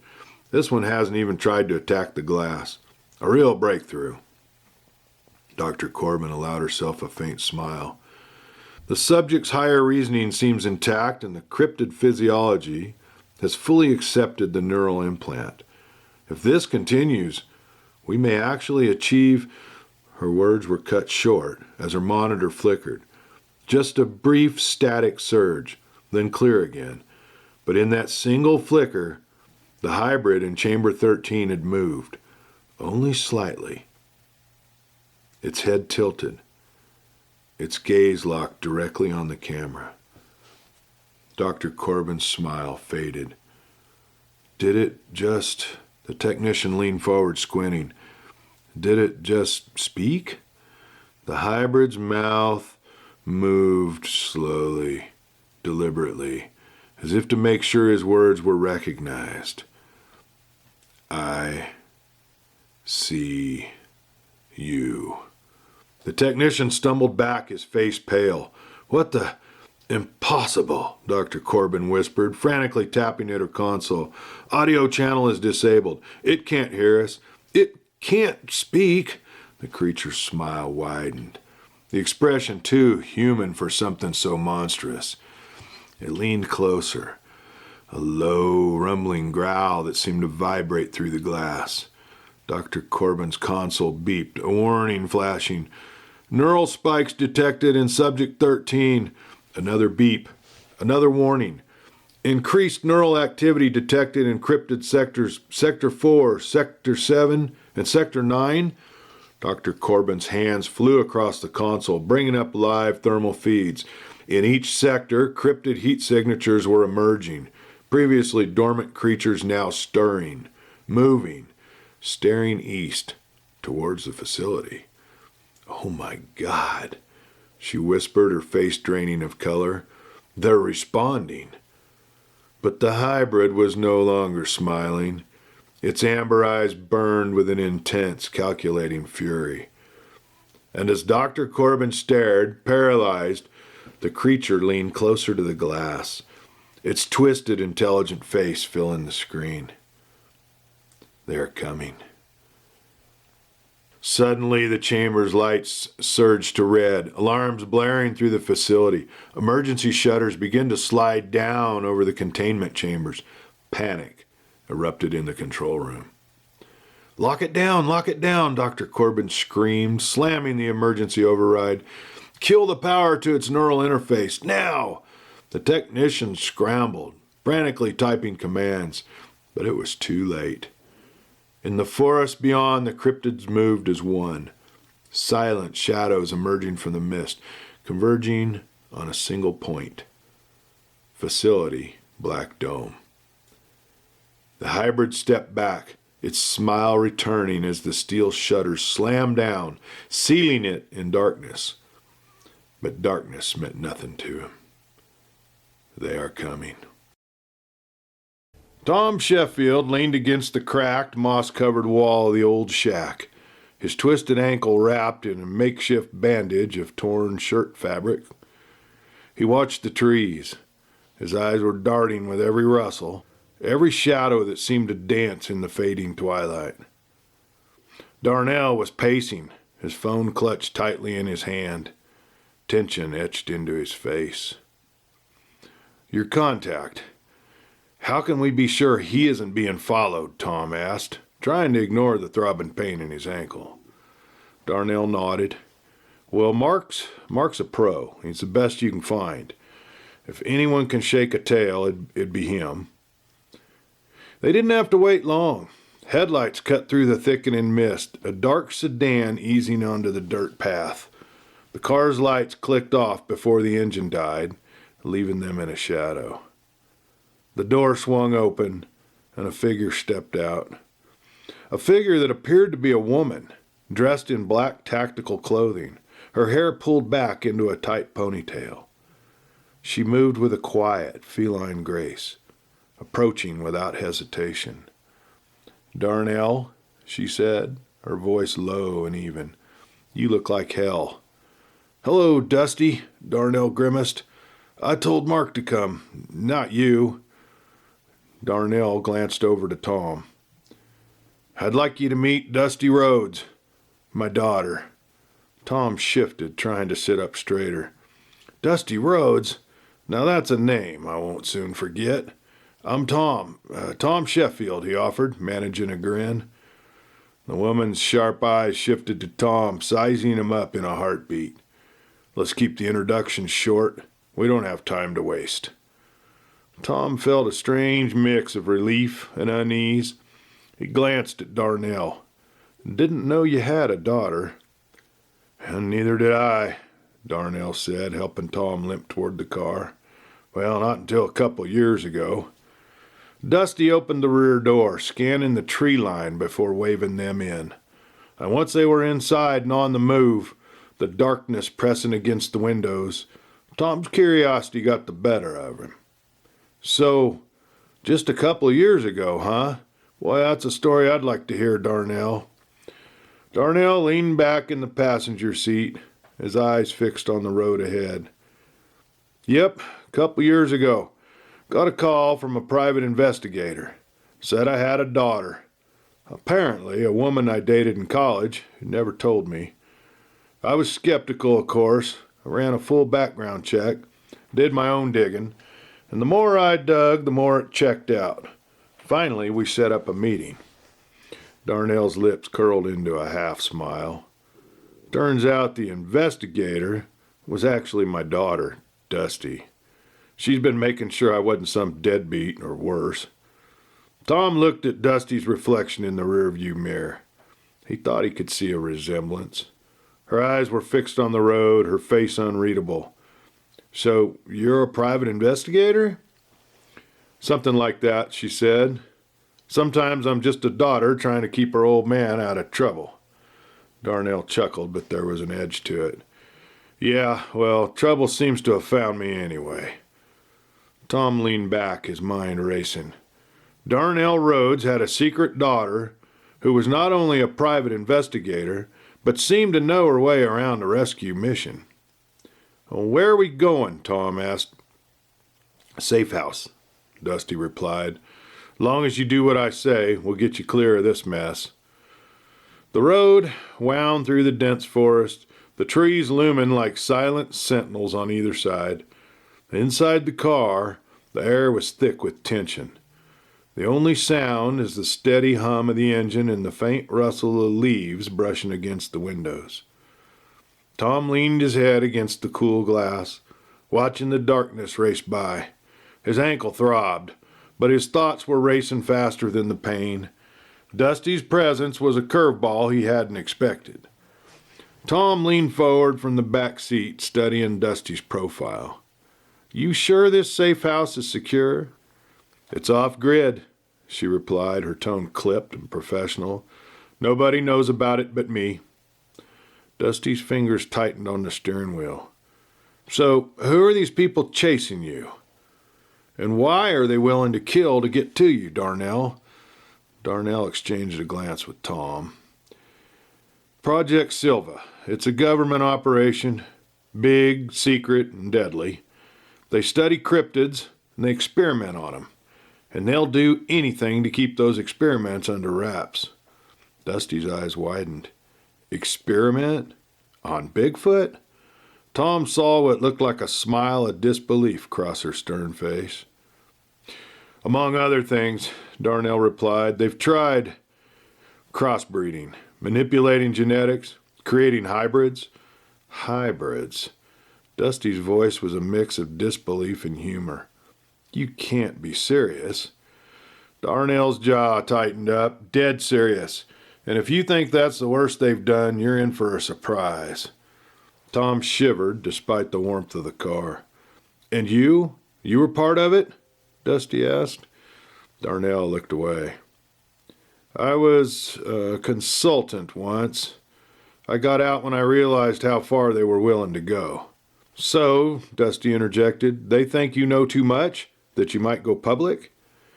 Well, that's why we're running, Darnell admitted. I've got documents and thumb drives, proof of what they're doing. Dusty's jaw tightened, making her face look even more stern. So they're trying to erase you, I get it. She glanced at Tom. And you? How are you involved in all this? Tom's cold blue eyes met hers in the mirror. Because I've seen them, the Bigfoot, hanging around my property in Colorado, and I've seen what the government is doing to try to cover it up. I came out here seeking answers. The car jostled over a pothole, and Tom winced as his ankle throbbed. He tried to relax. It was just impossible. They were racing into the darkness, being hunted like prey, holding secrets that could shake the world. Dusty, he ventured, thank you for coming to our rescue. Her lips twitched in what might have been a smile. Well, don't thank me, because you're not out of the woods yet. And as they rounded a bend in the road, her words proved prophetic. A dark SUV with tinted windows was parked across the narrow path, blocking their way. The headlights flashed on, blinding them. Dusty! Darnell shouted. Hang on, she barked, slamming the car into reverse and spinning the steer wheel. The tires screamed, the engine roared, and Tom's heart raced.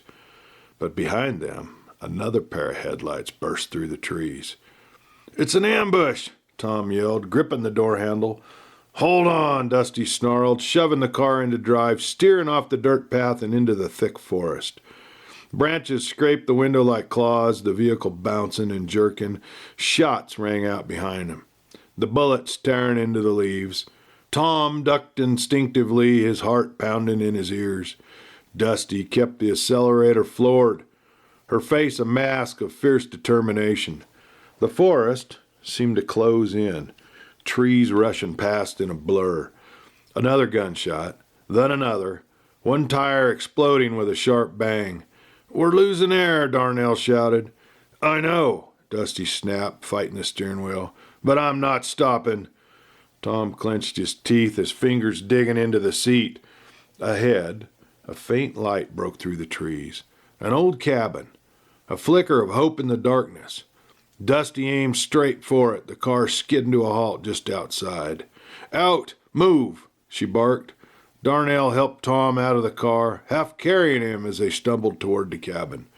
Dusty was already at the door, kicking it open and pulling them inside. A gunshot shattered the rear window of the car.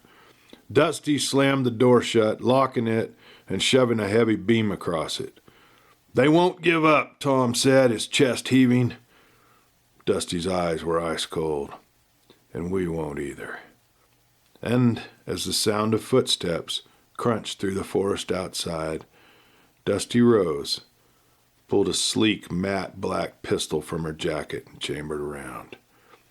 Time to show these bastards who they're dealing with.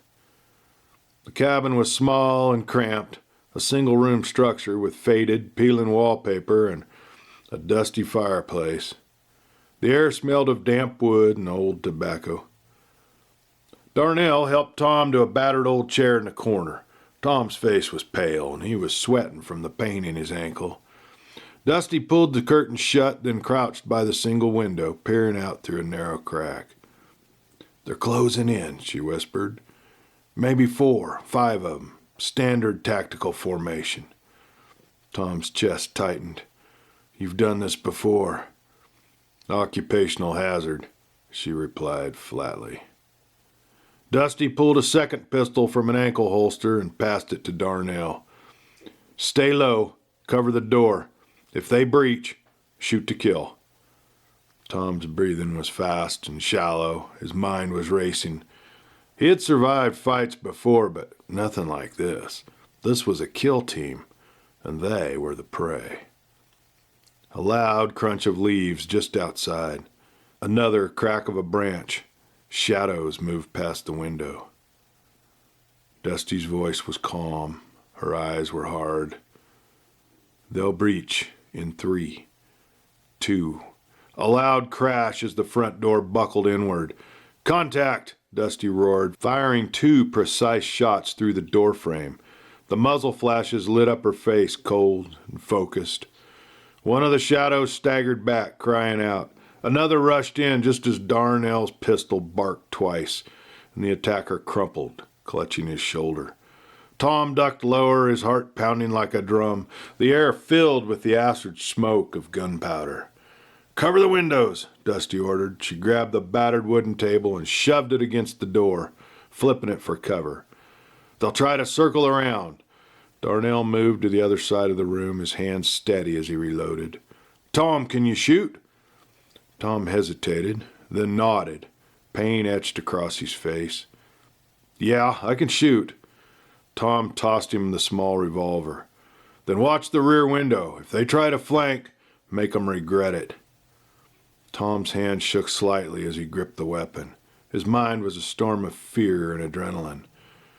"Darnell, who are these guys? They don't move like military." Dusty nodded her head, her eyes focused on the door. "They're sloppy, private goons, freelancers, hired killers." Tom forced a smile despite the fear. "Well, I came here looking for the truth. Looked like I got more than I bargained for." "Movement east side," Dusty snapped, raising her pistol. A shape rushed the window. Glass shattered and Dusty's gun barked twice. A grunt. Then the shape dropped out of sight. Darnell's jaw tightened. "Dusty, we can't stay here forever." "We won't," she replied, her voice a calm, dangerous whisper. "We'll leave as soon as every last one of these bastards is dead." Wade Dillon leaned back in his creaking office chair, the pale glow of his computer screen casting shadows across his tired face. His fingers trembled slightly as he scrolled through the classified documents he had just hacked his way into. Documents so highly restricted they were practically myth. But there they were, in black and white, the cold, clinical language of bureaucratic evil. And in large black letters, Project Silva, Interspecies Hybridization Program. Subject designation, Hybrid Entity Test Subject 013. Status, active, contained. Genetic composition, 48% Homo sapien DNA, 47% cryptid species, suspected Gigantopithecus variant, 5% experimental augmentation, neural enhancement protocol. Wade's jaw tightened as he read it, his heartbeat thundering in his ears. Then, cognitive capacity, elevated, capable of complex reasoning, rudimentary language skills, and strategic problem solving. Physical capabilities, superhuman strength, heightened senses, regenerative healing. Psychological profile, aggressive when threatened, but demonstrates manipulative intelligence. Containment protocol, secure sector, facility Black Dome, sub-level 4, containment chamber 13. Incident history. 013, breached containment during initial neurological calibration. 3 personnel injured, 1 fatality.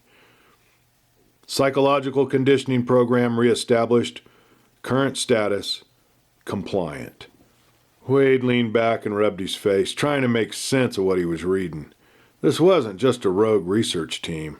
This was something far darker. Sterling's experiments hadn't just been continued, they'd been perfected. And somewhere deep beneath the earth in facility Black Dome, they had succeeded in creating the unthinkable. A creature that was neither fully human nor fully beast. Wade stared at the screen, his fingers frozen over the keys. He needed to warn his brother. He wanted to tell Hank to drop everything, to run, to disappear. But then a picture filled the monitor screen and caught Wade's full attention. Somehow, he had hacked into a security camera feed of Facility Black Dome sub-level 4, showing cold, sterile corridors lit with pale fluorescent lights and a massive reinforced glass chamber. And inside that chamber, a hulking figure stood in the shadows, its broad shoulders heaving with each breath. It shifted slightly, and a single glowing, intelligent eye caught the camera, fixing directly on it. The creature's lips curled ever so slightly in a mockery of a smile. Wade's heart plummeted. It was as if it knew it was being watched, and somehow he had the horrifying sense that it knew he was watching too. In the facility black dome buried beneath the Colorado Rockies, amidst a maze of reinforced corridors and subterranean tunnels, biometric scanners and steel-reinforced blast doors gave one the sense that it was impenetrable. But all of that security felt like paper as the chaos erupted. Sirens wailed, red emergency lights cast the corridors in a sinister glow, and a mechanical voice echoed over the intercom. Emergency protocol, Alpha 6, all personnel proceed to secure zones. This is not a drill. Repeat, this is not a drill. Colonel Maureen Kellis burst into the control room, her voice a commanding bark over the chaos. Status report. What the hell is going on? A terrified young technician spun in his chair, his face pale. Ma'am, we've got multiple breaches on the surface. Thermal and motion sensors are going off everywhere. Subject entities have surrounded the exterior. Commandeer the drones. We need eyes in the air. The technician's fingers danced over the keyboard. Already deployed, ma'am, but they're not responding. We've lost control. Damn it, Kellis spun around, glaring at Commander Nash, who had just entered the room. Where are the rapid response teams? Delta and Echo teams are arming up, but they won't reach the exterior for another 10 minutes. 10 minutes is too long, Kellis snapped. Another voice crackled over the comms. Colonel, we have seismic readings, multiple underground vibrations. They're not just outside. They're attempting to breach the lower levels. Nash's face drained of color. They're digging? They're tunneling? That's impossible. On one of the monitors, a thermal camera displayed a horrifying image. Massive heat signatures moving beneath the rocky earth, converging on the facility's lower levels. Sublevel 3 breach, a voice screamed over the intercom. Multiple entities. Oh, God, they're in. The feed cut off, replaced by static. Seal off sublevel 3, Kellis shouted. Already doing it, ma'am, but there are still people down there. Sacrifices we can't avoid, she said harshly. Nash, have the guards fall back to choke points. We hold them there. A new voice, panicked, desperate, came over the speakers. This is Dr. Cho in medical. We need help. Something's ripping the doors off. It's... The sound of screeching metal drowned out the rest. Send a squad to medical, Kellis ordered. Nash, take command of the tactical teams. Yes, ma'am. Nash bolted from the room, already barking orders into his radio. Kellis leaned over the technician's console, her voice low and urgent. How close are they to sub-level 4? Too close, Colonel. If they breach sub-level 4, then they reach the hybrid. Another screen flickered. Security footage from sub-level 4. Containment chamber 13. The reinforced glass chamber containing the hybrid entity.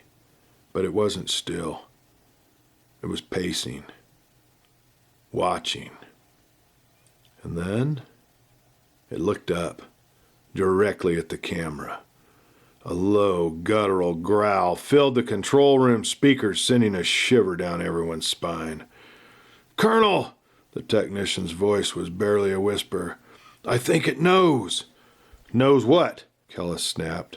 I think it knows they're coming. The facility shuddered, dust trickling from the ceiling panels as another explosion echoed from below.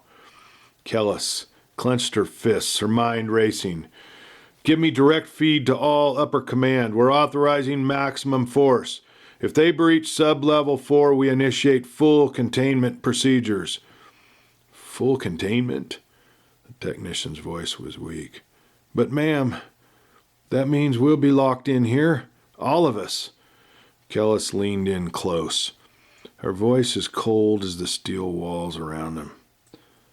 Better to be locked in here with them than to let the world know what we've done. Another explosion rocked the facility. A low, distant howl echoed through the ventilation shafts, a deep, chilling sound that was somehow more intelligent than any animal's. Kellis watched the screen as the hybrid tilted his head, lips curling into that horrible, knowing smile. This was a siege, and it was only the beginning. Hank paced the length of the cabin's small kitchen, his boots tapping against the worn pine floorboards. Michelle sat at the rustic dining table, her fingers nervously tracing the edge of her coffee mug. Outside, the wind whispered through the trees, the mountains looming dark and silent as the stars twinkled overhead. I don't know, Michelle. I feel like we can't just sit on this information, Hank said, his voice edged with frustration.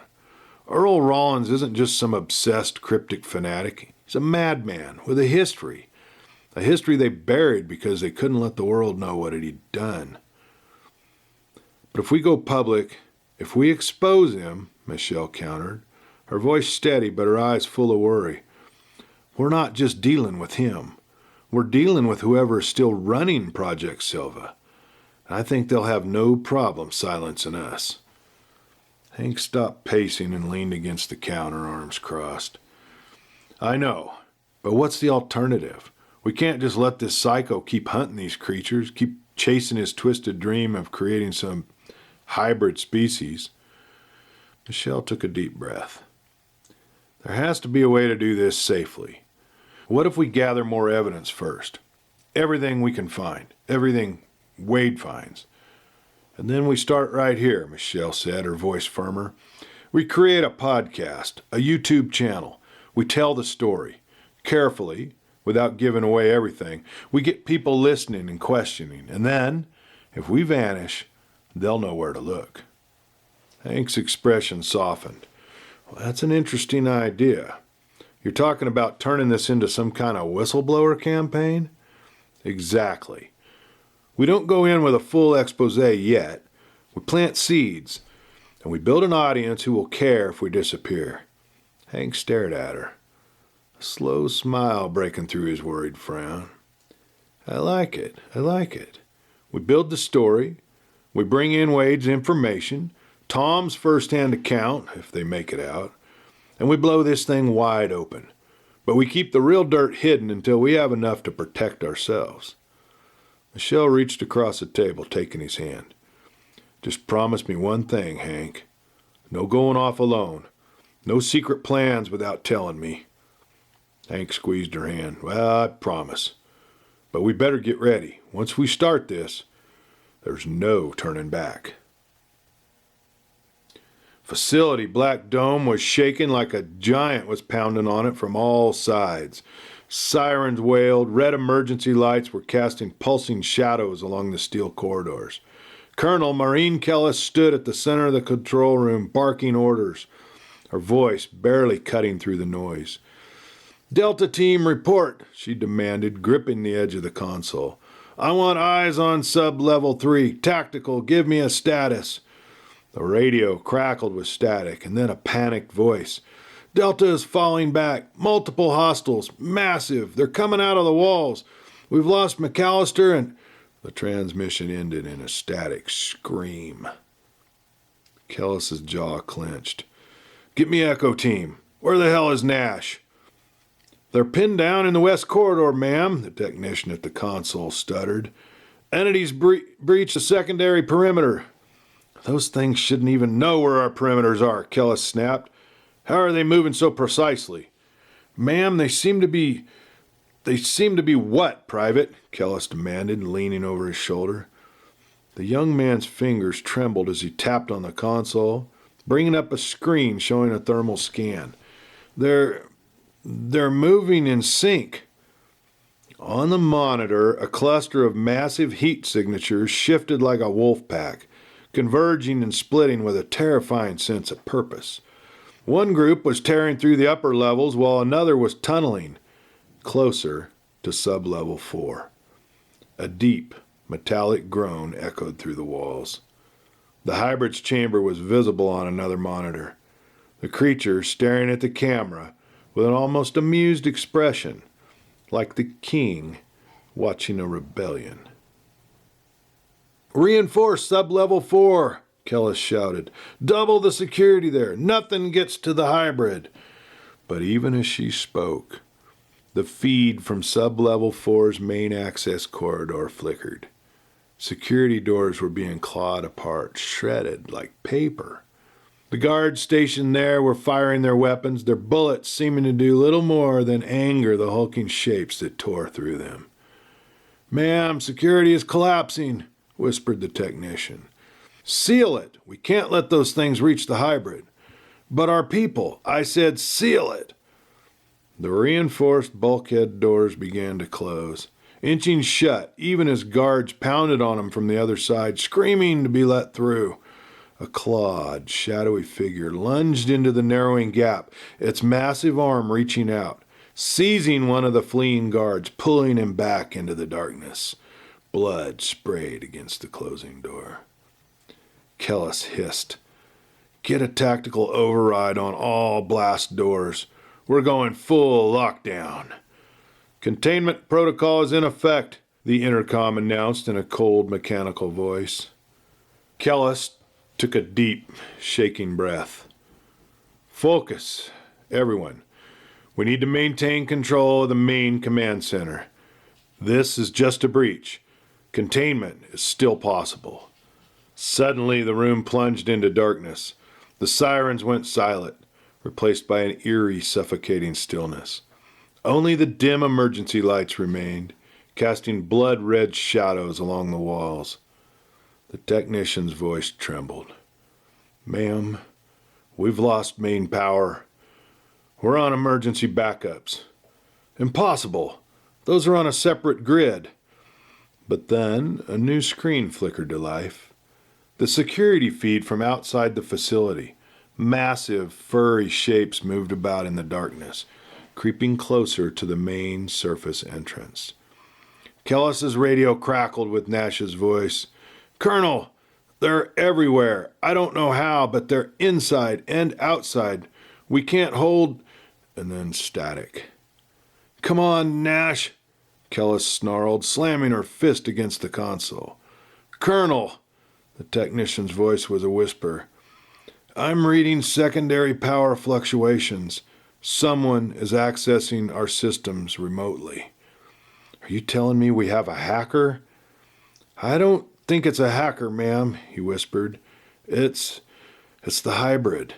It's tapping into our system." The hybrid on the screen leaned back, folding its massive arms. And then the other feeds, cameras throughout the facility, flickered, each one showing the dark, menacing shapes of the creatures hunting through the corridors, tearing through doors and dragging bodies away. Kellis's breathing came faster. How the hell is he doing that? How can he control our entire communication systems from his cell, isolate the command system, cut the hybrid's access? "I'm trying, but it's overriding our commands faster than I can..." The main control room door suddenly slammed shut, locking with a heavy, echoing clang. Kellis's eyes went wide. "It's sealed us in here." "Colonel," another voice from the back of the room shouted, "they've broken through sub-level 3. They're in the ventilation shafts." As the air vents overhead began to rattle, Kellis gripped the technician's shoulder. "Patch me through to all remaining teams. We have to retake control." His shaking hands moved frantically. "Ma'am, the hybrid has locked us out of the system. We're trapped." A deep, thundering crash echoed above them. Dust shook loose from the ceiling tiles. Something massive struck the ceiling vent, buckling the metal. Another blow. Claws tore through it, a bestial snarl echoing down. "Everyone, weapons ready," Kellis shouted, her pistol already in her hand. The vent exploded downward and a monstrous clawed hand reached down into the room. "Fire!" Colonel Kellis screamed. The hybrid's face appeared on every screen, every monitor, watching with a cold, calculating amusement. A final, bone-shattering crash, and the main door burst inward, metal shards flying like shrapnel. The creatures poured in. A tide of snarling, clawed shadows. Screams filled the control room, swallowed by the cacophony of tearing flesh, splintering bones, and the snarls of the predators. The red emergency lights flickered again, and then they went dark. Only the echo of dying screams remained, and then silence, cold, empty. And then, in the darkness, a single chilling whisper echoed through the dead comms. "Facility, Black Dome, has fallen." From the safe confines of his office in Denver, Wade Dillon held his breath as he watched the horror unfold across his monitor till the screen went black. Thank you for listening to parts 1 through 10 of Hank Dillon, Bigfoot Hunter. I hope you'll subscribe and join us every weekend for more of this and other great stories. From the haunted back roads of Alaska to government secrets buried deep in the Rockies, The Hidden Corners is your gateway to gripping audio dramas, eerie mysteries, and adrenaline-pumping adventures. Join us every weekend for The Wolfman Chronicles, Werewolves, Wilderness Survival, and Ancient Curses, Hank Dillon Bigfoot Hunter, all about cryptids, conspiracies, and a hunter who won't stop until he uncovers the truth. We've got Friday Night Frights, stories that will remind you of the old days of Twilight Zone and creature features.